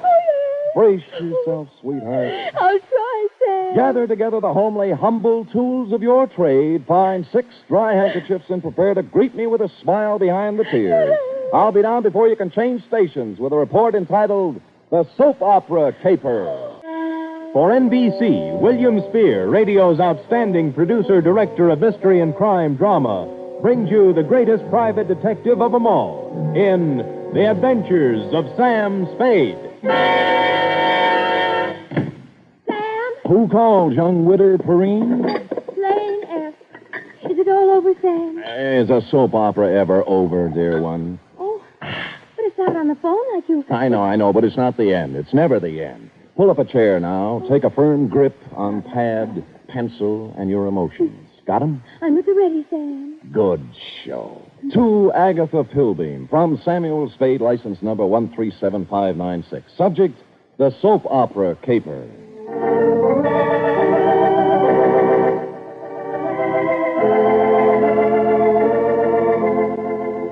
How was I to know what was on her mind? This strange woman, this mysterious Agatha Pilbeam, this voice on the telephone, directing me to the big, sprawling house in Hillsborough. Is that clear, Mr. Spade? How urgent is it, Miss Pilbeam? Very, very urgent, Mr. Spade. I don't know which way to turn.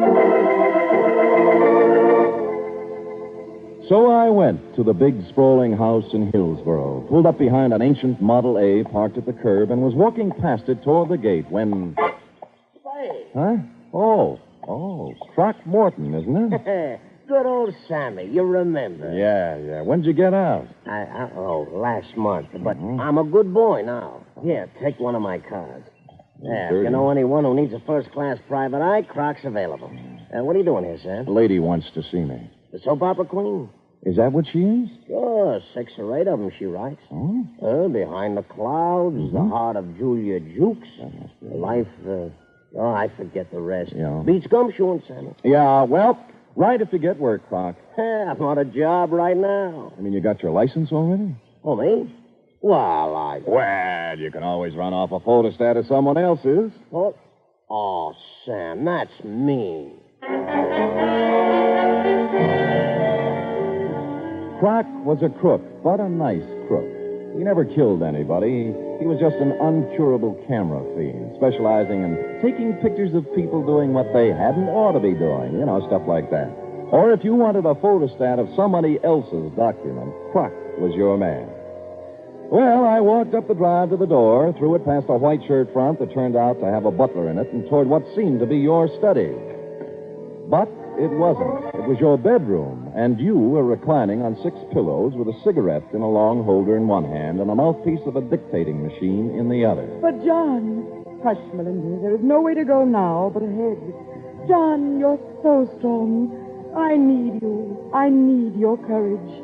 We must face this thing together, Melinda. The organ What was a Veronica phonograph says is true. playing in her ear. There is indeed. I waited for an opening, but there just wasn't any, so I had to interrupt. John, don't even... Miss Don't you Pilbeam. see, Melinda? We can't run away from life. Miss... We must approach this Miss thing Pilbeam? calmly, Melinda. Beg your pardon? Just a minute. My mood music. I see. I'm Sam Spade, Miss Pilbeam. You come. Come sit beside me, Mr. Spade. Well. It's time we talked things over. Well, thanks. Oh, maybe you'd better start at the When a beginning. woman reaches 40, Mr. Spade, she comes to lean upon her man. Oh? To look upon him not just as someone to cherish, but as a source, a spring, A fountain of strength. Mm-hmm. Are you still dictating? I'm talking about me, Mr. Spade. Oh. Whom can I turn to? Whom? I grope, I flounder in the darkness. I cry out, I listen in vain for an answer. But there is none. Well, you always have a better chance of getting an answer when you ask a question. What do you mean? What are we talking about? What indeed? Well, I haven't caught the show lately. You'll have to bring me up to date. Why don't you run through the announcer's part, will you? You know, right after the organ when he says, when we left Julia Jukes yesterday... I'm sorry, I thought I told you on the telephone. No. For many days now I've seen somewhat of a strange new look on my husband's face. Husband? Dr. Martin Hawk. Oh, you're married. I thought it was Miss Agatha Pilbeam. Well, 2 years ago today, I met young Dr. Hawks and married him. Life became beautiful, a gay, laughing thing, a road to happiness. And then... Then? A cloud passed over the sun. Martin became moody, silent. I tried to penetrate the shell, but he only drew farther into it. The strange, terrifying crevasse seemed to have opened up between us. Well. What is it, Martin? I asked him repeatedly. But he'd only stare silently out the window and finally walked silently from the room. Well, how long did this go on? How long a series did you get out of it? For weeks, until a few days ago when the final blow fell. It was evening, and Agatha and Martin were at dinner. Let's look in on them as... Oh, sorry. We were at dinner when the doorbell rang, and I answered it. It was a telegram from Martin. From Mexico. I gave it to him and watched the blood drain from his handsome features as he read it. His hand trembled, his jaw clenched. But you forced yourself to speak. Yes. What is it, Martin, I asked. Tell me, please, for the sake of our love. And he... Looked down at me as if I were a stranger. Oh. Then he crumpled the telegram, threw it savagely into the fireplace, and strode silently from the room. Here I rescued it from the flames. Read it. Thank you. Regret must confirm your worst fears, Cardoza. What is the terrible secret of Martin Hawk? Yes. Why did he act so strangely when the mysterious telegram arrived from Mexico? And above all, where is he? You mean he didn't come back? He's been gone for 4 days, Mr. Spade. I must find him. Now, of all times, I need his love. When a woman reaches 40... I know. What do you mean, now of all times? In just a week now, since the report came back from the laboratory after my physical examination. Oh. The doctor from Vienna. You see, Mr. Spade, I, too, have a terrible secret. Well, don't you want to tell me about it? Yes. I have a very rare, incurable disease. There are only 6 short weeks to live.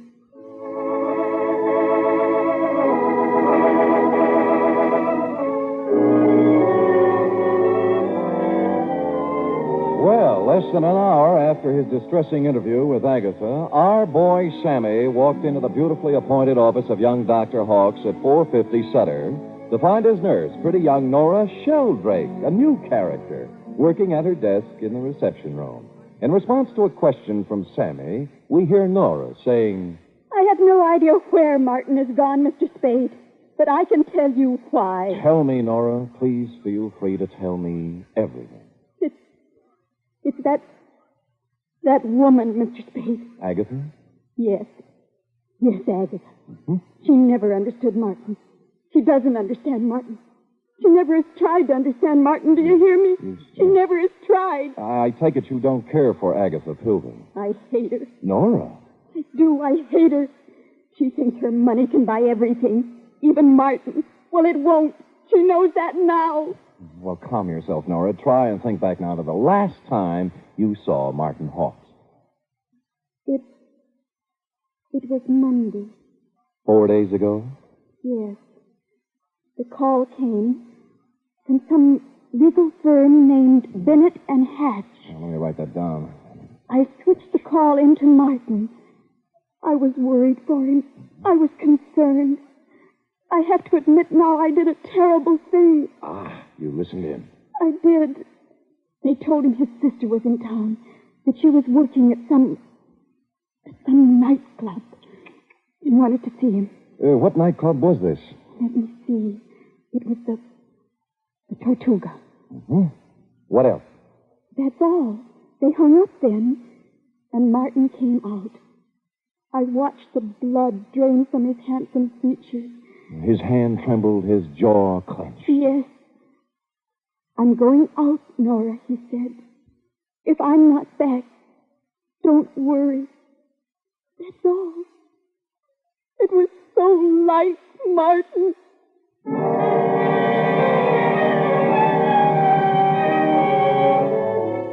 The Tortuga was only a few blocks away on Post Street, so I walked there. We were just tooling up for the dinner trade when I arrived, sailed around backstage like Billy Rose on an inspection tour, found the doorman and showed him the snapshot you'd given me of young Dr. Hawks. Or tried to. Look, young feller, I told you we don't have no dancer here named Hawks. I ain't got time to... Doorman, please, take a look at the picture. No, I ain't got to... Picture? Yeah. That fellow was here at that. Tuesday, Monday night it was. Well, who'd you come to see? Wasn't nobody named Hawks, mister. It was Beth Jardine. Well, bless you, Doorman, bless you. Bless you, too. Thank you.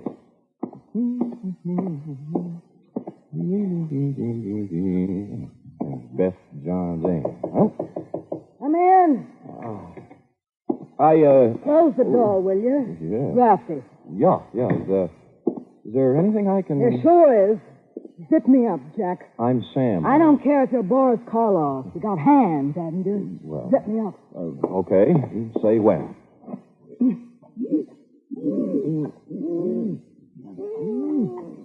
When? Can you breathe? Oh, no. You can't have everything. Out. What's on your mind, Jack? Martin Hawks.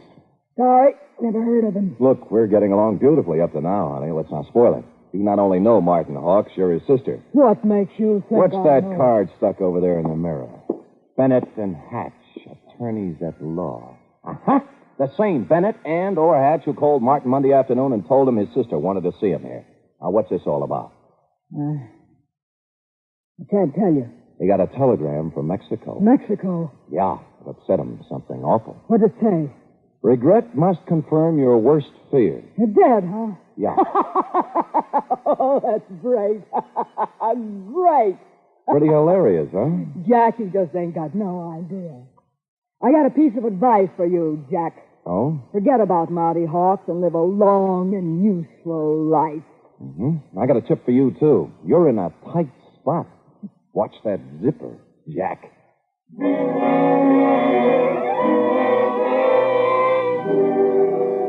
One of the heavier soap opera types Beth was, with a throaty voice and the talent for besmirching reputation. What was the mysterious influence she wielded over young Dr. Hawks? How much did she know about his strange disappearance? What about the cryptic telegram from Mexico City?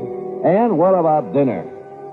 The last question I could answer. I stopped at Schroeder's for sauerbraten and potato pancakes, ran into Larry Mahoney of Homicide, who was off duty, and we stopped in at a handy alley and bowled until 11. I was walking back down Market Street when I passed the Flood Building, which reminded me of the firm of Bennett and Hatch, who resided there. As a matter of fact, it looked like they were there right now, since the light was on behind the second-floor window with their name on it. Now, the sensible thing would have been to call around 9 in the morning, but as I seldom do sensible things, I hustled up the stairs and down the corridor to their office. Someone other than Bennett or Hatch had put in some time, obviously. The drawers of a dozen or more file cases had been pulled out and dumped on the floor, the desk drawers likewise. And to mark it clearly as the work of a thoroughgoing professional, the safe door was off its hinges. All this took me back to the Model A parked in front of your house this afternoon, Agatha, and I was contemplating same when... Hello? Bennett. Yeah? Good sister, I was scared you wouldn't be there. Tried to get you home. Do it, baby, do it. Pull the string. We'll never make it with this guy. We're through. Pull the string here. Do it, baby, do it. Make it. Hello? Operator! Operator! Operator! I finally got someone at the Tortuga Club who knew where Beth Jardine lived, an apartment on Russian Hill. I didn't stop to ask which apartment, and when I got there, I found I didn't have to. All right, stand back, everybody. Stand back! Dugan. Oh, hello, Sam. What happened? Dame just knocked herself off. Huh? Jumped from a room on the 8th floor. Stand back, you yahoos!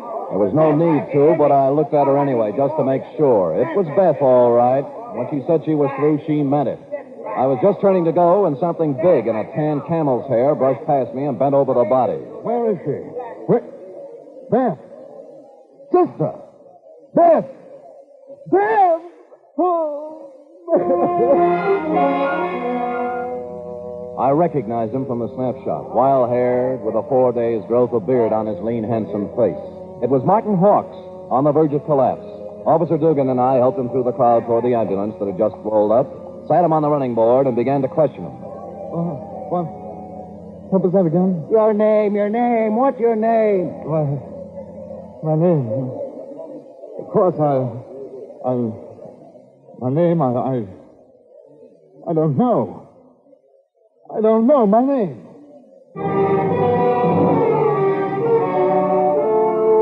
It happens to everyone in soap operas, sooner or later.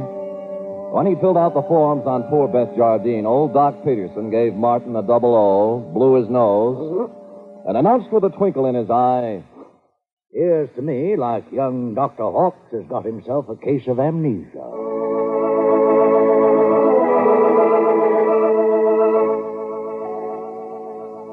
Will the mind of young Dr. Hawks come out of the fog? What does he know about the death of Beth? Was it murder? Or suicide? Or both? And what of the mysterious telegram from Mexico City? Will Agatha ever discover the terrible secret of young Dr. Hawks? And will stupid Sam ever discover anything? Before we continue, a word from our announcer. You are listening to the weekly adventure of radio's most famous detective, Sam Spade. 3 chimes mean good times on NBC. Saturday night is date night, but tomorrow poor Dennis Day has trouble with his girlfriend Gloria. However, Dennis manages to sing his way out of trouble in his charming, boyish fashion. And say, why not let Dennis help your Saturday evening along, too? And for more music and fun tomorrow, there's the Judy Canova Show, starring Judy in a melodic and carefree half hour of laughs. And Grand Ole Opry with singing MC Red Foley and his special guest, cowboy troubadour Ernie Tubb. And now back to the soap opera caper, tonight's adventure with Sam Spade.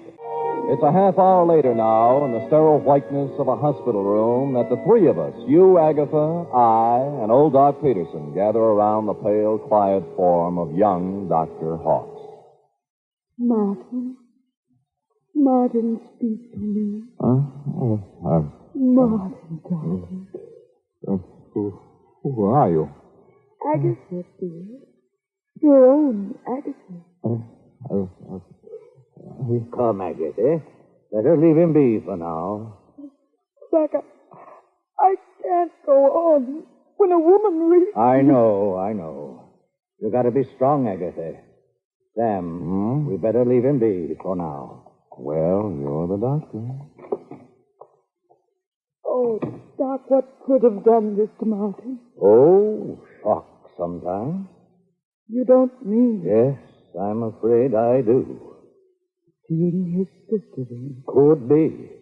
Or sometimes it's just a matter of a body getting into such a fix his mind backs off and refuses to have any part of it. The wire from Mexico City. Eh? His terrible secret. The strange threat hanging over him and his sister. Driving one to suicide. And the other... Well... No wonder poor Martin gave away before this. Sure. And there's still another explanation. How's that, Sam? That he figured amnesia was a nice, easy way not to have to account for what he's been up to for the last 4 days. Or where he was when the dame took off from the 8th story. Mr. Spade, you're not accusing Martin. There's something buzzing around in his little mind. The nurse tells me she got him into a pair of pajamas and tucked him in nice and cozy before we got here. Well? Yes. Well? You may not have noticed, Agatha, because he'd pulled the covers up around his neck, but our boy had his clothes back on just now. What? Martin! Hey! He's gone. Indeed he was Martin. as we could plainly deduce from the open window and the curtains blowing gently out over the fire escape. Young Dr. Hawks, indeed, had packed up his amnesia, his terrible secret, and his toothbrush, and taken off into the night. So I left you sobbing gently on old Doc's shoulder and found me a phone in a drugstore a safe distance away. On the 48th ring, Bennett of Bennett and Hatch attorneys answered. He was sleepy. I used all my soft answers, and he used all his hard ones, and finally we got to the point. All right, Spade, all right. The Jardine dame left a sealed envelope with us. What was in it? How do I know? It was sealed, marked personal and confidential, to be delivered to the city attorney in the event of my death. Signed Beth Jardine Hawks. Signed how? Beth Jardine Hawks. Not Beth Hawks Jardine. No. Is it important? Just a tiresome detail, Bennett. So she brought you the envelope, paid your fee, and you stuck it in the vault for her. Then what? Well, she had us call her brother and tell him to meet her at the Tortuga. Period. That ended our part of it. We didn't even get our feet wet. On the contrary, Bennett, you're up to your ears. In what? Blackmail. Bye. Which explained many things. To wit, A, the wire from Mexico City from a lawyer named Cardoza. B, the murder of Beth Jardine. And C, the reason for young Dr. Hawks' mysterious flight from the hospital, his mind still fogged with amnesia. It did not, however, explain why stupid Sam had kept Croc Morton's business card in his vest pocket for 21 pages without doing something about it. The address was near 3rd and Howard, not one of the better business sections, even for a private detective. I walked down 3rd Street past the sherry and muscatel joints, looking at numbers, and then discovered it wasn't necessary. The old Model A was pulled up in front of what might have been a respectable office building before the earthquake, but now couldn't decide whether to be a warehouse or a tenement. Thus far, a harmonious picture. But behind the Model A was something twice as long and 3 times as shiny, with a motor running, out of place by about $4,000. Out kind of late, aren't you, Nora? Sam! Nora. Sam! Nora. Don't reach for the horn. But he told me... Sure, and you believed it, like everything else he told you. Come on, get out. I will not get out. Oh, but you will. I'll pull you out by your pretty blonde hair. Come on. You... Oh. There, that's it. You can't do this to me, Mr. Spade. Nothing can stop Martin and me. We have our right to happiness. Uh-huh. Just the two of you. Chins up, eyes on the horizon. Let the dead past bury its dead.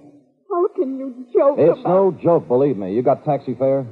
Why? Because you're going to get in my cab, go home, put your hair up in curlers, and go to bed. After saying to yourself 1,000 times, what a lucky little girl you are that Martin Hawks didn't shove you out a window, too.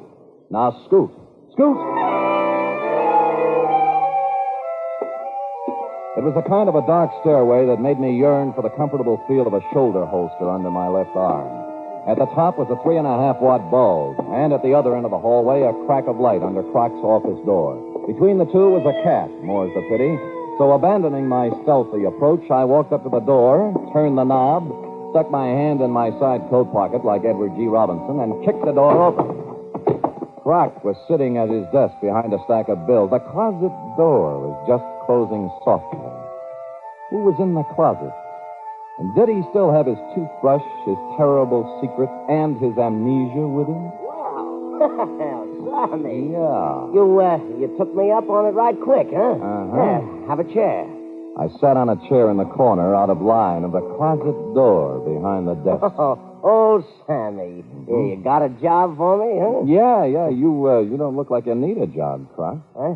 Oh, this? Yeah. Oh, this is nothing. Good day at the track, that's all. What's on your mind? Remember the Blennerhassett job? Huh? The one with the letters before you went up?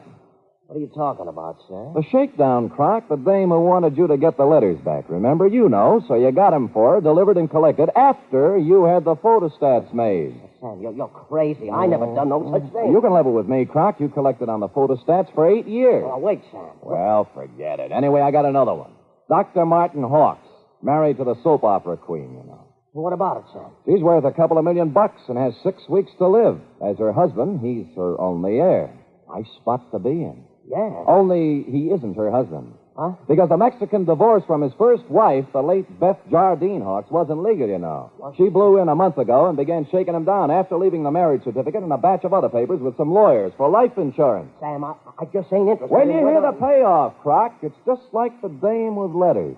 What do you mean? Hawks hired someone to crack the lawyer's office and get the papers out of the safe. Some smart guy, an unfrocked private eye who doesn't have a license. I found out where he had the photostats made, though. I can get copies. Hey, for crying out loud, shut up. The closet doorknob was turning slowly. I waved him out of the way and picked up the chair. It was all over 2 seconds after it started. The door flew open. He came out with his terrible secret, which turned out to be a gun, and I wrapped the chair right around his head. So I picked up the gun and Croc and young Dr. Hawks, and we all picked up a ride to headquarters. Only one scene remained to be played in today's exciting episode. I should try to be brave, Mr. Spade. Sounds like such a cliche now. Good show, Agatha. Good show. Life must go on, you know. Even when a woman... You were born in 1911, I believe. Yes. As I say, life must go on, even when a woman reaches... Indeed it must. Indeed it must. We have our happy moments and our sad ones, our pleasures, our trials, our joys, and our heartbreaks. And sometimes, Mr. Spade... Yes?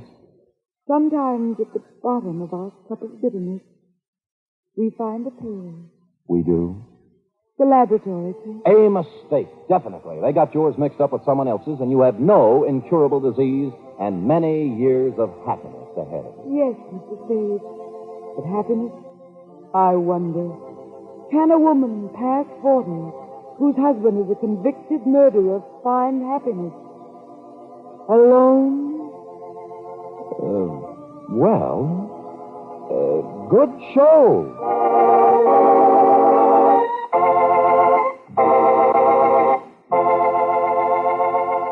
Period. End of opera. Oh, Sam. Uh-huh.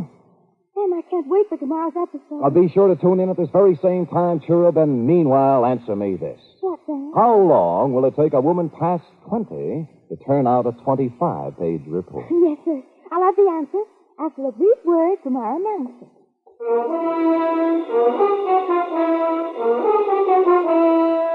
Three chimes mean good times on NBC. Tomorrow, Arturo Toscanini will conduct the renowned NBC Symphony in the fourth of a Saturday concert series. For tomorrow's one-hour performance, celebrated Maestro Toscanini has chosen works by Debussy, Respighi, and Edward Elgar. You're invited tomorrow to the NBC Symphony and Toscanini.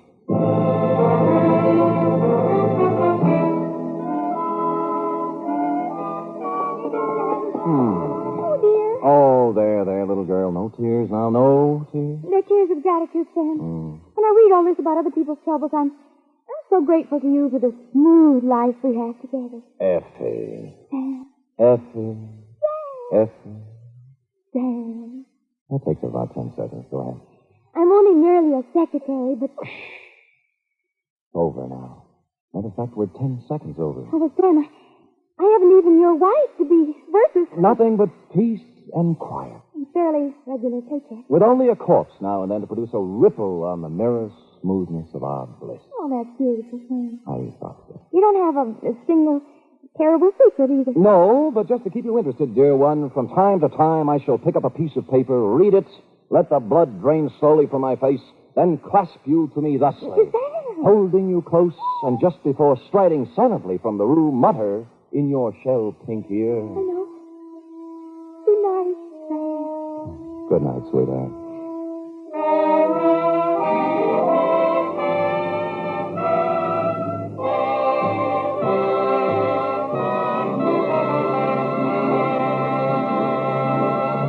The Adventures of Sam Spade are produced, edited, and directed by William Spear. Sam Spade was played by Stephen Dunne. Lorene Tuttle as Effie. Script for tonight's adventure by Harold Swanton. Musical scoring by Lud Gluskin, conducted by Robert Armbruster. Join us again next week, same time, for another adventure with Sam Spade. Join the magnificent Montague and have fun at Duffy's Tavern on NBC.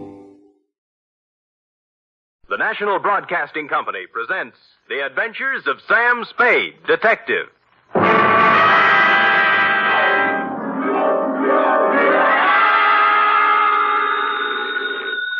Sam Spade Detective Agency. Hi. Sam? Who else? Did you wind it up, Sam? Is it all over? If you're talking about the usual happy ending with the villains dead and buried and the lovers joining hands while the camera does a slow fade, it is not all over, sweetheart. What do you mean, Sam? The villains in this piece are for real, still doing business at the same old stand from one end of the country to the other. Oh, Sam, you sound so grim. Only because I have a grim tale to tell, little one. So warn all within earshot that if they seek bluebirds of happiness, sweetness, and light, and love conquers all, to try another detective. Because even now I am on my way with something that might butt into your sleep for the next few days. To wit, my report on the Denny Shane Caper. For NBC, William Spear, radio's outstanding producer-director of mystery and crime drama, brings you the greatest private detective of them all, starring Stephen Dunne in The Adventures of Sam Spade.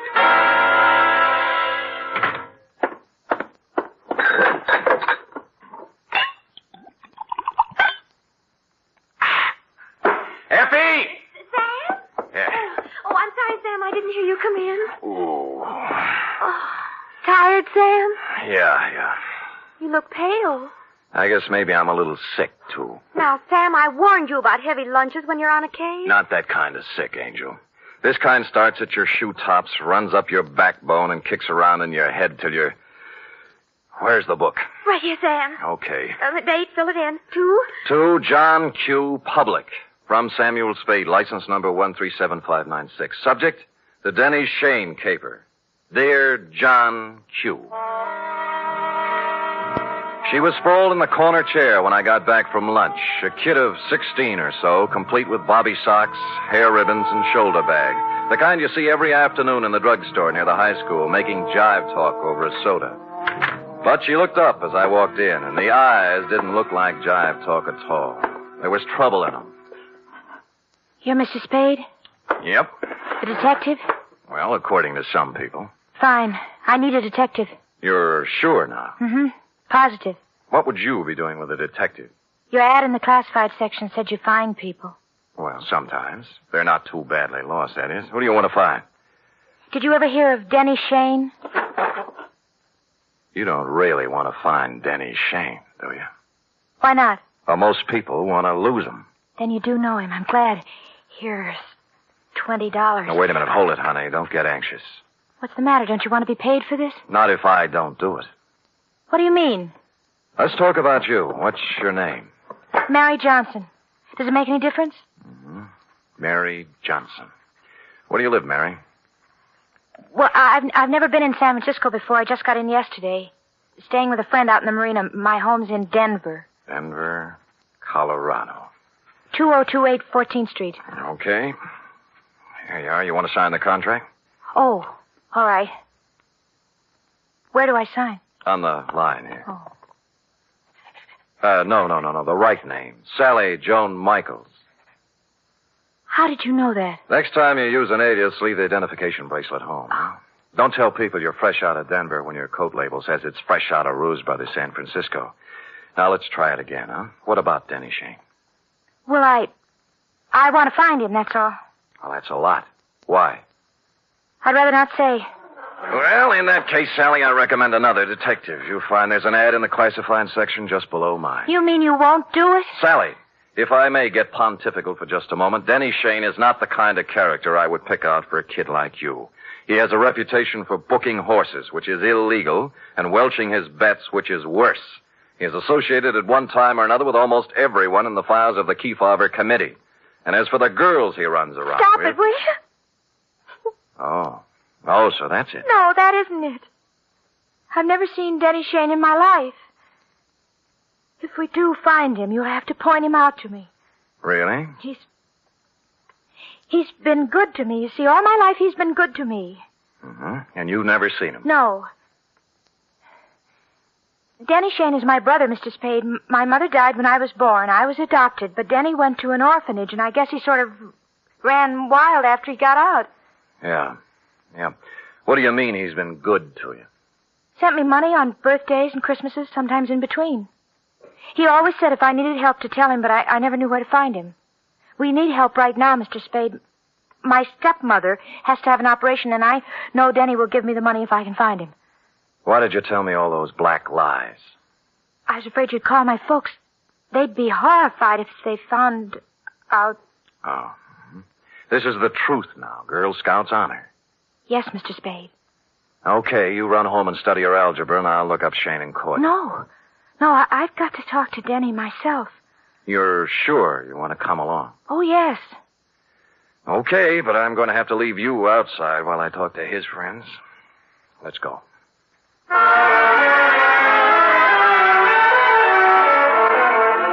I hadn't seen Shane since 3 years ago when he conned a client of mine out of $3,000 on a phony mining stock deal. I knew it was waste motion, but I checked the hotel where he was living then and found he was long gone. Came next in the following order, 1 gambling joint in South City, 1 saloon in the Mission, and 1 very dubious apartment on Turk Street, run by a charming wench wearing wedgies, culottes, and peach brandy. She gave me a peachy smile. Denny Shane? Don't step on your laughs. You seen him lately? Funny you asking about Denny. I saw him yesterday. First time in 2 years coming out of Augie Dano's. Oh, who's Augie Dano? Runs the gym exercise studio, reducing setup on Sutter Street. You know, work a little, lose the middle. Give it? Yeah, I got it. But anyway, thanks.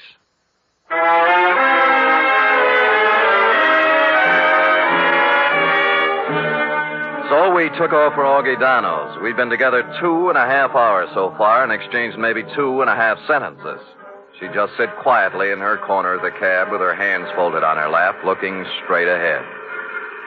Sally. Hey. Oh, What's the matter, honey? nothing. Oh, now, come on. You can tell your Uncle Sammy something's eating you. Now, what is it? I told you. You're sure it has nothing to do with Denny and you? We settled that. I don't know, did we? You know, I got an ache in my bad knee. Is that good? Nope. I only get it when things are going sour on me. Well, here's Augie Dano's. Come on, you can go in, too. This place looks respectable for a change.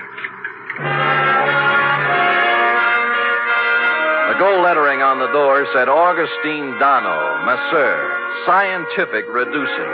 And inside was an expensive-looking reception room with birch paneling, potted palms, and antique leather chairs, into one of which I stored Sally while I made bold to enter a door at the rear marked private. Oh, now there. Look what you made me do. I am sorry. Oh, dear me, you should be.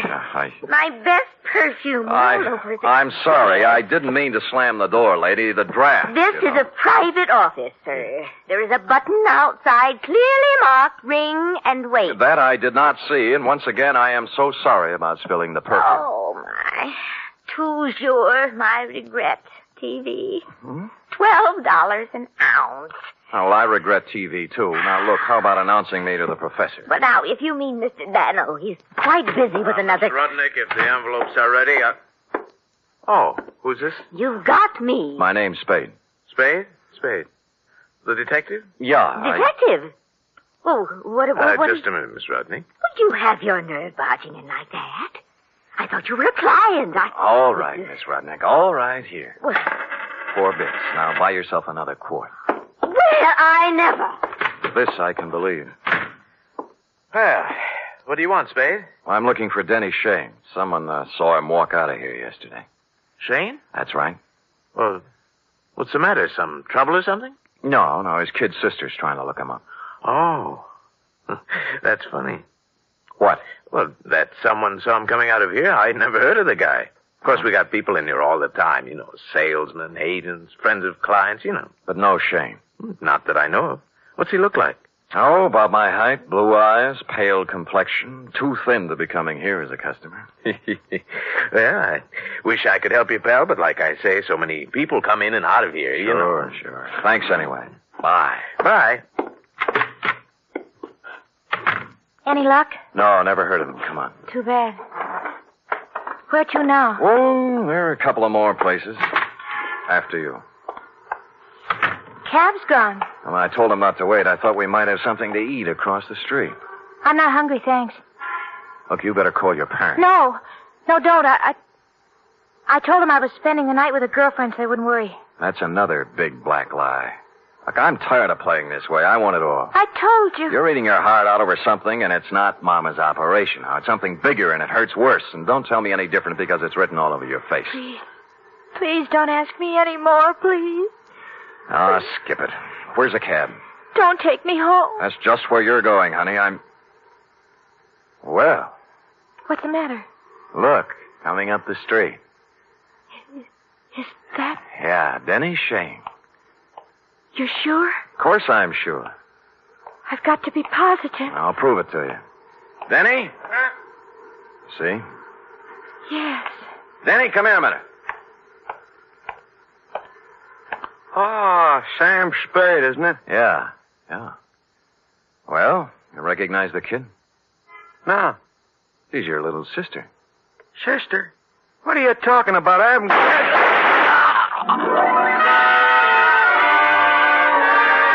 It all happened in less than a second. So hard, so fast, so horrible, it froze me in my tracks. The shoulder bag flew open, there was an automatic in her hand, and then Denny Shane was dead on the pavement, and she was turning toward me, her face a sick gray color, handing me the gun, handle first. There. It's done now. You can take me to the police. You are listening to the weekly adventure of radio's most famous detective, Sam Spade.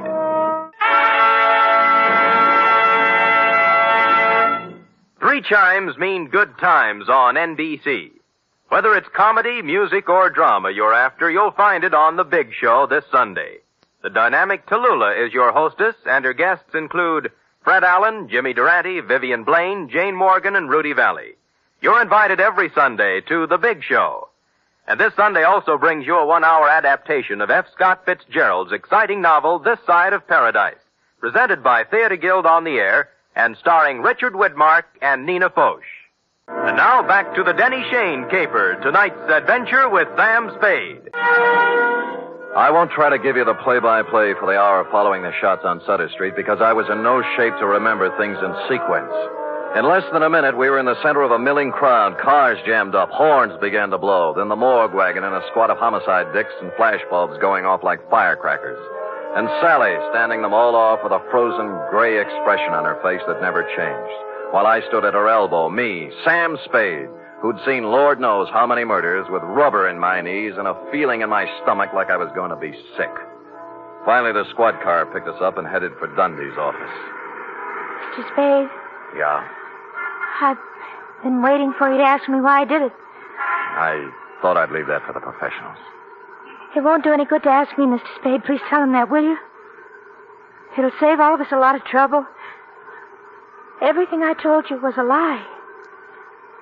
I had to make you take me to him some way because I didn't know what he looked like. I hope you know what kind of a stew you jumped into, Sally, because from here on it's going to be pretty tough. I don't care what they do to me.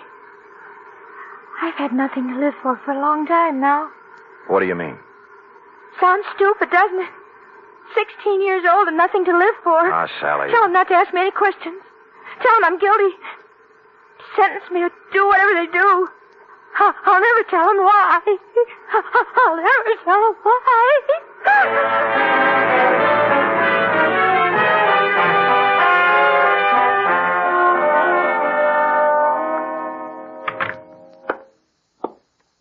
Give me a cigarette, Sam. Yeah. Why did I have to grow up to be a homicide, Dick? No dice, Lieutenant? No dice. It's her old man's gun. Hooked it out of his drawer this morning before she left for school. I still think she's mixed up with Shane somewhere. Dundee, believe me, that's one thing I can guarantee. She didn't know Shane from Hopalong Cassidy. Well, I'm only falling back on the standard answer to this kind of a clam bake, Sam. This is not a standard clam bake. You're telling me. You know, Sam, it kind of scares you. What the Sam hell's happening to our kids? A 16-year-old girl still in high school walking up to someone on the street? Shut up, Dundee. Oh, I'm sorry. It's got me, too. She's resting on the couch in there. Stick around till I get back. I gotta go down and wait for her folks.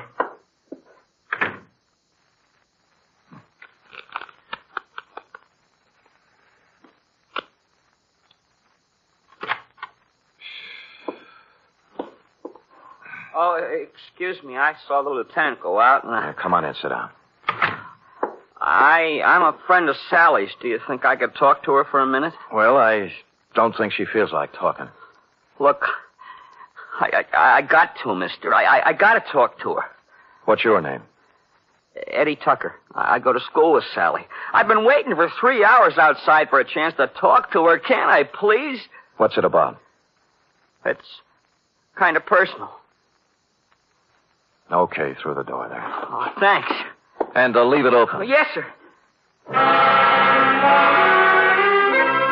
The minute he went in, I slid along the wall into a corner between the door jamb and a file case. And through the doorway, I could see them both in a mirror on the far wall of the inner office. Sally? What are you doing here? I had to see you, Sally. I heard about it, and I had to see you, that's all. You're wasting your time, Eddie. It's all over and you know it. You shouldn't have done it, Sally. You know what I promised you. I know what you promised me all the other times, too. This was for keeps, honest. So are the other times. All right, look. Look at this, see? Out the window. Watch. Now do you believe me? Eddie, it's not your fault anymore. I don't blame you, honest.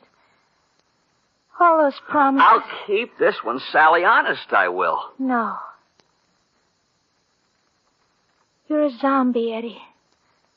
You know what a zombie is? Someone who moves and walks around, but who's dead inside. Go away. Now. Go away. He got up slowly and walked past me out the door, rosy-cheeked, 17, with a tired, old man look in his eyes. A few minutes later, the matron came by, and I left her with Sally. The window in Dundee's office opened onto a second-floor roof below, and directly beneath it, I picked up what Eddie had tossed out. A set of car keys in a leather case, plus a third one that looked like it belonged to a school locker with the number 339 on it. And written in ink on the leather inside, like a memo, was Denny Shane, 778 Turk Street, apartment 4.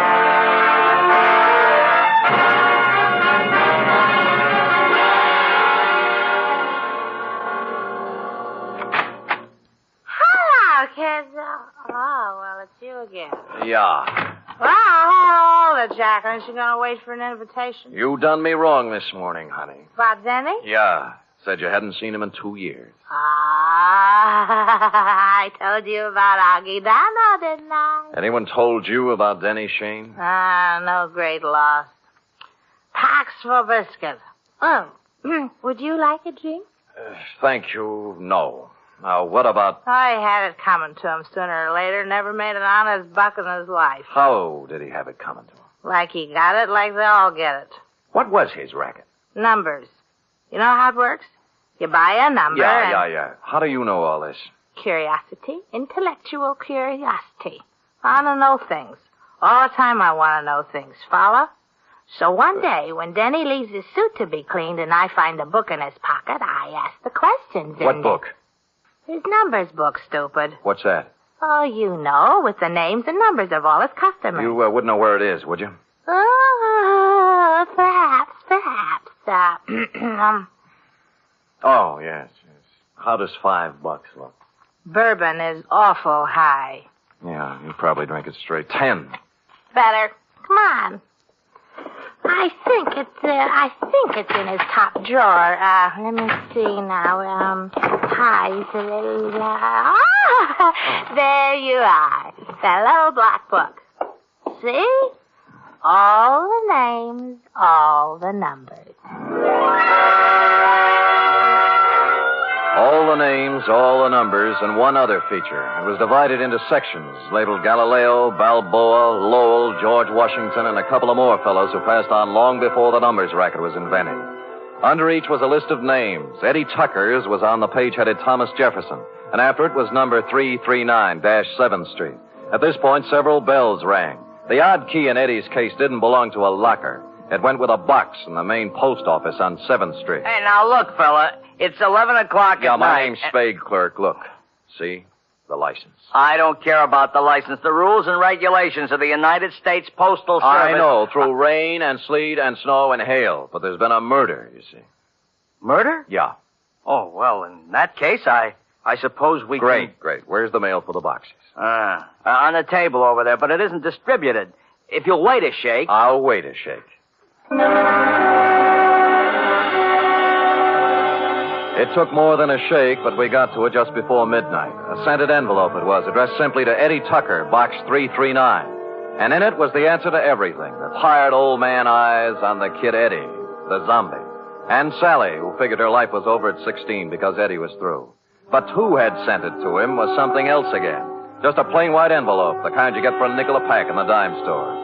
I looked at it a little closer, wondering what manner of stationer would deem it fitting to sprinkle perfume on the kind of envelope most people mail their bills in. And finally, a possible explanation took shape in my mind. You don't have to hit Spade on the head with a baseball bat. Any large-sized mallet will do. Now, just a minute, Spade. I deserve an explanation. You'll get it, Augie. I'm in bed asleep. What do you get off buzzing my bell this time of night? Patience. But look, You're alone? Yeah. Good. Well, what are you taking your coat off for? Just relax, Augie. Yeah, there's the coat. Tie. And now the shoulder holster. Shoulder holster? There we are. Wait a minute now. What is all this? Well, you know the old saw, Augie. Work a little, lose the middle. What I need is exercise. Great. All right, you come around to the studio sometime. Hey, what's the matter with you? Are you crazy? Yeah, get up. I want to try it with the right hand. Look, Spade, They got ground rules over at headquarters now, Augie. No white lights, no rubber hoses, but they don't apply to private dicks. Get up! Listen, if you're looking for trouble, The right's even better. Okay, up you go now. Come on! Up against the wall. Now. Hey, let go of me, Spade. Let's talk, huh? Talk? Yeah, about Denny Shane, about the kids he smeared with his filthy hands. High school kids from Balboa High and Lowell and George Washington. Good kids, straight kids. I don't know nothing about... Your outside man, wasn't it? Your roper. Turning up in drugstores and jive joints with those dirty little packets of heroin he passed out as headache powders. No, I don't know nothing.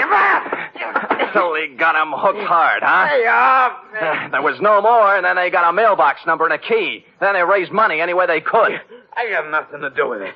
My studio. Yeah, your studio's a front. Does the dame down there know what's in those envelopes she mails every day, or does she think they're statements? Come on, talk, Donald. Talk!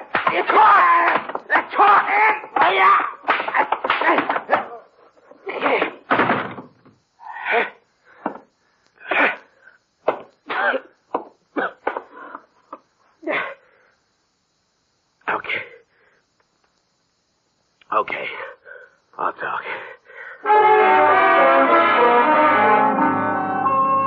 Which he did, a full hour's worth in Dundee's office, and a harrowing tale it was. I felt like printing up 1 million copies and mailing it out to every father and mother in the country. They'd taken him downstairs when I happened to glance out of Dundee's window. Down on the second-floor roof, a point of light was moving back and forth slowly from one end to the other.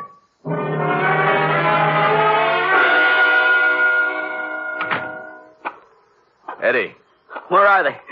Where are those keys? I've got to have them. Here. Oh, thanks. My car. I couldn't get home in my car, you see. You don't need to kid keys. me, Eddie. I know all about it. Oh. I can't do anything about myself, Mr. Spade. I'm helpless. What she said. Zombie. You're not helpless. You can't handle it alone, maybe, but you're not helpless. Other guys have licked it, and you can, too, if you want it bad enough. I want you. Honest. Good, that's all you need. And we'll take care of the rest. Let's go, huh? Like I said, this one doesn't have bluebirds at the end. Not yet, anyway. The bold fact is that Sally Joan Michaels is facing the juvenile version of a murder rap. However, the best criminal lawyer in town has volunteered to defend her, and the state will be represented by the most half-hearted prosecution that ever set foot in the courtroom.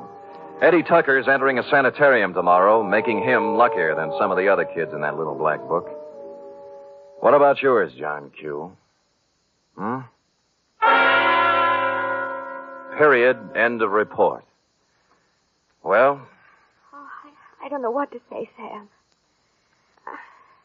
I feel so awful. I guess I better not make any comments at all. Me too, sweetheart. Let us lose ourselves in our work. Me in this cheap novel you were reading, and you in the merry chatter of that 1906 model Oliver. Scoot.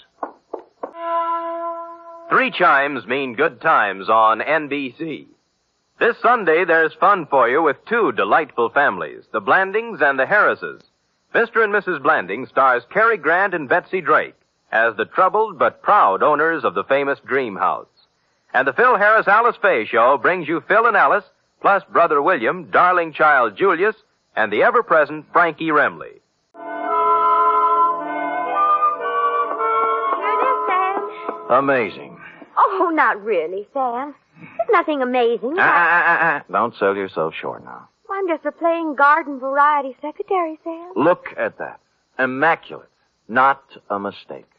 Oh, Sam. And in 26 seconds flat, in just the time it took that man to read a short announcement, you type out 5 copies of a 28-page report. In my book, that is amazing. All right, I admit it, Sam. I'm amazing. Good, good. And another thing. What's that? I'm hungry. Oh. And tonight is sauerbraten night at Schroeder's, and Max Nishi's letting girls in now. Cherub, as you may have gathered, I didn't collect a fee off this one. Oh, but Sam, I still have $10 you gave me last week to cover my back salary from 6 weeks before that, so we really... Schroeder's it is, yes. Let me go home and put on my other shirt. And I'll get my sauerbraten hat. Good night, Sam. Good night, sweetheart. She is amazing.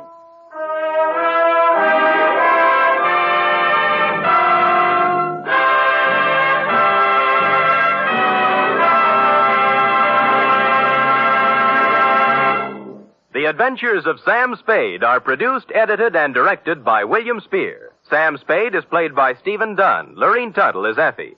Also in the cast were Kathy Lewis, Paul Frees, Kathleen Freeman, Lou Merrill, Bill Tracy, and Jerry Hausner.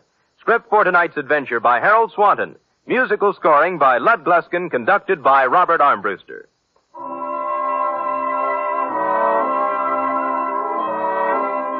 Join us again next week, same time, for another adventure with Sam Spade. The National Broadcasting Company presents The Adventures of Sam Spade, Detective.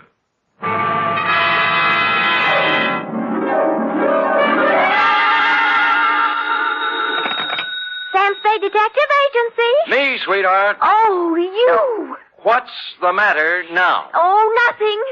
You just up and leave and don't say where you're going, and I'm only your secretary, and I'm the last one to know about it, and everybody else in town knows more than I do, and I wasn't here. Enough. Wait a minute. How did everybody in town know about it? Well, it was in the newspapers, that's all. In the society column, no less. Really? Well, imagine that. Florabelle Frolics column. Florabelle. Mr. Spade, the notorious private detective, is vacationing at Westover as a guest of a promising young architect, Garrett Welch. Notorious yet? Well, at least they spell my name right. I suppose you had a great time. Well, it was exciting. What did you do? Just talked over old times, F. Did a little hunting, little shooting. Did you bag anything? F, watch your language. Sam. I see you're shocked. Well, so was I. However, if you have nothing to do, hang around the office, and I will be down with several pages from my diary telling about the whole affair. I've titled them The Civic Pride Caper. For NBC, William Spear, radio's outstanding producer-director of mystery and crime drama, brings you the greatest private detective of them all, starring Stephen Dunne in The Adventures of Sam Spade. Effie! Oh, here I am, Sam. Well, I thought you'd gone chicken and run out on me. You're part of this organization. You're going to bear the bitter with the sweet, along with the rest of us. I know, but I always seem to get the bitter. Friday's when the sweets will be given out. Don't quibble. This is a nasty job we have here, and we might just as well sit down and get it over with. You care for a drink? You might need it. No, thanks. I don't need false bravery. Lucky you. Well, are you ready? No, but we might as well start. Well, you know best.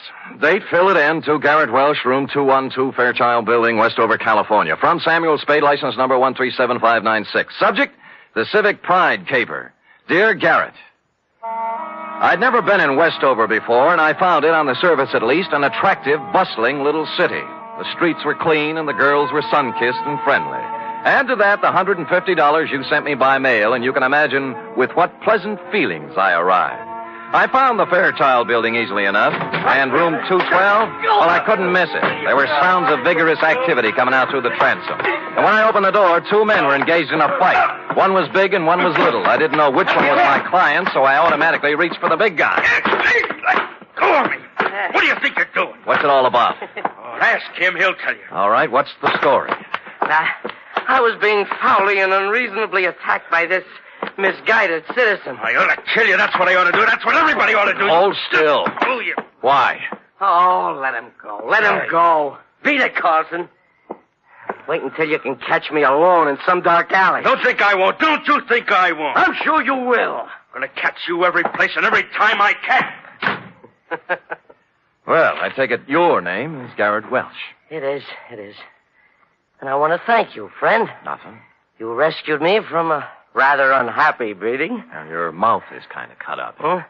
Oh, there's nothing I can't take care of. Drink?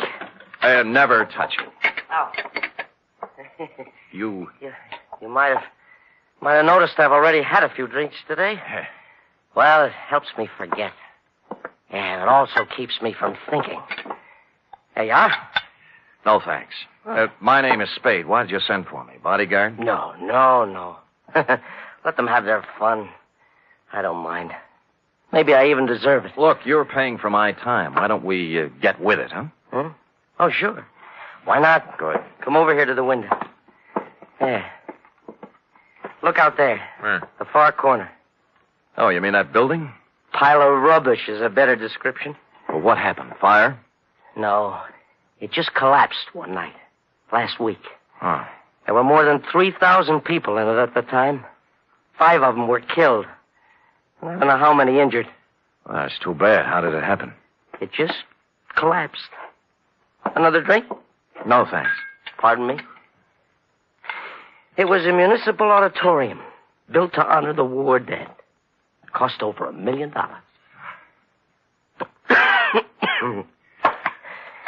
I was the architect. Oh. Yeah. I was picked by the townspeople for the singular honor of designing the fond memorial. Well, now they have something to remember. What'd you do wrong? Nothing. Somebody cheated in the building of it. Somebody didn't follow my plans. I don't know who it is. I don't know who it was. Or just where to place the blame. So, you're a private investigator? What can you do? Get you some black coffee and ask you some questions.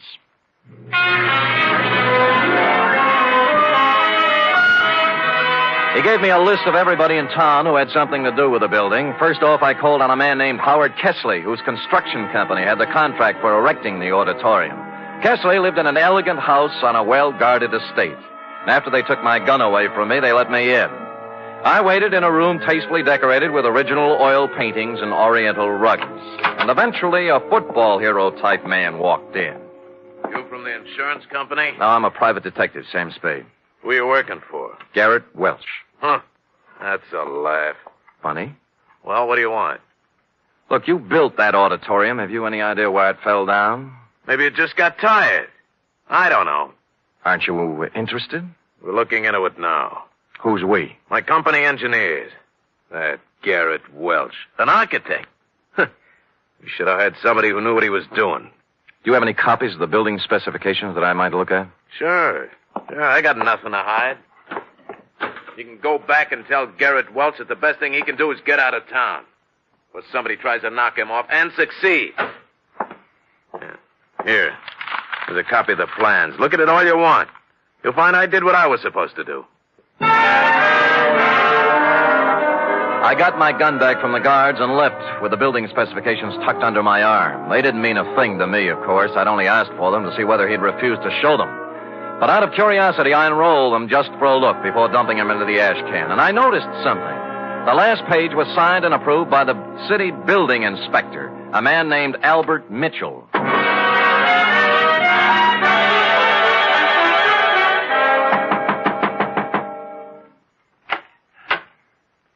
Well? Well, I don't usually receive callers at this hour, but you're a little better looking than the ordinary caller. Come in. She was slim and auburn-haired and wore an insolent smile that was interesting, and a clinging silk thing that was interesting. She looked me up and down, and she took so long at it. Okay. Okay, what is it? Magazine? The gas meter? Or did you just lose your way? I'd like to talk to Albert Mitchell. Oh, he's a dull conversationalist. You wouldn't have any fun. Well, I wasn't exactly looking for laughs, Mrs. You are Mrs. Mitchell? More or less. Right now, less. Soda or water? What? And your drink. Oh, thanks, but I took the pledge last Halloween. What did you want to talk to Al about? Well, what else? The auditorium that collapsed. Well, he stepped out for a while. Why don't we just make ourselves comfortable? You have a standard answer when I'm on duty. Thanks anyway. Duty? You a cop? I've never seen you around this town before. Private type investigator. Sam Spade. My name's Kitty. You don't have to worry about Al busting in on us. I don't think he'll be back this week. That's what I thought, you holding open house and all. What's the matter? The pressure get too heavy for him? Look, Sam, they had a hearing a couple of days ago. It was all decided. Nobody was to blame. I think Al went fishing or something. Where is he? How should I know? I'm only his wife. Well, you know what they say about a man who runs. Yeah, so why don't you stick around? You don't look like a coward to me. Well, when it comes to redheads, I really am. So long, Kitty. Oh, by the way, if Al does ever show up, tell him I took a room at the Embassy Hotel. I'd like him to call me. I won't tell him a thing. Come back here, you coward. Hey, Sam!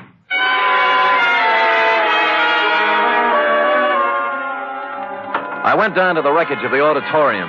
It was late, and the streets were quiet and deserted. I walked through the twisted shell of the building, striking matches and looking around. I didn't know what I was looking for, but apparently I wasn't the only one visiting the scene of the crime. I was standing just inside the gutted remains of what was once the lobby when it happened. Gunfire cut loose at the back of the building. I ran toward the noise, and when I turned the back corner, I saw a cloud of plaster dust where the shots had apparently been fired. There were no people or cars in sight, but on the sidewalk, on hands and knees, was a man. Rats. Double-crossing dirty rats. Save me. Don't let me die. Kitty. He grabbed my legs and tried to pull himself up. His face was a gargoyle of pain. I reached down to help him, but he slipped back to the sidewalk, dead. 4 bullets had gone through his back. A billfold fell out of his pocket. It was loaded with identification, and everything said Albert Mitchell, age 40, occupation, building inspector.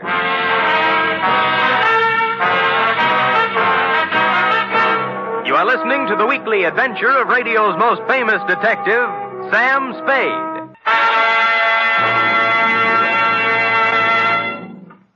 3 chimes mean good times on NBC. This Sunday, Theater Guild on the Air presents an exciting 1-hour adaptation of the Broadway stage comedy Light Up the Sky. Starring in this Theater Guild production are Joan Bennett, Sam Levine, and Thelma Ritter. And on Sunday, you're invited to another hour-and-a-half broadcast of The Big Show, starring Eddie Arnold, Jack Carson, Eddie Cantor, Olivia de Havilland, Martha Ray, Meredith Wilson, and many more. Your MC, of course, is the glamorous and unpredictable Tallulah. And now back to the Civic Pride Caper, tonight's adventure with Sam Spade. A good many other people had heard the sound of Albert Mitchell's assassination, and before long a crowd had gathered. Among them were several minions of the law. They took 2 people in tow, the dead Mitchell and the live Spade. The Westover Police Department had themselves a fine time over me. It seems I was hired out-of-town killer, and therefore eligible to be questioned all night. They worked hard at it, but in the morning they had to admit defeat and release me. I think they only did it because they didn't want to pay for my breakfast. By then I was pretty mad, and at 10 o'clock I walked into the mayor's office and demanded an interview. I got it. The whole thing, Mr. Spade, was regrettable. But after all, you are a stranger here. And when a man is killed and someone happens to be in on the scene, questions have to be asked. Your Honor, I'll let it pass in the interests of law enforcement. Good. Our report on you from San Francisco gives you quite a reputation as an investigator. Do you have any theories that might help us in this murder of Mitchell? Well, I could hazard an expert guess that it's tied in with the building scandal, the auditorium collapse. By the way, what's being done officially to fix the blame for that? The city council held its investigation of the unfortunate affair last week, and as far as we can determine, no one is directly responsible. No one? Oh, come, Your Honor. Are you questioning our civic procedure?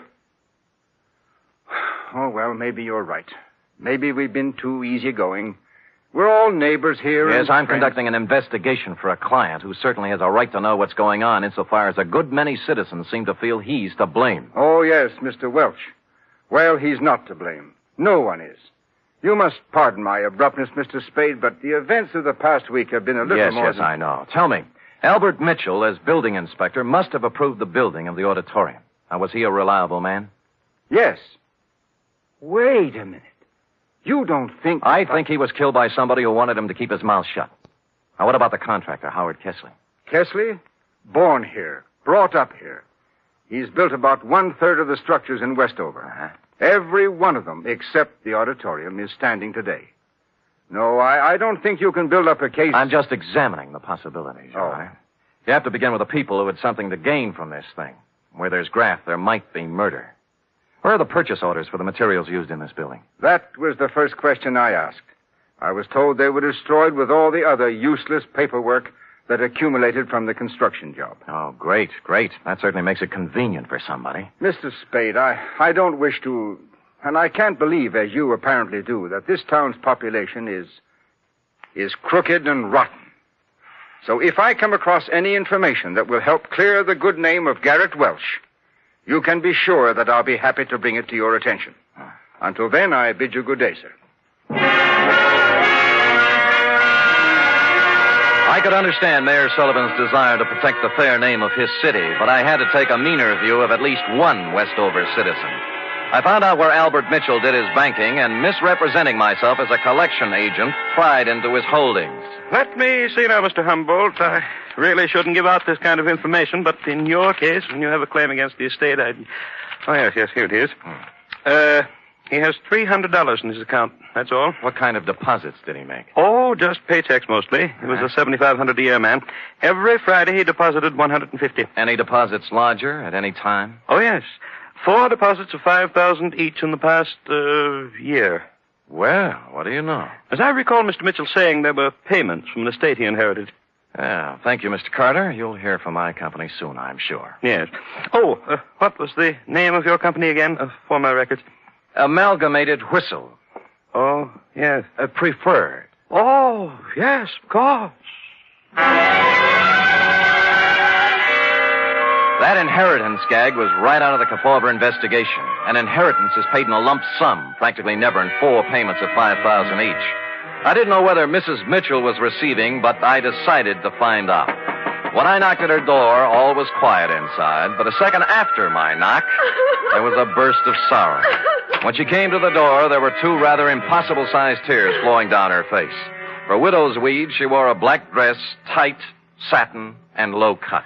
Oh, Mr. Spade, I'm in no mood for talking now. Oh, just for a moment. May I come in? I guess so. I'm really kind of alone and lost. What is it you want? I must apologize for intruding on your bereavement, Mrs. Mitchell. I'm not usually as callous. Oh, that's all right. But I'm not sure I can help you any. I'm so broken up. What is it, camphor? What? Whatever you used to make those tears. All right, so I can't really cry. I never have, but it's expected of me.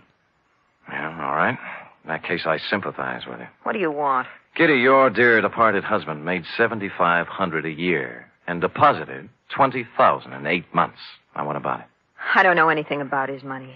All I know is that the bank told me he had only $300 left. What'd he do with it? He spent it on other women. Oh, I see. So the artificial tears do make sense, I guess. No, you don't understand. It's not that simple. It's funny, Sam, because I really mean it.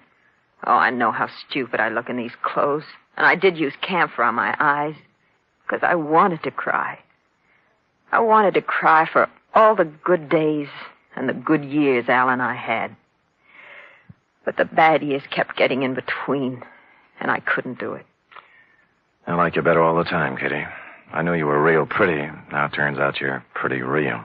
I really loved him, and he loved me. But we kicked it away, because we both wanted more excitement than this town or his salary could give us. There was no place to go. We just didn't get along. He was out spending his money on other women, being a big shot. I can't blame him, though. I helped make him do it. What about the money? He got it for falsifying the auditorium inspection papers, didn't he? Well, he didn't get it for inventing television. Who paid him? Sam, don't ask me anymore. Well, you do know where the $20,000 came from, don't you, Kitty? Don't, Sam. I'm scared. You know what you ought to do? You ought to come back to San Francisco with me. Let me help you get a job there. You can make a fresh start. You're not kidding. I give you my word. I ought to have my head examined for trusting you, but I'm going to do it. Al got that money from the Central Cement Company for, quote, an advisory capacity, unquote. Mm-hmm. You know who owns the Central Cement Company? Howard Kessler? Warm, but not quite. His brother. Last night when Al showed up in town, he was gunning for trouble. Why? He said they were going to make a fall guy out of him, and that he wasn't going to take the blame for anybody. That's what he said. Uh-huh. But I think he ran out of money and wanted to make a touch in exchange for disappearing again, for good. And you think Kessler shot him or his brother? I can't think, and I don't know anything else. Now, do I get to San Francisco? I'll be back for you. All right, but make it fast. And don't leave me here, because if anything happens to me, Sam, it'll be on your conscience. She walked to the door with me and kissed me on the cheek, and it was nice. No more than that. It was nice. Next stop, the Central Cement Company offices. Statement of Howard Kessler's brother, Ralph. I'll explain it to you in simple terms. We supplied cement for a lot of buildings in this part of the country. When you want to build something, you submit a bid. When you want to know what kind of a bid to submit, you ask an expert. Mitchell was our expert. And we didn't expect him to work for nothing. You mean Mitchell tipped you off as to what other firms were bidding? Well, call it anything you want. It's done all the time. I found Garrett Welch, my architect client, slumped over his desk, much the worse for drink, and it took a good half hour with coffee and wet cloths to bring him around to something resembling normal. I was proud of that building, Mr. Spade. As proud once as I am ashamed of it now. I spent 4 years at a prominent American college and 2 years apprenticeship with a great architect to prepare myself to come back here and make this the most beautiful city in the West. Well, you must have watched them build it. What went wrong? That's the point. I wasn't here. They sent me to Chicago to study. And I bid for it. What they really wanted was for me to be out of the way. Who are they? The city council. Oh, why bother? Just tell me how much I owe you and we'll just forget it. Nobody's going to indict anybody for anything. Well, somebody's responsible for the building and for Mitchell's murder, and we'll find him. We? Yeah. If you'll lay off that bottle for a while and work with me, maybe we can do it. All right. All right. No more booze. I'll stop feeling sorry for myself and start getting mad. Hey, where you going? I'm going to start at the top. I'm going to try to get the mayor to help.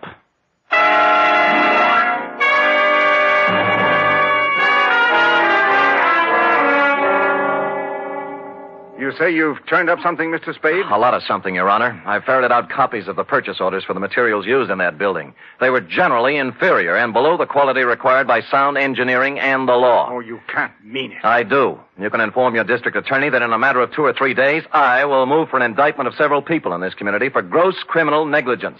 Now, I want to know whether or not I'll have your full cooperation. There's no question of that. I'll cooperate with you fully to prosecute Thank you, Your Honor, and good day. Just a minute. Yeah? About Howard Kessler. What about him? Do you still consider that he is subject to suspicion? The families of the 5 people who died in the ruins would think anybody who was concerned in the building project were subject to suspicion, Your Honor. Mr. Spade, you know about politics. Certain people contributed campaign funds and got me votes. Kessler? I've been in a difficult position. I've been weak, perhaps. Maybe I haven't wanted to look too closely at certain possibilities in this horrible affair, but I promise you I won't stop now. It doesn't matter what happens. My first duty is to the citizens of this town. Well said, Your Honor.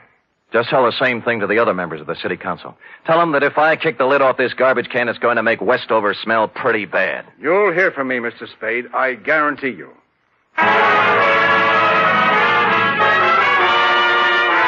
In the course of the next 2 hours, I told the same story to the newspaper, the police, a couple of soda jerks, a waitress, and almost anybody else who would listen.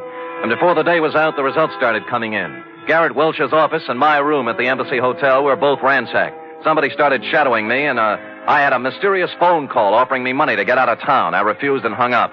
During that day, I stayed mostly out in the open, in conspicuous parts of town. But when night fell, I knew I'd need to watch my step. Garrett Welch and I holed up in his office with the door locked and my gun out on the desk. Around 11, we got a little action. Well, speaking. Yeah? Yeah, okay. It's for you, Spade. Hello? Sam, this is Kitty Mitchell. I'm in trouble. What kind? 3 men were just here. They said I gave you some purchase orders. I don't know anything about them, but they said if I didn't get them back from you by midnight, they'd kill me. Who were they? I don't know. Just men. If you've got them, give them to me, Sam. I don't want to die. Look, hang up, call the police, and ask them for protection. Sam, I'm afraid. Why don't you give me the papers? Get in a taxi cab and come up to Garrett Welsh's office. We'll talk it over. I'm afraid to do that. Well, you'll have to. I can't leave here. I'm waiting for somebody. Who? I'm not sure yet. Somebody threatened Mitchell's wife. She's coming up here. Well, I think we have enough to do taking care of ourselves. Who's that? Go on, you answer it. Then step to one side. I'll keep you covered. Okay. Don't make one wrong move. I'm not going to, Spade. I came here to talk. Kesley? Yes. Who's with you, Kesley? Nobody. I'm alone and unarmed. Come in. I'm watching you from behind, Kesley. I know it. I just came to talk. All right, talk. Spade, you allegedly have information as to why the auditorium collapsed, killing 5 people. Suppose I do. Well, I came to make a deal with you. We're not making deals. I think you'll like this one. I'll give you all the positive information you want for one thing. Namely? A 48-hour head start out of town. Why should we give you that? Because nobody, least of all myself, thought the building would collapse. It's true I used inferior materials, but I had to. What does that mean? There's a man in this town.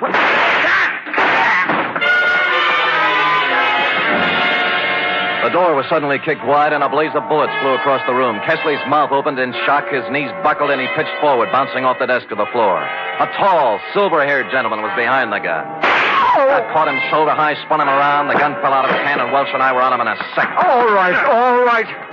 I've done all I'm going to do. I'm hurt. I'm wounded. Well, Your Honor, you're better off than Kesley. Kesley didn't want to do it, but I had something on his brother and told him I'd send him to jail. We saved $100,000 on the cheap supplies we used in that building. Yeah, when I showed up, Kesley was afraid he was going to take the rap alone. He was afraid he'd end up like Albert Mitchell, right? Yes. I killed Mitchell. He wanted more money. You killed him, Kitty, don't put it down! She had come in while we were talking and picked up the gun Mayor Sullivan had dropped. Her one shot hit him in the chest. Then she let the gun slip through her fingers and just stood there. Then you know what? She cried. Real tears. Period. End of report. Sam, what an awful tragedy. It was indeed, F. Of course, in a few minutes, the place was full of police, and we turned her over. What do you think's going to happen to her, Sam? I'd rather not think about that, Effie. Now, how about typing it up? 3 chimes mean good times on NBC.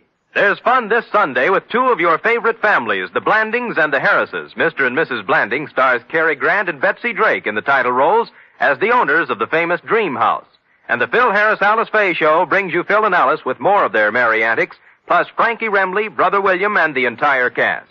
You're invited this Sunday.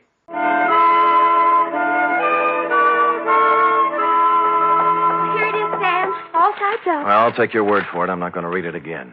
Why did the mayor come in and shoot the building contractor in front of witnesses? Why, he threw away everything you worked so hard to steal. Why? That is a good question, F. Saved by the knock. Come in. This is Sam Spade's office. It is? I'm Lyle Rooks. You expect me to believe that? I'm Western editor of Radio Television Mirror magazine. Well, you know best. I just wanted to tell you that in our annual awards poll, nationwide, the American listeners have chosen Steve Dunne as their favorite detective. Steve Dunne, not me? Be quiet, Sam. So here, sir, is your citation. You may want to frame it. Put it up in your office. Why? Thank you. Goodbye. Well, Steve Dunne, who He's the man that plays you on the radio, Sam. Oh, he's handsome. Well, do you love him better than you love me when I'm burning up with passion for you? Are you really burning up, Sam? Well, I'm beginning to smolder a little. Come here and tell me about love. Oh, well, I don't know much about it, Sam. Not as much as I'd like to know. Well, I'm sorry. Sorry, I don't have a teacher's permit for the state of California. Good night, Sam. Good night, sweetheart.